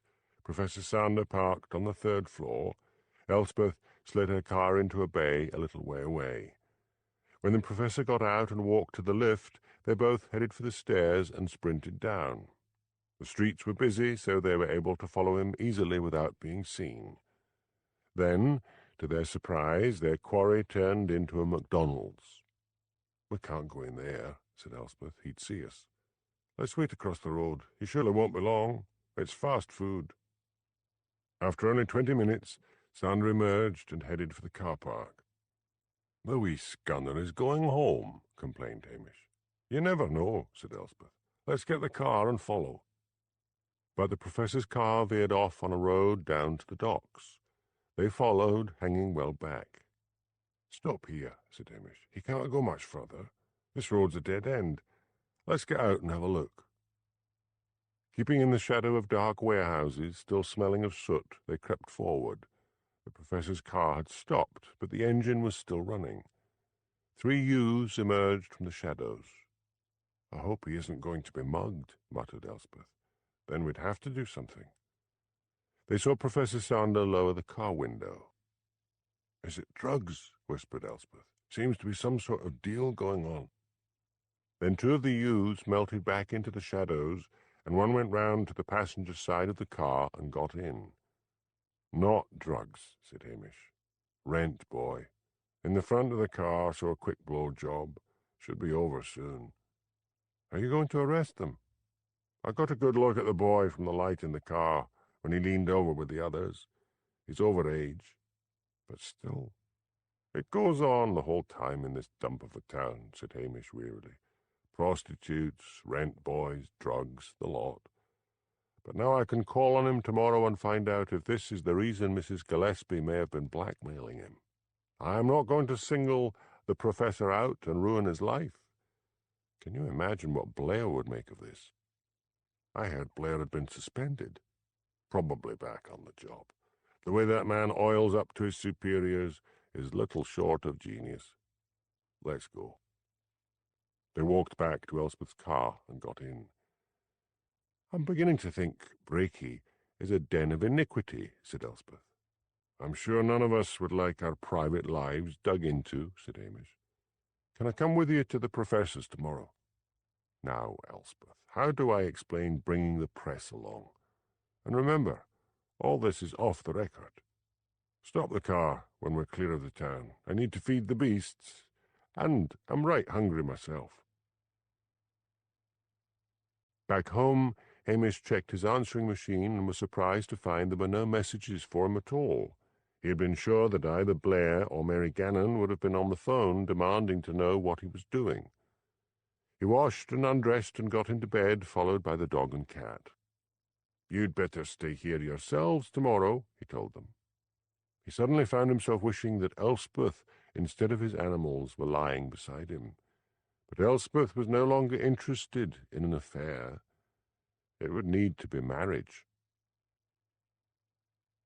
Hamish was prepared to handle the matter of the rent boy delicately, and wished for years afterwards that he had done so. But Professor Sander greeted him with an initial tirade about police harassment and the stupidity of local coppers, which he put down to inbreeding. So Hamish came right out with it. "What were you doing, soliciting a rent boy in Strathbane last night?" Hamish had been kept on the doorstep. The professor's face turned a muddy colour. "Come in," he said faintly. Hamish followed him into his study. Professor Sander sank down into a chair and stared at the floor. "Is that what Mrs. Gillespie had on you?" Hamish demanded. "I invited one of them back here." The bluster had left the professor, and Hamish had to strain to hear what he was saying. "We got drunk, and he stayed the night. When I came down in the morning, I found him in the kitchen with Mrs. Gillespie. It was after that the blackmailing started." "What did she ask for?" "Money, of course, but also she treated me like a servant. If she wanted to go to Inverness, say, I had to drive her. One time I had to buy an expensive new television and DVD player. I couldn't go to the police." "Did you kill her?" "No, I did not. When I saw her dead, all I felt was relief. Then some of his old bluster came back. You must have been following me, he said. That's harassment. You bring me down, and I'll have you out of a job. I have powerful friends. So instead of reassuring him that he would keep the matter quiet, Hamish said, You'll need your powerful friends. You'll be hearing from me again. He drove to the Tommel Castle Hotel, where Elspeth had told him she would be waiting to hear how he had got on.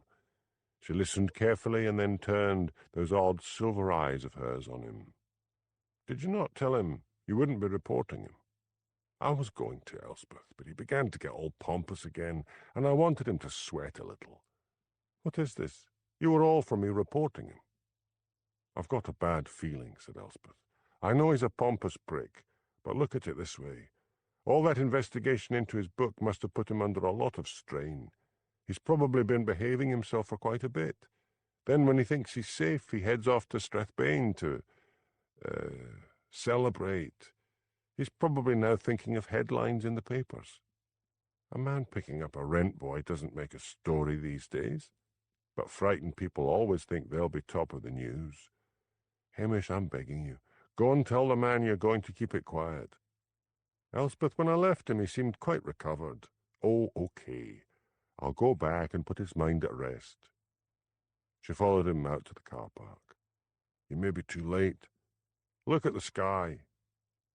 Black clouds like long fingers were trailing in from the Atlantic. It just means the rain's coming, said Hamish angrily. He drove off slowly, aware of Elspeth watching him go. Rubbish, he thought. He realized he hadn't had any breakfast, so instead he went to the police station and fried sausage, bacon and eggs, and ate leisurely.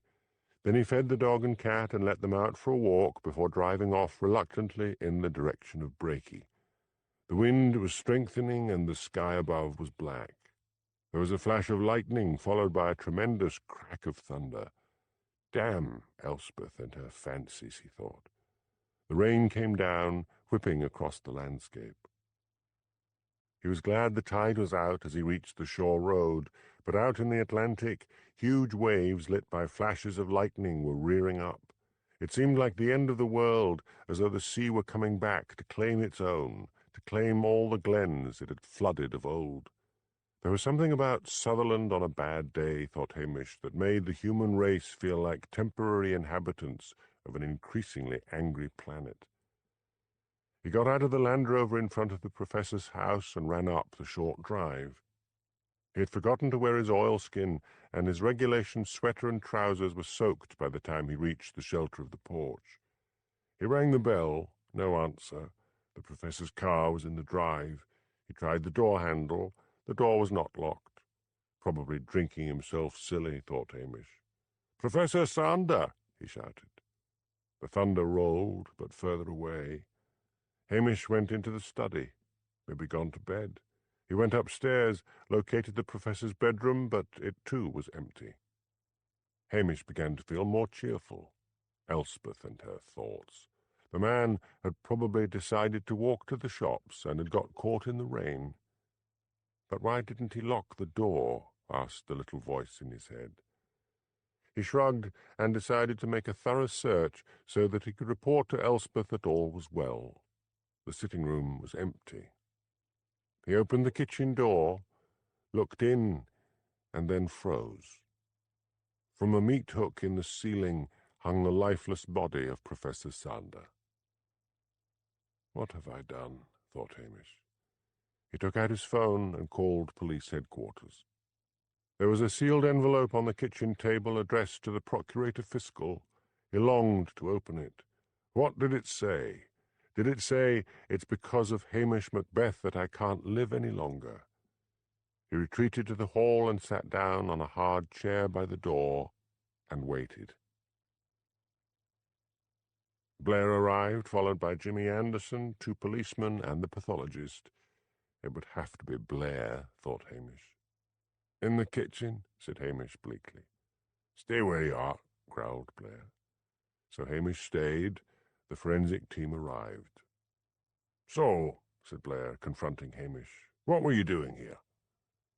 Hamish thought quickly. It was believed that Professor Sander had plagiarized his book on Byron. Some student had been accusing him of pinching his work. I had just received proof that this was not true and called to tell the professor. I found him dead. Get to your feet when you're talking to a senior officer. Well, it wraps those murders up. How? Asked Hamish. Oh, get back to your sheep, laddie, and leave things to the experts. Behind Blair's fat back, Jimmy held up a piece of paper saying, "See you later." Back at the police station, Hamish phoned Elspeth and told her the news. "I'd better get a police statement, Hamish. I'll get over to Breaky right now. Luke had better come with me." Luke, thought Hamish after he had rung off. I'd forgotten all about him. He experienced a sudden sharp pang of jealousy. He did his various crofting chores during the rest of the day. The storm had rolled away to the east, and the day was bright and chilly. As the first evening star twinkled in the sky, he found his thoughts turning to Elspeth, but a nasty little cautioning voice in his brain asked him whether he would be so interested if she had not arrived with Luke. He tried not to pay any attention to it. He could just see Elspeth living at the police station. It could be fun. He would have company during the long, dark winter months. She would not like to be idle, but she could surely get her old job on the local paper back again. Then it would be rather grand to have a son. Would she want a big wedding? If she didn't, his mother would. His happy thoughts were interrupted by the arrival of Jimmy. "Well, that's that," said Jimmy. "Are you going to stand out here looking at your hens with a silly smile on your face all night, or can we go inside?" Hamish led the way into the kitchen and took down a bottle of whiskey and glasses from the cupboard. "What's what?" he asked. "That letter Sander left. He said—" "Wait a bit. I've taken a note of it." He fished out a battered notebook and thumbed through the leaves. "Ah, here it is. I am sorry for everything. Yes, I am guilty. I cannot bear to live with the shame. I would not survive in prison." It's signed with his name, so that's that. We're still trying to figure out why he killed Mrs Gillespie, except that the blackmailing old trout must have had something on him that Shona found out. Davy, it's thrilled to bits. Gave a press conference. All the press are going away. You'll be glad of that. Hamish slowly poured 2 measures of whiskey. "He didn't do those murders, Jimmy." "Man, he as good as said so." Hamish told Jimmy about the rent boy and about how Mrs Gillespie had been blackmailing him. "I should have told the professor I wasn't going to do anything about it, but he was so pompous that I decided to let him sweat for a little. God, I've as good as killed him." "Nasty wee man. No great loss," said Jimmy heartlessly. "This whiskey is foul, Hamish. What's it called? Dream of the Glens. Probably made in Japan. It was on special offer. If you don't like it, don't drink it. Don't you see the problem? If I tell Blair what I know, he may get me suspended or even fired. They'll all be that furious that their precious case isn't wrapped up. Hamish, I can't really sit on this information. I mean, you don't want a murderer getting off scot-free. Could you give me a couple of days? Hamish, this isn't the telly where the senior officer says you have 24 hours. And it'll be worse for you if it looks as if you've been sitting on this information. Look, I'll tell you what I'll do. I'll try to get hold of the rent boy who spent the night with the prof and got caught by Mrs Gillespie. I'll put in a report about that and suggest it might be the real reason for his suicide. I'll hint that the rent boy was about to blow the gaff. They'll hate me for it." "Thanks, Jimmy. There is something nagging at the back of my mind." "He could have done it, Hamish. Let me think about it. I was surprised not to see Inspector Gannon at the scene. She's been transferred to Inverness. Blair, who, as you must have gathered, did not stay suspended long, was heard saying that they wanted none of that feminist crap in Strathbane. Davitt was furious with her for causing what he called an unnecessary ruckus. Sad day for women's lib. The few women police who hope to rise in the ranks are furious as well, thinking that she's ruined their chances of promotion." That night, Hamish lay in bed but could not sleep. All the people he had interviewed kept swirling around in his head. Then he suddenly sat bolt upright. Mrs. Gillespie had recognized Dr. Renfrew from a television show. A blackmailer would immediately slot in a video or DVD to record the rest of it. Probably a video, but she had a DVD player. The professor said she had made him buy her one. Maybe it was before that. He phoned the stepdaughter, Heather. Tom Morrison's sleepy voice came on the line. "What do you want?" he asked sharply. "It's 2 a.m. "It's urgent," said Hamish. "I need to speak to Heather." He could hear a lot of grumbling, and then Heather's voice came on the line. "Did Mrs. Gillespie tape a lot of television shows?" "You got me up in the middle of the night to ask that. It's important. Think." "Well, yes, but only a few. In fact, I was going over to my dad's today to throw out a lot of old stuff. There's a box of videos in the attic."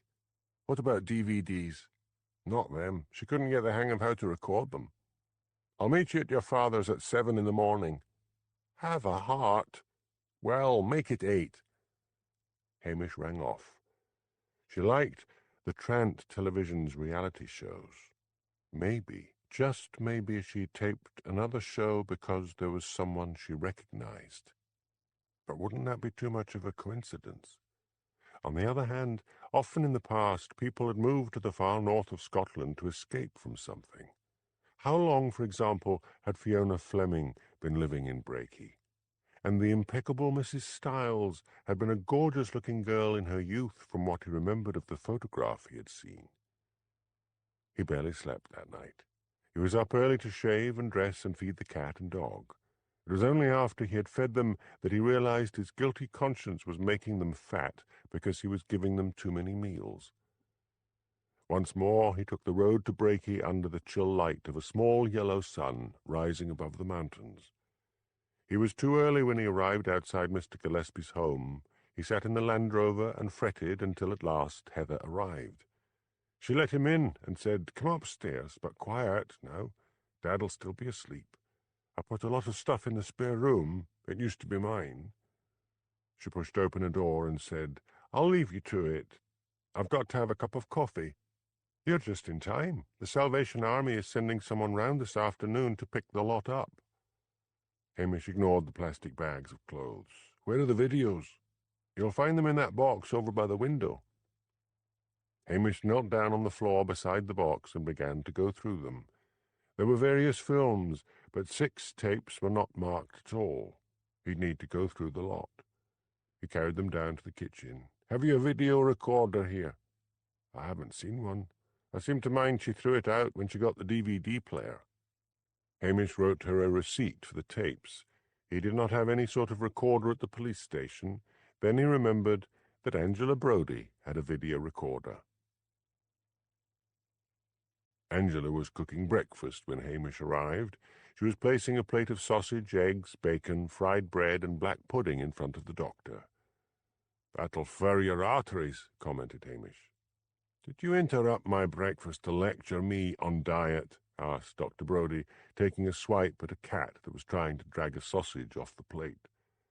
Hamish explained that he needed a video recorder. "There's one in the living room," said Angela. "Help yourself. It's all over the news this morning, Hamish, that the professor committed those murders." "Maybe," said Hamish. He went into the living room, switched on the television, and slotted the first of the tapes into the video recorder. It turned out to be the one featuring Dr. Renfrew, amongst others. The next one, also Trant television, was about shady car dealers. He watched it until the end in case Tom Morrison should appear, but there was nothing there. He took it out and changed it for another. It was an exposé of the number of pirated goods in street markets. His heart sinking, he tried another. It was about antique dealers who faked antiques. Angela brought him in a cup of coffee. He thanked her, wincing a little as he saw a cat hair sticking to the edge of the cup. "Got anything?" she asked. "Nothing," said Hamish. "You looking for proof of something?" "I was hoping to find some." "I'll leave you to it." Hamish slotted in the 5th tape. He found himself looking at a program about prostitution. He sighed impatiently as he listened to interviews with prostitutes. He was about to switch off the tape when the presenter said, "Of course, there are still top-flight models, as they are called, on sale at discreet clubs in London. We could not gain access, but we found a film which had been secretly taken at a club in Beecham Place in the early 90s. Hamish watched the grainy film. Very beautiful girls were drinking with various men. Must cost a mint for one of those, thought Hamish. And then he saw a familiar figure come into view. Mrs. Barrett Wilkinson. One of the men went up to her and bent down and whispered. She nodded and called one of the girls over. Hamish watched, transfixed, but the brief film ended. So that was what Mrs. Gillespie had on Mrs. Barrett Wilkinson, he thought, and Shona probably remembered that film. What about her Glasgow alibi? He decided to go straight down to Glasgow and see if Bella Robinson had returned. On the way out, he pleaded with Angela to look after his animals just one more time, and then, deaf to her complaints, hurried to the Land Rover. He drove straight to Inverness Airport and caught a plane to Glasgow. He hired a car at Glasgow Airport and set out in the direction of Bear's Den, getting lost a few times in Glasgow's bewildering flyovers until he found the right route. As he braked to a stop outside the croft, he saw a car parked in the space in front of the house. He went up and rang the bell. A small woman with dyed brown hair and a heavily made-up face answered the door. She looked alarmed when she saw Hamish. "May I come in?" asked Hamish. "All right. What's it about?"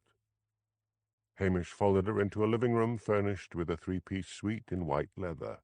A small crystal chandelier hung from the low ceiling, and a gas fire of fake coals hissed in the grate. He turned to face her. "Why did you lie about Mrs. Barrett Wilkinson staying with you?" "I didn't know it was a police matter." She had a voice which sounded as if it had been roughened over the years by whiskey and cigarettes. "Crystal told me she was having an affair with a married man and his wife was getting suspicious. She said if the wife accused her of anything, she would say she had been staying with me because she was going to spend the night with him at a hotel in Inverness. Didn't it strike you as odd when you heard about the murder of that television researcher?" She twisted her heavily beringed hands and looked at the floor. "You're younger than she is," said Hamish. "Were you one of her girls at that club in Beecham Place? Don't lie to me. I can find out." "Yes, I was. And yes, I was frightened when I heard about the murder, so after the police had interviewed me, I cleared off." "Is her name really Barrett Wilkinson?" "Yes. She married one of the punters. Did well for herself. Got a mint out of the divorce. I'd got out of the game with enough money to live comfortably. I wasn't like the other girls. No drugs for me." "Did you think Mrs. Barrett Wilkinson might have killed Shona Fraser?" "Yes." "Why?" She sighed. "Sit down, won't you?" Hamish took off his cap and sat down. Mrs. Fleming would love this white furniture, he thought. "It was in '93, she said. "One of the punters wanted her. Crystal used to be on the game, but she was glad to get the post as a madam. She refused, but the owner, Freddie Ionides, was in the club that night, and he ordered her to get on with it. I don't know what the punter did to Crystal, but I heard her scream. Freddie ran upstairs. I heard him shouting, 'Why did you kill him?' I couldn't hear what Crystal replied. I was curious. I crept up the stairs. 'You stupid tart,' Freddie was saying. 'We'll need to get rid of the body. I don't want the police around here. I've got the half of Debrett's downstairs.' I heard him coming to the door of the room, so I nipped back downstairs. I don't know what they did with the body. After that, Crystal told me she was getting out of the life. The next thing I knew was 6 months later when she invited me to her wedding in the Chelsea Registry office. A year later, one of the girls told me she had bumped into Crystal. She said Crystal had gone all tweedy and respectable. Crystal told her she was divorced and was going somewhere to start a new life, and where nothing from her past could catch up with her. I should have known it was a lie when she told me she was having an affair. There's nothing like being a working girl to put you off men for life. You'll need to make a sworn statement, said Hamish. Will my past life come out? I've gone respectable, and I don't want the neighbours to know. I'll try to keep it quiet. A detective will be calling on you soon. Don't run away again, or they'll find you. And do not contact Mrs. Barrett Wilkinson, or we will arrest you. What was her name before she married? Crystal Jackson. Hamish drove back to the airport, left the rented car, and caught the plane to Inverness. He had a sudden idea of how to clear up the murders, get back at Blair, and avoid any threat of promotion at the same time. He had the tape with him in the Land Rover. In his pocket was a powerful little tape recorder. He had recorded everything Bella had said. He went to police headquarters in Inverness and asked to speak to Inspector Gannon. He had to wait some time before she appeared. "What is it?" she asked harshly. "Come to gloat?" Hamish smiled. "How would you like to get your own back?" In an interview room, Mary Gannon listened in growing excitement as Hamish described all he had found out about Crystal Barrett Wilkinson. She listened to his taped interview with Bella and then took him to another room with a video player and watched the tape. At last, she said, "It's enough to get a warrant to search her house, but it's still pretty circumstantial. If she gets a good lawyer, she could walk free, or at least get a not-proven verdict." "I have a suggestion to make," said Hamish. "It might just work." Mrs. Barrett Wilkinson opened the door and looked haughtily at the tall policeman. "What is it now, officer? It's 10 o'clock in the evening."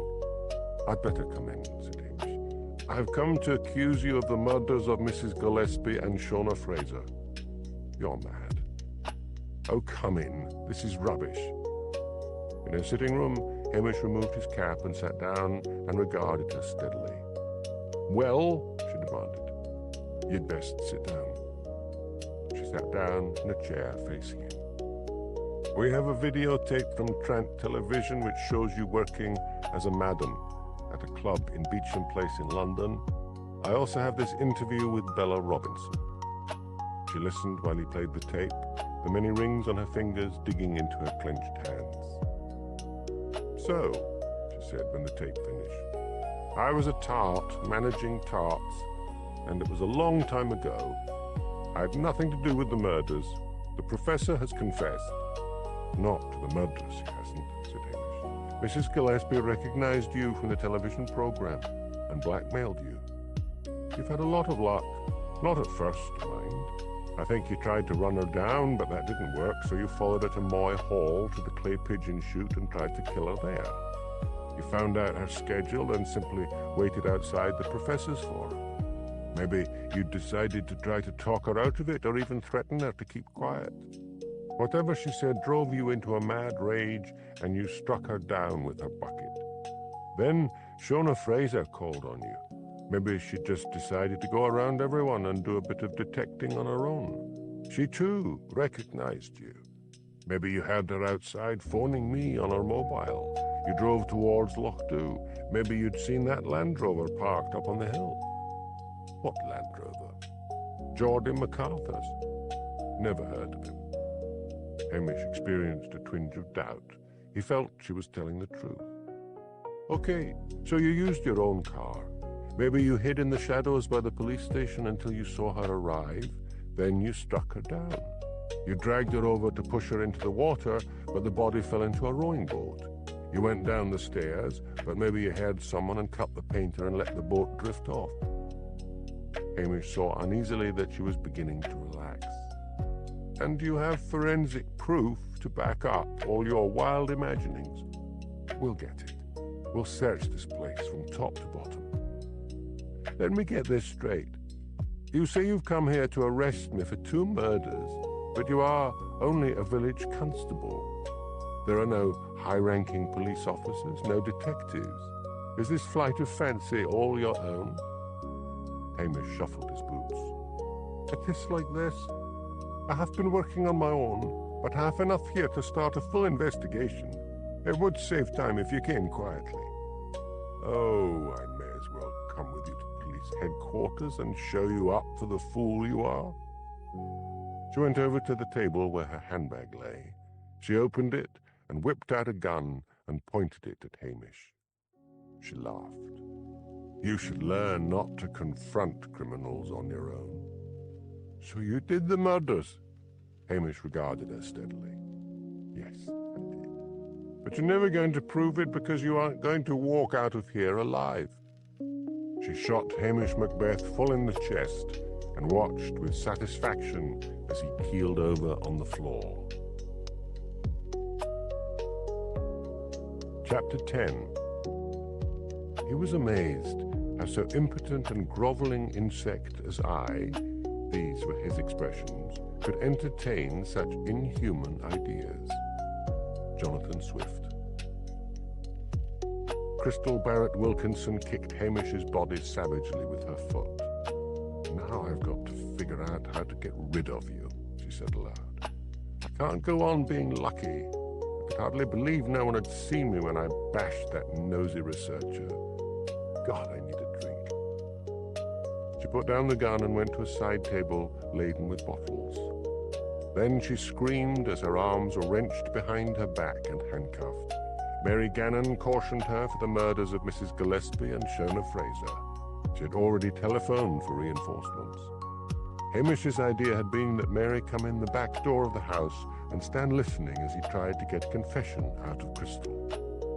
Now Hamish Macbeth was dead, and Inspector Gannon would have a hell of a lot of explaining to do. She thrust Crystal down into a chair and stood over her. "Stay where you are, you muttering bitch, until reinforcements arrive." Crystal subsided meekly, and then suddenly her booted foot lashed out and caught Mary full in the stomach. Mary doubled over with pain and fell to her knees. And then Crystal heard a movement. Hamish Macbeth was getting unsteadily to his feet. She let out a scream of pure terror and ran for the door. Hamish followed in pursuit. Despite the Kevlar bulletproof vest he had been wearing, he had borrowed it from Inverness Police Headquarters while Mary was getting ready. The blow from the bullet had hurt like hell. He felt unsteady on his legs. Crystal fled down the road and onto the beach. She cast one anguished look behind her and ran straight into the sea, her wrists still handcuffed. Tearing off his sweater and vest while he ran, Hamish ran into the water after her. A Sutherland gale was blowing and whipping spray from the white crests of the waves into his eyes. He reached Crystal as she was plunging under the water and caught hold of her. She struggled and fought. He drew back his fist and socked her on the jaw and then dragged her unconscious body back to the shore. Mary came running down the beach to join him. "Is she dead?" "No, she'll do," said Hamish. "I had to knock her out." "How did you survive that shot? I thought you were dead." "I borrowed a bulletproof vest. God, that shot made me feel sick." "We've a lot of explaining to do," said Mary. "Them in Strathbane won't like me poaching on their territory and making them look like fools." "I'll have to live with it. I've got some dry clothes in the Land Rover," said Hamish. "I'd better get them on." Crystal began to come round. A stream of filthy oaths emerged from her mouth. "Here they come," said Mary. She unclipped her torch and flashed it. Police cars screeched to a halt in front of the beach. Blair was the first out. He came stumbling down the beach, his heavy face contorted with fury. "What's all this about?" he shouted. He confronted Mary. "And what are you doing on my patch?" Fortunately, he was followed by Superintendent Davitt. "Let me handle this," he said. "Explain yourself, Inspector." Crystal was still letting out a stream of curses. "Take her into custody," said Mary. "She is responsible for the deaths of Mrs Gillespie and Shona Fraser, and we have all the proof you need. She also shot Macbeth, but he was wearing a bulletproof vest." Davitt gave instructions to police officers who had joined them, and Crystal, kicking and screaming, was dragged off towards the police cars. Jimmy Anderson now joined them. "It's like this," said Mary, trying to remember the story she had rehearsed with Hamish. I was checking security at Inverness Airport when I saw Constable Macbeth getting off a Glasgow plane. He told me he had been to Glasgow to check on Mrs. Barrett Wilkinson's alibi. Her calm, steady voice went on until Davitt had all the facts. What I want to know, raged Blair when she finished, is what this Highland loon was doing going to Glasgow without permission. You wouldn't have given me permission, said Hamish. You would have said that her alibi had already been covered by Strathclyde police. Let's get off this beach, said David. Good work, Hamish, and good work, Inspector. Back at police headquarters, Hamish, after he had typed out his statement, said to Mary, I'll be off. It's your show. Don't you want to sit in on the interrogation? I'd rather leave it all to you, Inspector. Hamish drove happily back to Lochdubh. He felt as if a dark cloud of menace had been lifted from the whole Sutherland area. He called at Angela's and told her and her husband the whole story. You'd better let me have a look at you, said Dr. Brodie. Hamish lifted up his sweater. A nasty bruise, and it'll look worse by tomorrow, the doctor said. He prodded around. No broken ribs. You're a lucky man. I know. If she'd shot higher or lower, I might not be here now. Hamish collected his dog and cat and drove the short distance to the police station. Home, he thought. Safe home. He cooked himself a meal of sausage and bacon, ignoring Lug's insistent paw on his knee and the yellow glare from Sonsie sitting up on a kitchen chair opposite. Then he undressed, washed, and fell into bed, and straight into a long and dreamless sleep. A hammering on the kitchen door awoke him late the next morning. He struggled out of bed, put on his dressing gown, and went to answer it. A furious Elspeth stood there with Luke behind her. Why didn't you phone me? She shouted. We've been to a press conference in Strathbane, and we've only got what all the other papers have. You've just used me as you've used me before as a sort of Watson. I never want to see you or speak to you again. She stormed off, deaf to Hamish's apologies. Luke followed.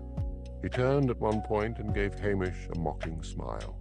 Elspeth and Luke drove back to Strathbane to see if they could pick up any more information before driving to Steyr to get the reaction from the few locals. Luke then suggested they should go back into Strathbane and treat themselves to a slap-up meal at the Palace Hotel. They had cocktails and then a bottle of wine each to go with their lunch. Elspeth usually didn't drink so much, but she wanted to drown out the pain of what she saw as Hamish Macbeth's cynical and self-seeking behaviour. Luke set himself out to be charming and amusing. He told Elspeth she was the most attractive woman he had ever met. Tipsy and feeling happier, Elspeth reflected that Hamish had never said one nice word about her appearance. On the contrary, he usually criticised what she had on. Over coffee and large brandies, Luke reached over the table and took her hand in his. We make a good team, Elspeth, he said. He rose and got down on one knee beside her chair. Still holding her hand, he looked up into her face and said, Beautiful Elspeth, light of my life, will you marry me? The other diners fell silent. Elspeth thought of her lonely flat back in Glasgow. She thought about how stupid she'd been to ever have fancied such as Hamish Macbeth. Yes, she said. The diners cheered. Luke rose and pulled her to her feet. Let's go and get the best ring Strathbane has to offer. Unbeknownst to them, Hamish Macbeth had just left the main jeweller's shop before they arrived, a sapphire and diamond ring in his pocket. He had at last decided that if marriage was what Elspeth wanted, then marriage was what she would get. As he drove back to Lochdubh, he conjured up happy pictures of Elspeth working in his kitchen with a small son at her heels. But when he arrived at the Tommel Castle Hotel, there was no sign of Elspeth. He mooched around, getting more and more anxious as the day wore on, until Mr. Johnson invited him into his office. Sit down and have a coffee. You can see the car park from the window. Hamish sat down. He took out the ring in its little red leather box and flicked the lid up and down until Mr. Johnson told him to stop it. She's out reporting, that's all, Hamish. Did I tell you why she was mad at me? Only about 100 times, said Mr. Johnson. Then, hearing the sound of car wheels on the gravel outside, he added, "Someone's arriving." Hamish went to the window and Mr. Johnson joined him. Elspeth and Luke got out. They were both laughing at something. Then Luke took Elspeth in his arms and kissed her. She put her hands up to caress the back of his neck, and one last ray of bright sunlight sparkled on a large diamond ring on her finger. Hamish made for the door, but the manager held him back. "Leave it, Hamish. There's nothing you can do now." Back at the police station, Hamish found Inspector Mary Gannon waiting for him. "I'm off back to Inverness," she said. "I dropped by to thank you. Blair's in the doghouse again with Daviot for having decided the prof was the villain." "Come, Ben," said Hamish. "Drink." "No, I'm driving." "Tea." "That would be grand." "The thing that amazed me," said Hamish, as he waited for the kettle to boil, "is the luck of the woman. I mean, if I walked down the waterfront here at 2 a.m, at least 5 people would ask me the next day what I was doing at that time of night. No one saw her at the professor's, yet when I park at the end of his street, the neighbours report me." "I think," said Mary, "that if she hadn't been such an amateur, we might have caught her. I know it sounds daft, but the chances she took, and nearly got away with it." "When's the court case?"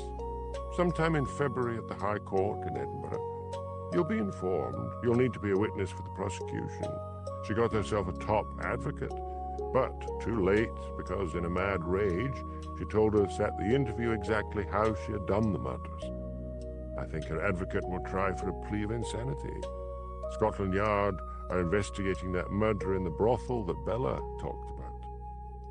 Crystal must have really craved respectability. "Help yourself to milk and sugar. I've got biscuits somewhere. Did she confess to frightening Mrs. Sampson to death after trying to set her house on fire?" "Yes." "How did she know about the package that Mrs. Gillespie left for Mrs. Sampson?" "I love this one. Blair went to interview her some days after the fire, and they got very cosy. He told her about it. Of course, she's denying the whole thing. No biscuits for me. Tea is fine." "You're a waste of a good detective, Macbeth." "Can you see me in Strathbane taking orders from Blair?" asked Hamish. "I'm king and emperor of my own patch here. When things are quiet, it's a grand life." "I know you must be feeling a certain amount of delayed shock," said Mary, studying his face, "but you've got a miserable sort of haunted look in your eyes." Hamish found himself telling her all about how he had hoped to propose to Elspeth, but had been pipped at the post by Luke. "That's bad. Had you known her long?" "Yes, quite a bit." "Why didn't you ask her before?" "I think I was in love with someone else." She laughed. "You think? Let me tell you something. I think you were, or are, suffering from delayed shock. It's not every day you nearly get killed. I think you wanted security. You're a man. You wanted comforting sex. It wouldn't surprise me if you'd forgotten the whole thing by tomorrow." "I'll never forget her," said Hamish stubbornly. Then, switching subjects, added, "I thought you were going to resign when the case was over." "I changed my mind. Had a nice crowd in Inverness. I've bought you a present." "There was no need for that. What is it?" "A joiner will call on you tomorrow and fix a cat flap in that door. It'll be big enough for your dog as well. It comes with bolts, so you can fasten it securely when the animals don't need to use it." "That's right kind of you." Mary finished her tea. "Call on me if you're ever in Inverness." After Mary had left, Hamish walked along to Patel's and bought himself some cold ham, liver for Lugs, and a fresh fish from the harbour for Sonsey. He fed the animals first and then added fried eggs to the cold ham for himself. He made a pot of tea and carried the lot into the living room. He set the tray on the floor, raked out the fire and lit it, switched on the television, and watched the news while he ate. The arrest of Crystal had made the headlines. There was Daviot speaking at the press conference and giving all the praise to Inspector Gannon, while Blair glowered in the background. Hamish was not mentioned, which he thought suited him fine. The news was followed by a drama. He put his tray on the floor after he had finished eating and settled back to watch. Sonsie jumped on his lap, but he put the heavy cat down. "You're a wild cat," said Hamish. "Behave like one." Gradually, his eyelids drooped, and he fell asleep. He awoke with a start later. The fire had burnt down to red ash. The cat was back on his lap, and her weight had given him pins and needles in his legs. He rose and carried his tray of dishes through to the kitchen. He put the dishes in the sink, poured water on them, and left them to soak. Hamish thought the two best housekeeping excuses in the world were leaving the dishes to soak and the beds to air. It was only when he was undressed and lying in bed that he realized he was not thinking of Elspeth. The whole business of wanting to propose to her seemed like a dream. A blessedly crime-free autumn moved into winter. A series of very hard frosts gripped the countryside. Quite often, Sutherland, the southland of the old Vikings, escapes the worst of the winter because of the proximity of the Gulf Stream. But as Christmas passed and the new year dawned, a raging blizzard struck the Highlands. It came unexpectedly, for the day had started off fine and frosty. Hamish was returning from Patel's with a bag of groceries when he noticed a bank of black clouds looming up in the north. He walked to the wall and stared out over the loch. The air was very still, and yet those clouds advanced across the sky. The first flakes of snow soon began to fall, lacy flakes spiraling down and then upwards on the frosty air. The wind began to blow and the snow thickened. Hypnotized, he watched the advance of the clouds as the wind blew harder. He could understand why, in the olden days, people thought the god Thor rode the gales with his army. He turned and headed for the police station, dropped his groceries on the table, got bales of winter feed out of the shed, and set off up the hill to his small flock of sheep. He herded them into a shelter he had built the previous spring, and watched them as they fed before he turned and hurried back through the yelling, screeching wind. Thor and his army had arrived over Lochdubh. The noise of the storm was deafening. The cat flap banged, and Sonsie and then Lugs appeared. He got a towel and rubbed each of them down. There was nothing he could do now but wait until the blizzard died down. The morning dawned sunny and frosty, but a gale was still blowing powdery snow off the tops of the drifts. The snowplow passed the window of the police station, followed by a lorry spraying grit and salt. Hamish had snow tires on his Land Rover, something he had campaigned for and had finally got. He decided to see if he could get up to the Strathbane Road to find out how Geordie MacArthur was doing, and then, maybe, visit some more of the outlying crofts. The road up to Geordie's from the main road was impassable, so he strapped on his snowshoes and set out. Geordie answered the door, his face flushed with whiskey and bad temper. "Get lost," he snarled. Hamish stood his ground. "How's the missus?" "She left me afore Christmas to stay with her sister in Bonner Bridge. The minister's wife got hold of her, and she became that uppity, so I gave her a taste of my belt, and the next day herself was gone. She's filing for a divorce. The minister's wife told me you were concerned, so it's all your fault, you bampot. Get the hell out of here." Hamish turned away. Some sixth sense made him duck as a large boot sailed over his head. Now, I could arrest him for that, thought Hamish, but just think of the paperwork. He plodded on through the drifts to his vehicle. Another blizzard was now screeching across the countryside. Nothing more he could do but return to the police station and read books and watch television. After a night and day of pure white hell, the snow stopped falling and the wind died. The following day was bright and sunny. Hamish shovelled snow, fed his sheep and hens, and did chores around his home. The snowplough and the gritter had cleared a path along the waterfront. By evening, Hamish decided to reward himself by going to the Italian restaurant for a decent meal. He put Sonsie in a haversack on his back and carried lugs in his arms. He knew the salt on the road would hurt the animal's paws. Willie Lamont, the waiter, greeted him with delight. "This weather," he exclaimed. "I thought I'd never see another customer again. I'll take the beasties into the kitchen. This snow, it's a fair cat's trophy." "Catastrophe," corrected Hamish, sitting down at a table by the window. "You'll have plenty of folks in here soon. Patel's grocery will soon be running out of stores. How are you doing yourselves?" "We've enough pasta in the storeroom to feed the whole of Italy, and we've got a deer for the bolognese sauce and things. Once the venison's ground up and put in the sauce, folks can't tell the difference." "How did you get the deer?" asked Hamish suspiciously. "The poor thing just dropped dead outside the kitchen door. Must have been the cold." Or the quick slash of a kitchen knife, thought Hamish cynically. Willie went off to the kitchen, with Sonsie and Lugs trotting eagerly at his heels. The door opened, letting in a blast of cold air. A vision entered the restaurant. She was tall and blonde and wearing a white quilted anorak with a fur-lined hood. She smiled at Hamish. "What weather?" Her voice had a slight trace of a foreign accent.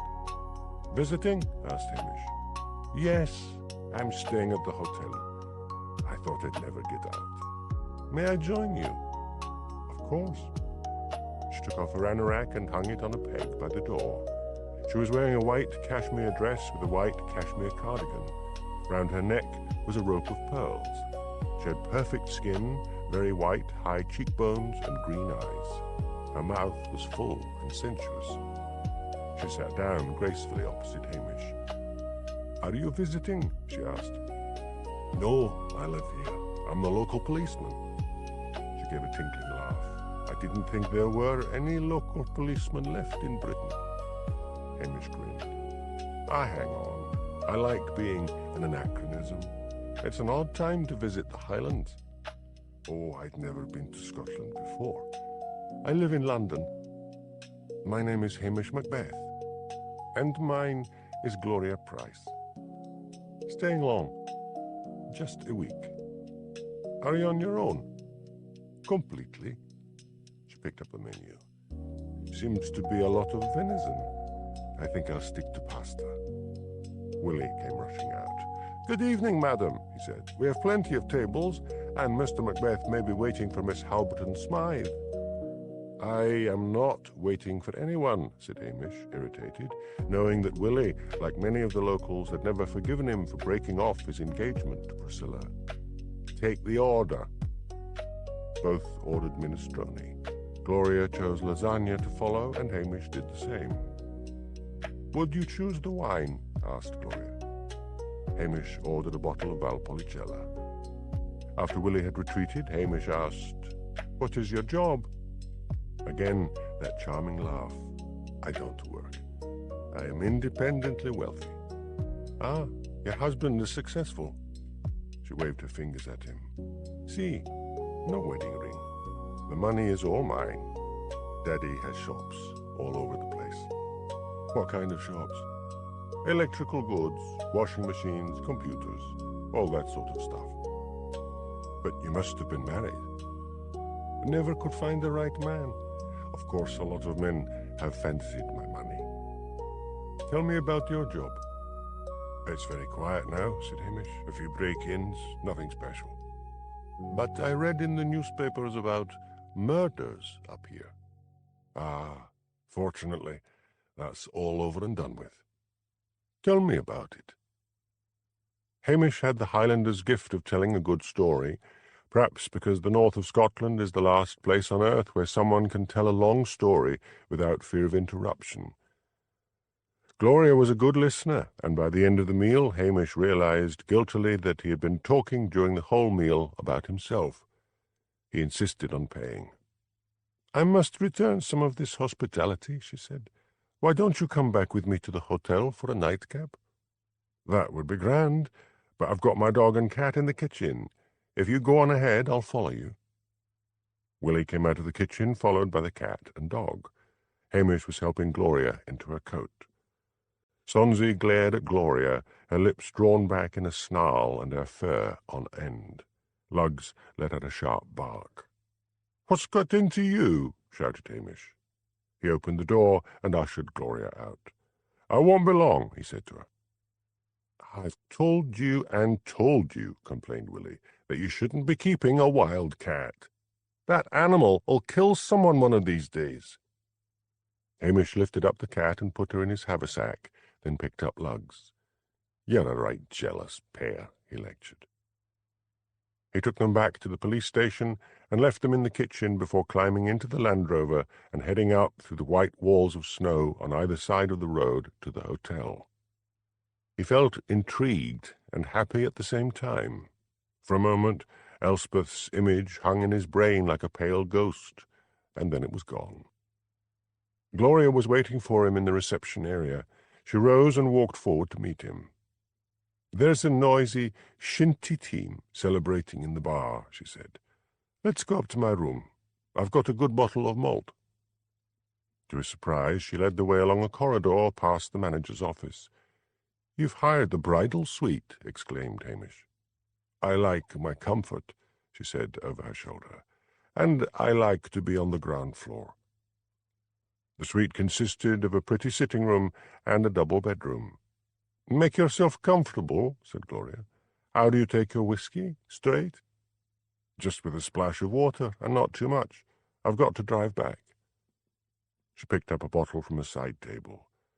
"Take a look out of the window, Hamish. Is it still blocked with that drift? I asked them to clear it." Hamish went to the window. "Pretty clear," he said. He sat down on a sofa. She sat opposite him in an armchair. "Cheers," she said, smiling at him over her raised glass. "Cheers." Hamish took a sip, thinking she really had a beautiful face, thinking suddenly he had seen that face before. She put down her glass. "I'm just going to repair my makeup. Won't be a moment." Hamish was beginning to feel dizzy. He'd only had one sip. What the hell had she put in his drink? He knew now where he'd seen her. On that grainy video of the brothel. She had been one of the girls. Freddie Ionides had gone missing. Was she still working for him? He decided to play along. He nipped over to the window, raised it, poured the rest of the drink in the snow, dived back to the sofa, slumped down, and closed his eyes just as she came out of the bathroom. He felt her standing over him, smelled her perfume, sensed instinctively that she was going to do something to make sure he was really unconscious. When she slapped him hard across the face, he nearly betrayed himself, but instead he allowed his body to sag sideways on the sofa. He heard her make a phone call. "All set," she whispered. Then he heard the window being raised, sounds of someone climbing in. A man's voice said, "Good girl. Let's get moving." Gloria's voice. "Do we have to do this, Freddie?" "I look after my own. Crystal wants him dead, and dead he's going to be. No one will suspect anything. Did anyone see him coming into the hotel?" "No, the reception was empty when he arrived." "Murphy's outside, dressed in police uniform. He's hot-wired the Land Rover. He's bringing it round to the window. We'll get this pillock out and into the back of the Land Rover. I'll follow. Murphy knows where to go. If anyone sees him, they'll think it's this fool. All we do is lay him out in the snow, tip the Land Rover on its side. It'll look as if he's been thrown out. He'll die in the cold before he ever gets a chance to come round. Tragic accident. You stay here and act the perfect guest." "I thought the reception was empty," Gloria said. "But what if someone saw him come in? He isn't in uniform."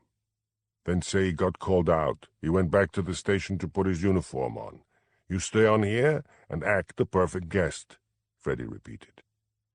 Hamish recognized the sound of his Land Rover. He heard Freddie say, "Climb in, Murphy. I'll need your help getting him out." Hamish found it an effort to lie like a dead weight as he was shoved out of the window and into the snow. Then he was heaved into the back of his Land Rover. As they drove off, Hamish cautiously slid his mobile phone out of his pocket. He texted Jimmy. Then he punched in Angela's number, and when she answered, he whispered, "Hamish here. Danger. Freddie Ionides is trying to kill me. Tell Strathbane, set up roadblocks." He'd been trying for ages to get a new Land Rover. Now he was glad of its age and the noisy engine that had drowned out the sound of his whispered voice. As he had guessed, they only drove a comparatively short way. They wouldn't want to get lost on the moors. They would stage the accident just off the main road, as the side roads were still banked up with drifts. The Land Rover stopped. Hamish was dragged out and carried to a deep drift at the side of the road and thrown in. "Shall we tip the Rover over on him?" he heard Murphy ask. "No, I don't want a mark on him." Hamish poked a finger upwards to give himself a breathing hole in the drift. He heard them panting and struggling as they tried to tip the Land Rover on its side. "It's no use," came Freddie's voice. "Leave it. Let's get out of here." The cold was intense. Hamish fought against it.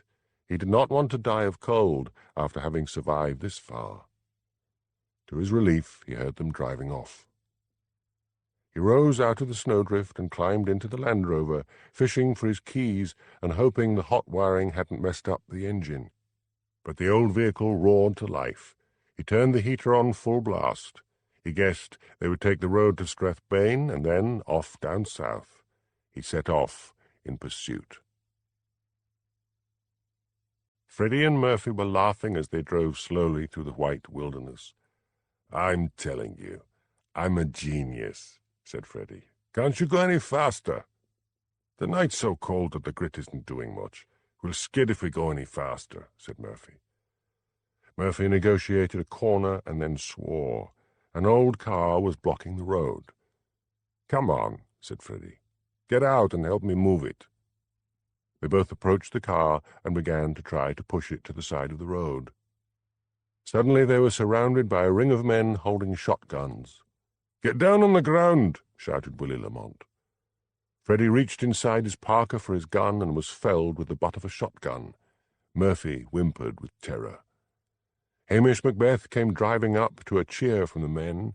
He climbed down and handcuffed Murphy and cautioned him, and then handcuffed the prone body of Freddie. The pair were taken down to the police station and locked in the cell. Hamish changed into his uniform and sent for Dr. Brodie to examine Freddie, who was showing signs of coming round. "He'll have a big lump, and he'll suffer from concussion," said Dr. Brodie, "but he'll live." Willie Lamont, the waiter who had once been in the police force, came in with Gloria. "Shove her in the cell," said Hamish. "The heavy mob will be along soon." Freddie recovered full consciousness and began to swear. Hamish charged him with attempted murder, kidnapping, and carrying a firearm. He then turned and charged Gloria with aiding and abetting kidnapping and attempted murder. "He made me do it," cried Gloria, her face streaked with tears. Hamish ignored her. He ushered Dr. Brodie out of the cell and turned and locked it. "Here they come," said Dr. Brodie, as the wail of sirens grew nearer. "I'll be glad to get rid of them," said Hamish. It was a long night. Hamish had to follow the triumphant cavalcade of police vehicles to Strathbane, triumphant because the Northern Constabulary felt they had captured a dangerous criminal where Scotland Yard had failed. His eyes gritty with fatigue, Hamish typed out a long statement. Then he was tested to find out what sort of drug had been put in his drink, although he complained that there was probably ample evidence of it somewhere in Gloria's hotel room. Then he was interrogated by Daviot. "If only you had married Miss Halberton Smythe," said Daviot, after Hamish had finished his account, "you would not be easy prey to every harpy who crosses your path." "You've got your man, sir, and you wouldn't have got him if he hadn't come after me. And there's one thing. That Land Rover of mine needs to be replaced. I cover a fair bit of the north of Scotland. What if it breaks down on an important job?" "We'll see what we can do. It'll need to stay here while the forensic team go over it. I'll get a constable to drive you home. Have you typed up your report? Yes, sir. I don't think we'll be needing you further. Mr. Blair and I will do the interrogation. Some officers from Scotland Yard will be arriving tomorrow. And Blair doesn't want me around to steal any of the glory, thought Hamish cynically. A pretty police constable was waiting for him. She had a mop of black curly hair and a rosy face. "Pat Constable," she said. "Pat what?" "Constable, and spare me the jokes. Been on the force long?" "Only a few months." He leaned back in the seat of the police car, glad to be going home at last. He would have liked to sleep, but Pat kept asking him questions about the events of the night, and Hamish found he was so bored with the sound of his own voice going over the whole thing again that he could have screamed. As he got out stiffly from the car, Highland courtesy demanded that he offer the constable some refreshment, and, to his dismay, she accepted. He hoped his cat would take one of its rare dislikes to her and frighten her off, but Pat was intrigued by Sonsie and made such a fuss of the animal that the cat's deep purrs reverberated around the kitchen. Hamish made tea and produced a tin of biscuits. Pat had just come on the night shift and was as bright as a button. She told him all about her family in Dornoch, about her time at the police academy, while Hamish stifled his yawns and sent prayers up to the old Celtic gods to make her go. At last she rose to leave. "Maybe we could have dinner together one evening," she said. "Aye, maybe," said Hamish, resisting an urge to put his hand in the small of her back and shove her out the door. She turned out to be one of those irritating people who get up to leave and then stand in the doorway, chattering away. She finally left. He sighed with relief. He walked like a zombie into his bedroom, fell face down on the bed, and collapsed into a dreamless sleep. Hamish was awakened at 10 the next morning by a loud hammering at the front door. "I'm not going to answer that," he thought. "Probably the press." The knocking grew louder, and a voice shouted, "Scotland Yard! Open up!" Groaning, Hamish went to the front door and shouted through the letterbox, "Come round to the kitchen door. This one's jammed with the damp." He went to the kitchen door and opened it, suddenly sharply aware of his unshaven face and scruffy clothes, as two smartly dressed men wearing expensive parkas over their suits came round the corner. "Police Constable Hamish Macbeth?" "That's me." "I am Detective Chief Inspector Burrows from Scotland Yard, and this is Detective Sergeant Wilkins." "Come, Ben," said Hamish. "I'm just up. It was a long night. I'll make up the stove." Burrows watched with some amusement as Hamish raked out the stove, put paper and kindling in it, and struck a match. He had sensed, in talking to Davitt and Blair, that the detective abilities of Hamish Macbeth were being kept out of the picture, and he had decided to see the man for himself. He saw a tall, sleepy Highlander with flaming red hair and almost guileless hazel eyes. "Please sit down," said Hamish, adding slabs of peat to the blaze. "Tea." "We've brought our own supplies," said Burrows, lifting a carrier bag onto the table. "We've a couple of thermoses of coffee and some croissants, and a bottle of whiskey." "That was really thoughtful of you," said Hamish. "Where did you get croissants in Strathbane?" "I gather it's a new bakery." "Won't last," said Hamish. "They prefer things like deep-fried Mars bars." They all sat round the table. Burrows was a clean-cut man with neat features, while his sergeant was large, with a great round head. "What we would like," said Burrows, "is to hear your version of events, starting with the murder cases." "My God! What the hell's that? A lynx?" "That's my cat," said Hamish patiently. "Please, may I have some coffee? And no, I don't want any whiskey in it." He began at the beginning again. Although he tried hard to make it look as if he had been nothing more than a bumbling local policeman who had hit upon clues by sheer accident, Burrows was not deceived. After Hamish had finished, Burrows said, "I think you should be due for a promotion." He was startled by the look of alarm on Hamish's face. "Who is talking about promotion?" asked Hamish nervously. "None of them at Strathbane, but I was going to put in a recommendation."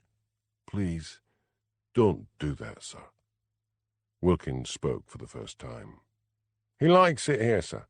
I like it here. I've been looking out the window at the sheep. I like looking at sheep." "Dear me, a country boy at heart. Is he right, Macbeth?" "Aye. You see, you need a village policeman in this part of the world. If I got a promotion, they would shut down this police station. The folks from Strathbane would never think of checking on the old folks in the outlying crofts. They talk about community policing, but there's damn little of it I can see," said Burrows. "You mean you have no ambition whatsoever?" "There is the one thing." "And that is?" "I need a new Land Rover. If you could put a word in for me about that." "I'll do my best. We'd better get going. It might snow again." "A thaw is coming." "How do you know? Seen the weather forecast, have you?" "No. I can always feel it." The two Scotland Yard officers drove south to Strathbane. "Look, sir, the snow is melting," said Wilkins. "Strange man, that Macbeth," said Burrows. "He really needs a good strong push up the ladder. He shouldn't be rotting in a country village." "He's not rotting, sir," said Wilkins vehemently. "He's happy. Why is it that no one can stand a happy, contented, unambitious man?" Burrows gave a reluctant laugh. "I've never met one before. I want to change him into one of us. Calm down. I'll leave him alone." Chapter 11. The best laid schemes o' mice and men gang after gley. Robert Burns. Spring came reluctantly to the Highlands, crawling in on sleety gusts of wind. Then one day the sun shone down from a cloudless sky.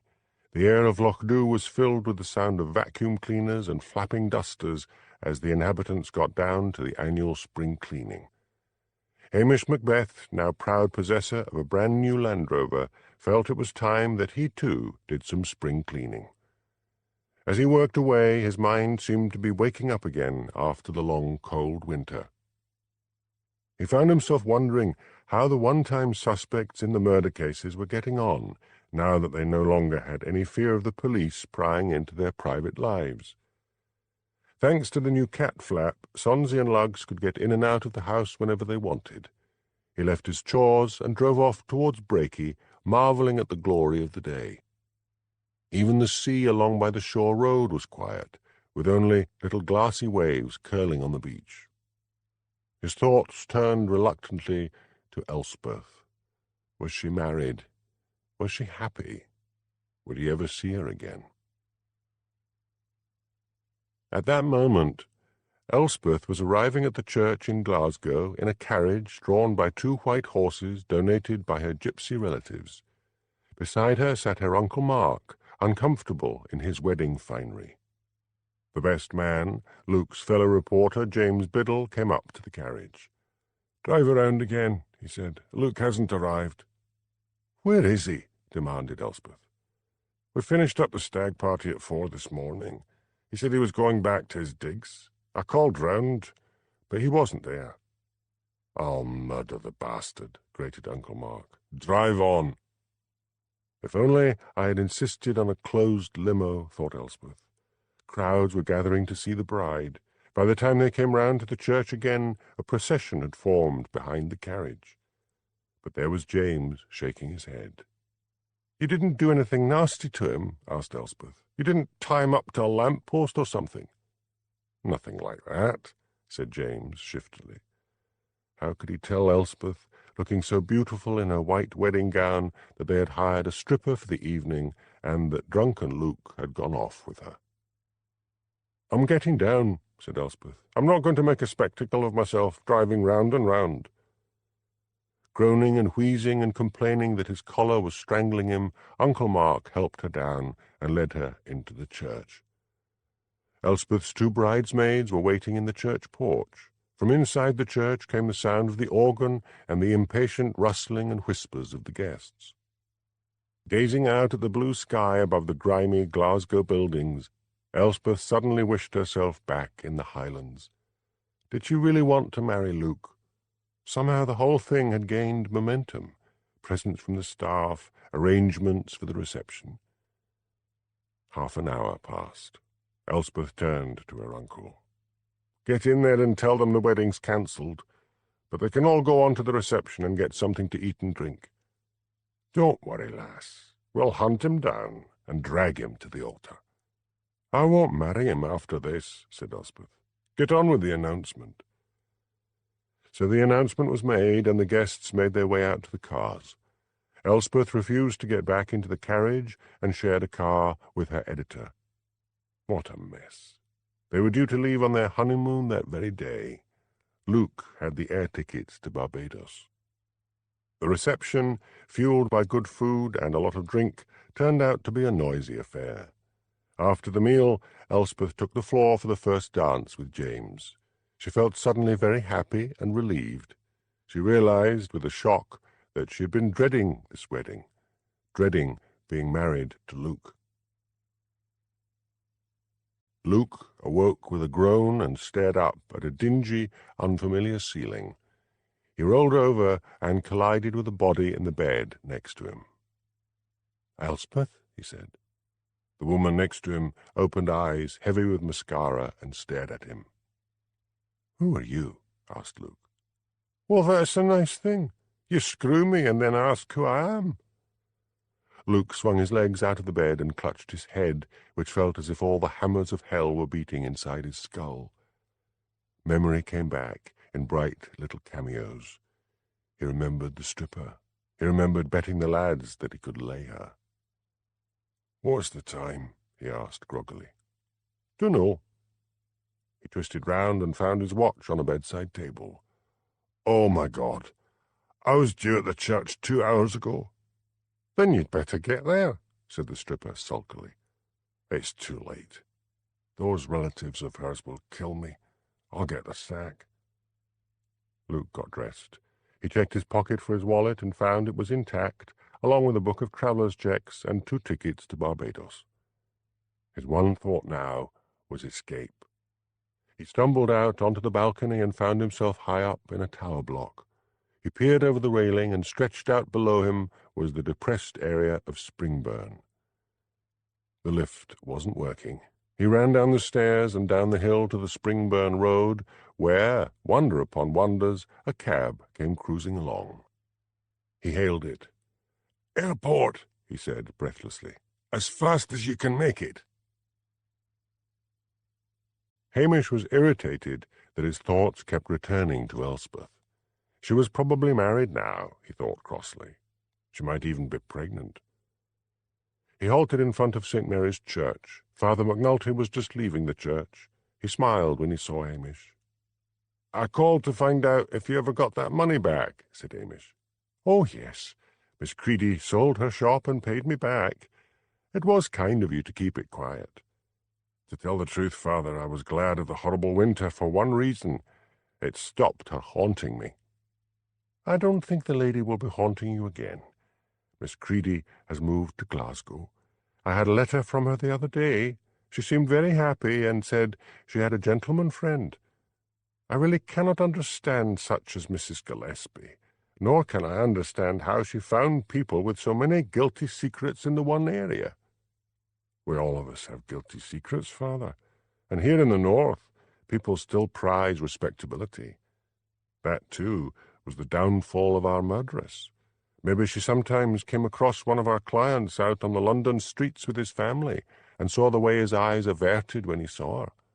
The irony of it is that maybe one of the wives saw her and thought, 'I would like to be as beautiful as that,' while Crystal was jealously thinking, 'If only I could get out of the life and be dull and respectable.' She did not look very beautiful to judge from her photograph in the newspapers. She was once, but she had put on weight and become tweedy and matronly. Tell me, Father, do you sometimes wonder why someone as young as Shona should be so brutally killed?"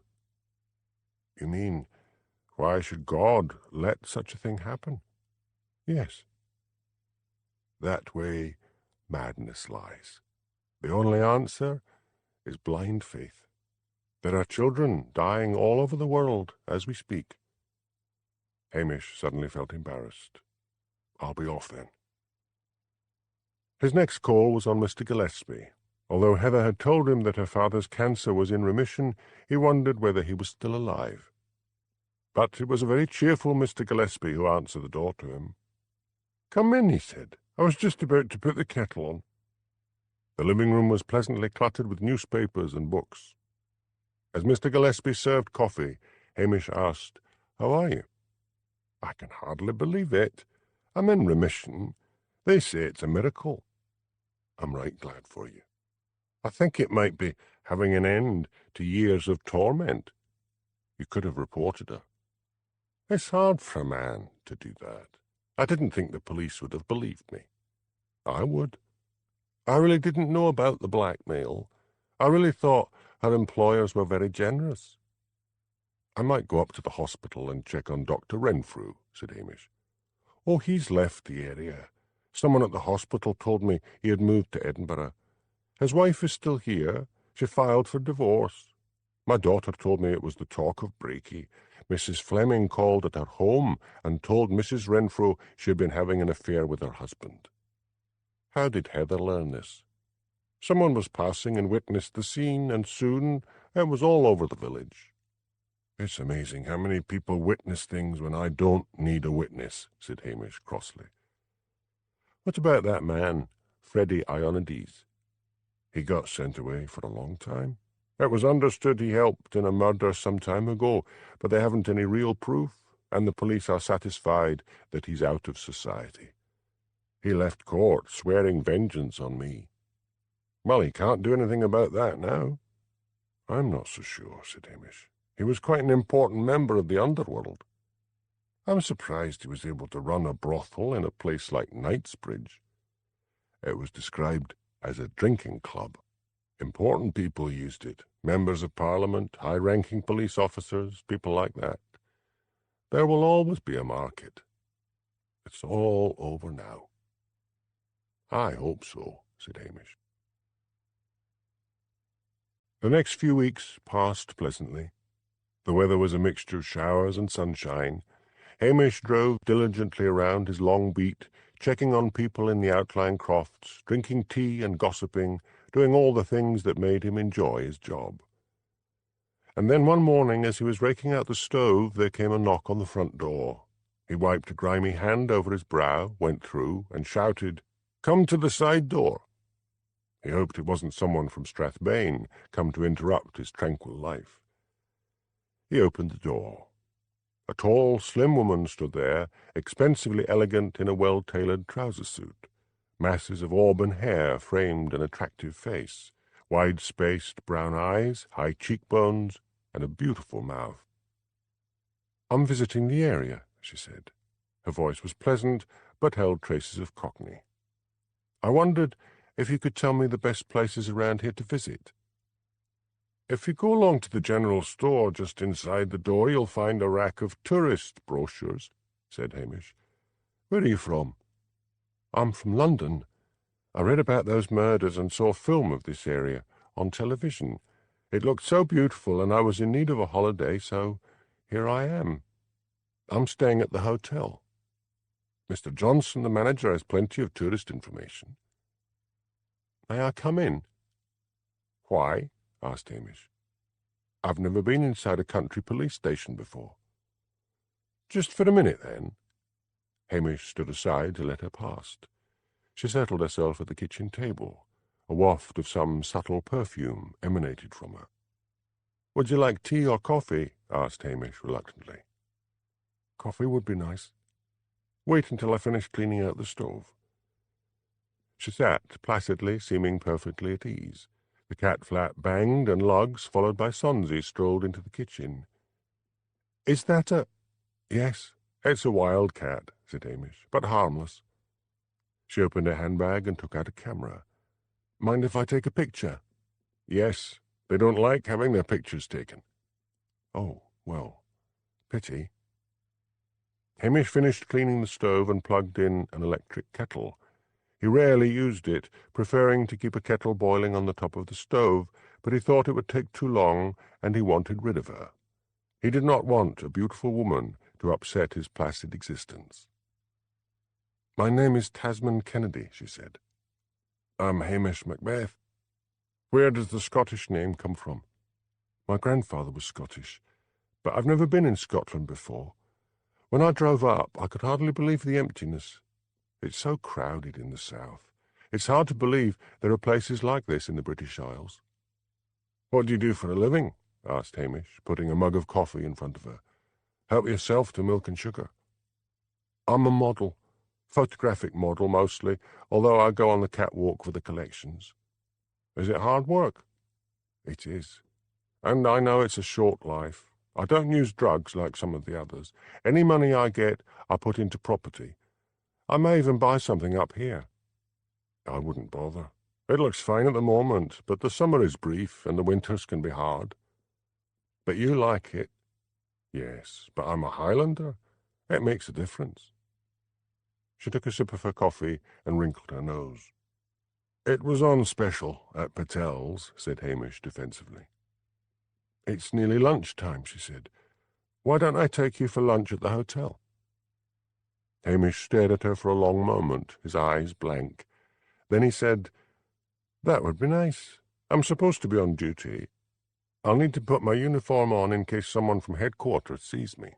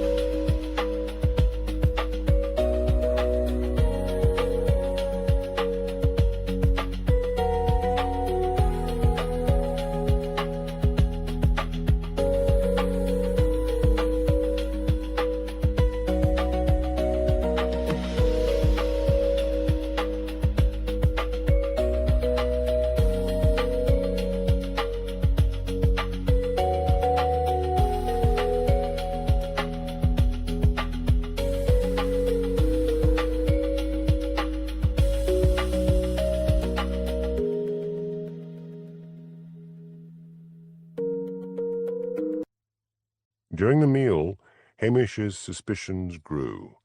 He had wondered how long it would be before Freddie Ionides from his prison cell would arrange something horrible for him. He had certainly pulled out all the stops with this one.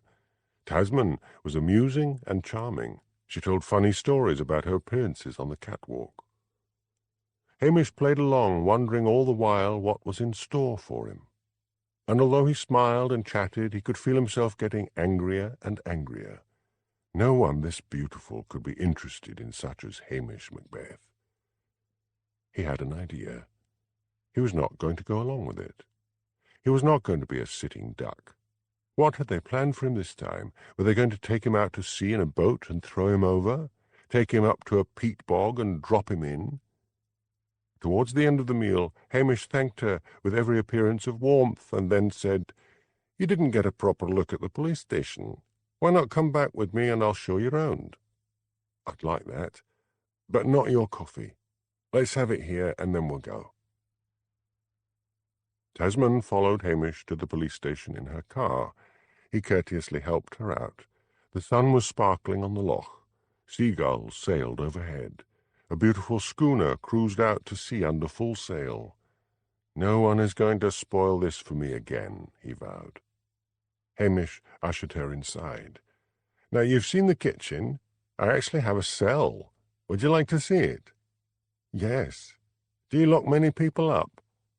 "Usually only one of the locals who's drunk too much. I lock the man up and let him out in the morning when he's slept it off. Here it is." She gave a charming laugh. "It looks quite cosy."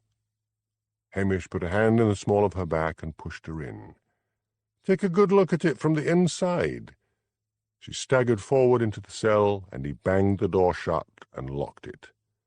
She hammered on the door. "Let me out, you maniac!"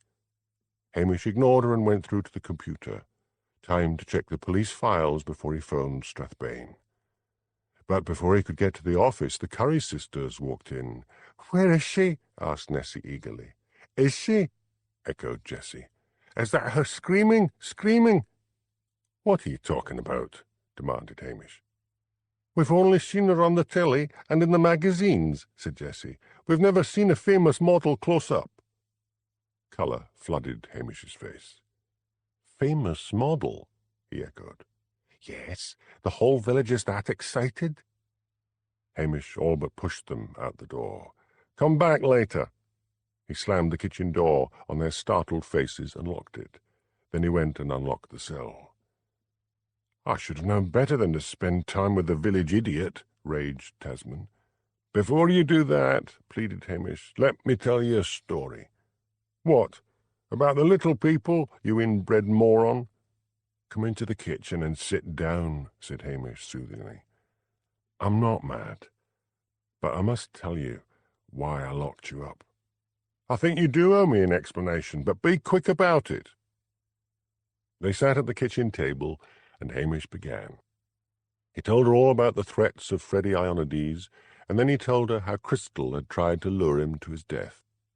When he finished, she looked half angry, half amused. "So, you thought I was a hooker?" The answer to that was yes, but Hamish was not going to make matters worse. "Look at it from my point of view," he said. "A beautiful woman such as yourself appears from nowhere and invites me to lunch. It all seemed so strange. I thought it was entrapment. I thought you were supposed to lure me somewhere where friends of Freddie could finish me off. I am so very sorry." She looked at him suspiciously. "Is all this true? Come into the office, and I'll get my official statement about the attempt on my life up on the computer." She waited in the office until he found his statement. Then he rose and said, "Sit down and read it. It's all there." She read it very carefully, and then, to his immeasurable relief, she smiled up at him. "You're forgiven. Can I make it up to you? The Falls of Anstey are very beautiful. I could run you up there." "All right. Where's the bathroom? I need to repair my makeup." When they left the police station together, they were faced not only by the residents, but by Matthew, the local reporter, all snapping pictures. "Get out of it," shouted Hamish, but Tasman put a hand on his arm. "Smile," she said. "I'm used to it." "Can we take your car?" asked Hamish. "I'm not really allowed to take civilians in the Land Rover unless I'm arresting them." As she drove off, he asked, "What's it like to be so famous?" "I take it as part of my job," she said. "I'm used to it. I'm making the most of it while I've still got my looks." After inspecting the waterfall, they sat on a flat rock in the sun, a little away from the noise of the tumbling water. "Why did you never marry?" she asked. "You haven't been married, have you?" Hamish found himself telling her all about Elspeth. "But it seems to me," said Tasman, "that you had plenty of opportunities to ask her in the past. You shouldn't get married just for the sake of getting married." "What about you?" asked Hamish. "Maybe I will, eventually, if I meet someone. A lot of men like me as arm candy. I get to a lot of first nights and good restaurants." She put an arm round his shoulders. "Don't worry, Hamish. There's someone out there for both of us. Now, I'd better drop you back at the police station and then go to the hotel and pack." "You're leaving? Why?" "Because one of those photographs will appear in some newspaper. The local television stations will call on me, and then the nationals will chase me, hoping to catch me in an off moment." Later that day, the photo editor on the Daily Bugle approached Elspeth. "Don't you know that Highland copper Hamish Macbeth?" "Yes. Why?" He slid a photo in front of her. "Good shot, eh?" The photo showed Hamish in uniform sitting on a rock with Tasman. She had her arm round his shoulders and was smiling into his eyes. "We thought we'd caption it, in the arms of the law." "Very neat," said Elspeth, with pretended indifference. After he had gone, Elspeth felt miserable as all the memories of the fiasco of her wedding came flooding back. Luke had never come back to the newspaper, nor had he written one word of apology. And here was Hamish Macbeth consorting with one of the world's most beautiful models. No one wanted her. She felt like crying. The next day, Hamish angrily confronted Matthew Campbell in the local newspaper office. "Was that you who followed me and took that photograph?" "It was, Hamish. Come on. It was very flattering. Think of all the men in Britain who would like to be in your shoes. She's packed up and left because of it. I feel like punching you." "Don't. Did you ever hear what happened to Elspeth?" "No." "What? Is she married?" "I was talking to someone at the Bugle, and he gave me the whole story." Hamish listened to the humiliation of Elspeth. "Poor lassie," he said. He thought of that sparkling ring locked in his safe. "Maybe I'll phone her." But the days dragged on into high summer, and still he did not phone, because he did not know quite what to say. At the end of June, Hamish was on duty at the Highland Games in Brakey. The weather was fine, a rare treat for Brakey because usually it poured with rain. He wandered about, watching the events, the tossing the caber and swinging the hammer. He bought himself an ice cream and was just considering strolling over to where the ferret racing was about to take place when he had an odd feeling of danger. He looked right and left. Fiona Fleming was there, walking on the arm of a wealthy-looking businessman. Mrs. Stiles was selling jams and cakes at a church stall. There was a police mobile unit set up to advise people on security. Sitting on the step was Pat Constable. She brightened when she saw him. "I was getting bored," she said. "No one seems to want to know about security." "Want to come and watch the ferret racing?" "I can't leave here. We never had that dinner. What about this evening?" "There's a good Italian restaurant in Lochdubh," said Hamish. "I'll meet you there at 8. This event starts to close down at 5 o'clock. Have you seen anyone suspicious around? I keep getting a bad feeling." "You're surely better at recognizing strangers than me. This is your beat. I'll see you later." Hamish walked off, trying to shake off the strange feeling of foreboding. He stopped at a stall set up by a gun shop in Dingwall. He recognized the owner, John Morrison. "Looking for a gun, Hamish?" "Maybe. I was thinking of a deer rifle." Hamish looked uneasily over his shoulder. "What about this one?" John put a deer rifle on the counter. "This is a beauty. It's the Remington 700 CDL. This is the newest, best-looking remodeling of the old standby Model 700. It's got a straight comb American walnut stock with a satin finish, cut checkering, a right-hand cheek piece, and a black fore-end tip and grip cap." "Got any ammo?" asked Hamish. "Of course. Load it up." Hamish, I just can't let you walk off with a loaded deer rifle. Just for a wee minute, said Hamish. I'll take it over to that mobile unit. I want to show that policewoman. I suppose it's all right, you being the law and all. John deftly loaded it. You shouldn't be carrying a loaded gun. Now, just over there and right back. Hamish slung the gun over his shoulder, and then, to John's horror, he ran off, zigzagging through the crowds. On and on pounded Hamish up into the hills to where there was a ring of standing stones. He moved behind one of the stones and looked down the brae. 3 men came panting up through the heather. He saw the sun glinting off their weapons. Borne on the wind came the tinny sounds of a carousel at the games. Hamish raised the rifle to his shoulder and focused. He took aim and fired. One man screamed, clutched his leg and fell down. Bullets cracked against the standing stones. Hamish fired again and got another of the men in the arm. The third turned to flee. Hamish ran out from his hiding place and shouted, "Stop right there, or you're dead!" The man stopped and dropped his gun. Hamish ran down to him and handcuffed him. He took out his phone and called for reinforcements. He cautioned the man he had handcuffed and then walked to each of the fallen men and cautioned them as well. 3 police officers who had been working at the games, along with Pat Constable, soon came running up the brae to join Hamish.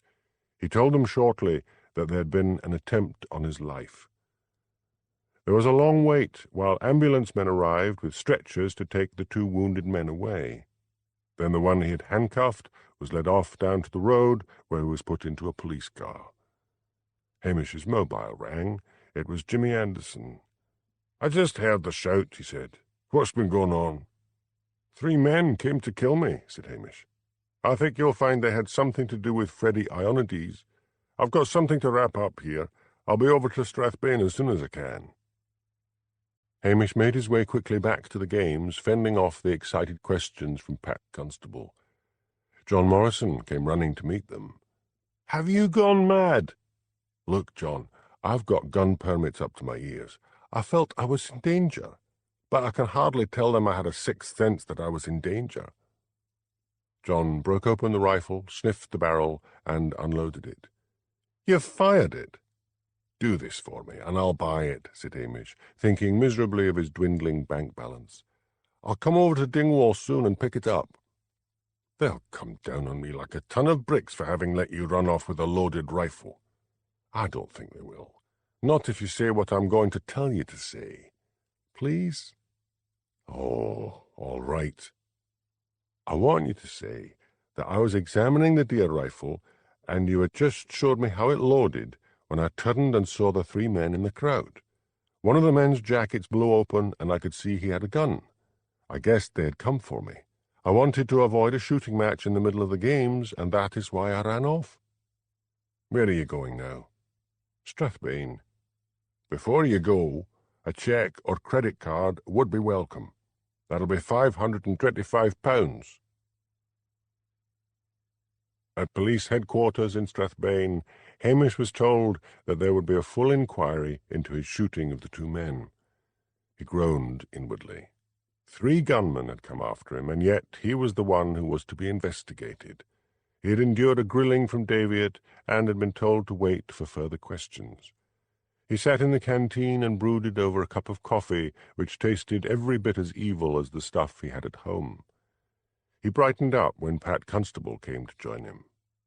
"I just heard you've got permission to go back to Lochdubh," she said, "but you're to report back here in the morning." "I suppose our date's off," said Hamish. "On the contrary, it's only 7 o'clock. I'm off duty. Let's just go." Hamish began to relax over the meal. Pat was cheerful, undemanding company. Occasionally one of the locals would approach their table, eager for details of the shooting, but Pat fended them off with, "Leave the man alone for now. He's had a bad shock." "The fact is, I haven't," said Hamish. "It all seems like a dream now." "You'll probably suffer from a wee bit of delayed shock tomorrow," said Pat. "Let's just go back to that nice police station of yours and go to bed." Hamish could hardly believe his ears. "Oh, you mean it's time I went to bed, he said cautiously. She grinned cheekily. No, I meant we. I'm propositioning you, Hamish Macbeth. We're both single, and we've both had a hard day. We deserve some fun. Just like that. Why not? I don't have, and Patel's is closed. I have. Come into the 21st century, Hamish. Women don't wait around to be asked any more. Back at the police station, while Pat used the bathroom, Hamish went into the police office. He looked thoughtfully at his answering machine. Then he unplugged it. He was not going to risk either Priscilla or Elspeth phoning him and spoiling things. Would it all be as casual as it seemed, or would she expect some sort of commitment? The hell with it, he thought. He had been celibate long enough. Freddie Ionides sat on the bed in his cell and looked up at his lawyer, Simon Devise, otherwise known behind his back as Sleazy Simon. I want that Macbeth dead, he said. Tell Brandon. Brandon was his second in command. Brandon is going to point out that 6 of our people are already in the slammer, thanks to your vendetta, said Simon. He'll do as he's told, growled Freddie. Get on with it. Simon left the prison and got into his car and drove off.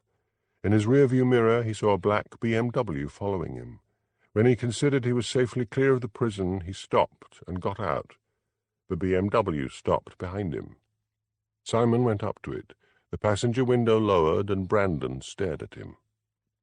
Well? His orders are you're to go after that Highland policeman again. He's mad. Look, I'm in charge now. Tell him okay on your next visit. Keep him happy. He'll die in prison. Someone's got to run the show. But between ourselves, I'm not going to lose any more men. Got it? I've got it. Hamish slowly came awake. He felt a warm body next to his own and smiled sleepily, turned over and threw an arm around his cat. What the hell? He sat up in bed. The animals had been banished from the bedroom the night before. There was a note on the pillow next to his own. He read, Got to go on duty. See you later. Thanks for a great night. Love, Pat. Could it be as easy as that, he wondered? No demands to see him again, no waiting around until he woke to make him breakfast. He stretched and yawned, looked at the clock and let out a yelp of horror. It was 10 o'clock in the morning. He had a hurried shower and shave and put on his uniform and had just finished when the kitchen door opened and Jimmy Anderson strolled in. Are they screaming for me? Asked Hamish. No, they're too thrilled with the men you captured. They're singing like canaries. Oh, what's this note on the table? It says, Got you some decent coffee. Love and kisses, Pat. Well, well, well. Would that be Pat Constable? Hamish flushed angrily and snatched the note.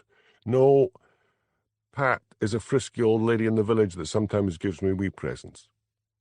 I should have known you wouldn't be that lucky. Scotland Yard's coming up again. Blair is ferreting around to see if he can take the credit for something. How are the 2 I shot? They'll live. 1 clean shot through the arm on one, and 1 shot in the hip on the other. Blair tried to tell Davy that you were lucky. I pointed out you'd won shooting prizes all over the Highlands. I hope it's over, and Freddie won't send any more goons after me.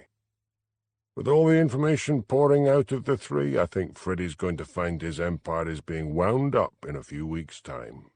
I don't think you've anything to worry about. I'd better get over to headquarters, said Hamish. Take your time.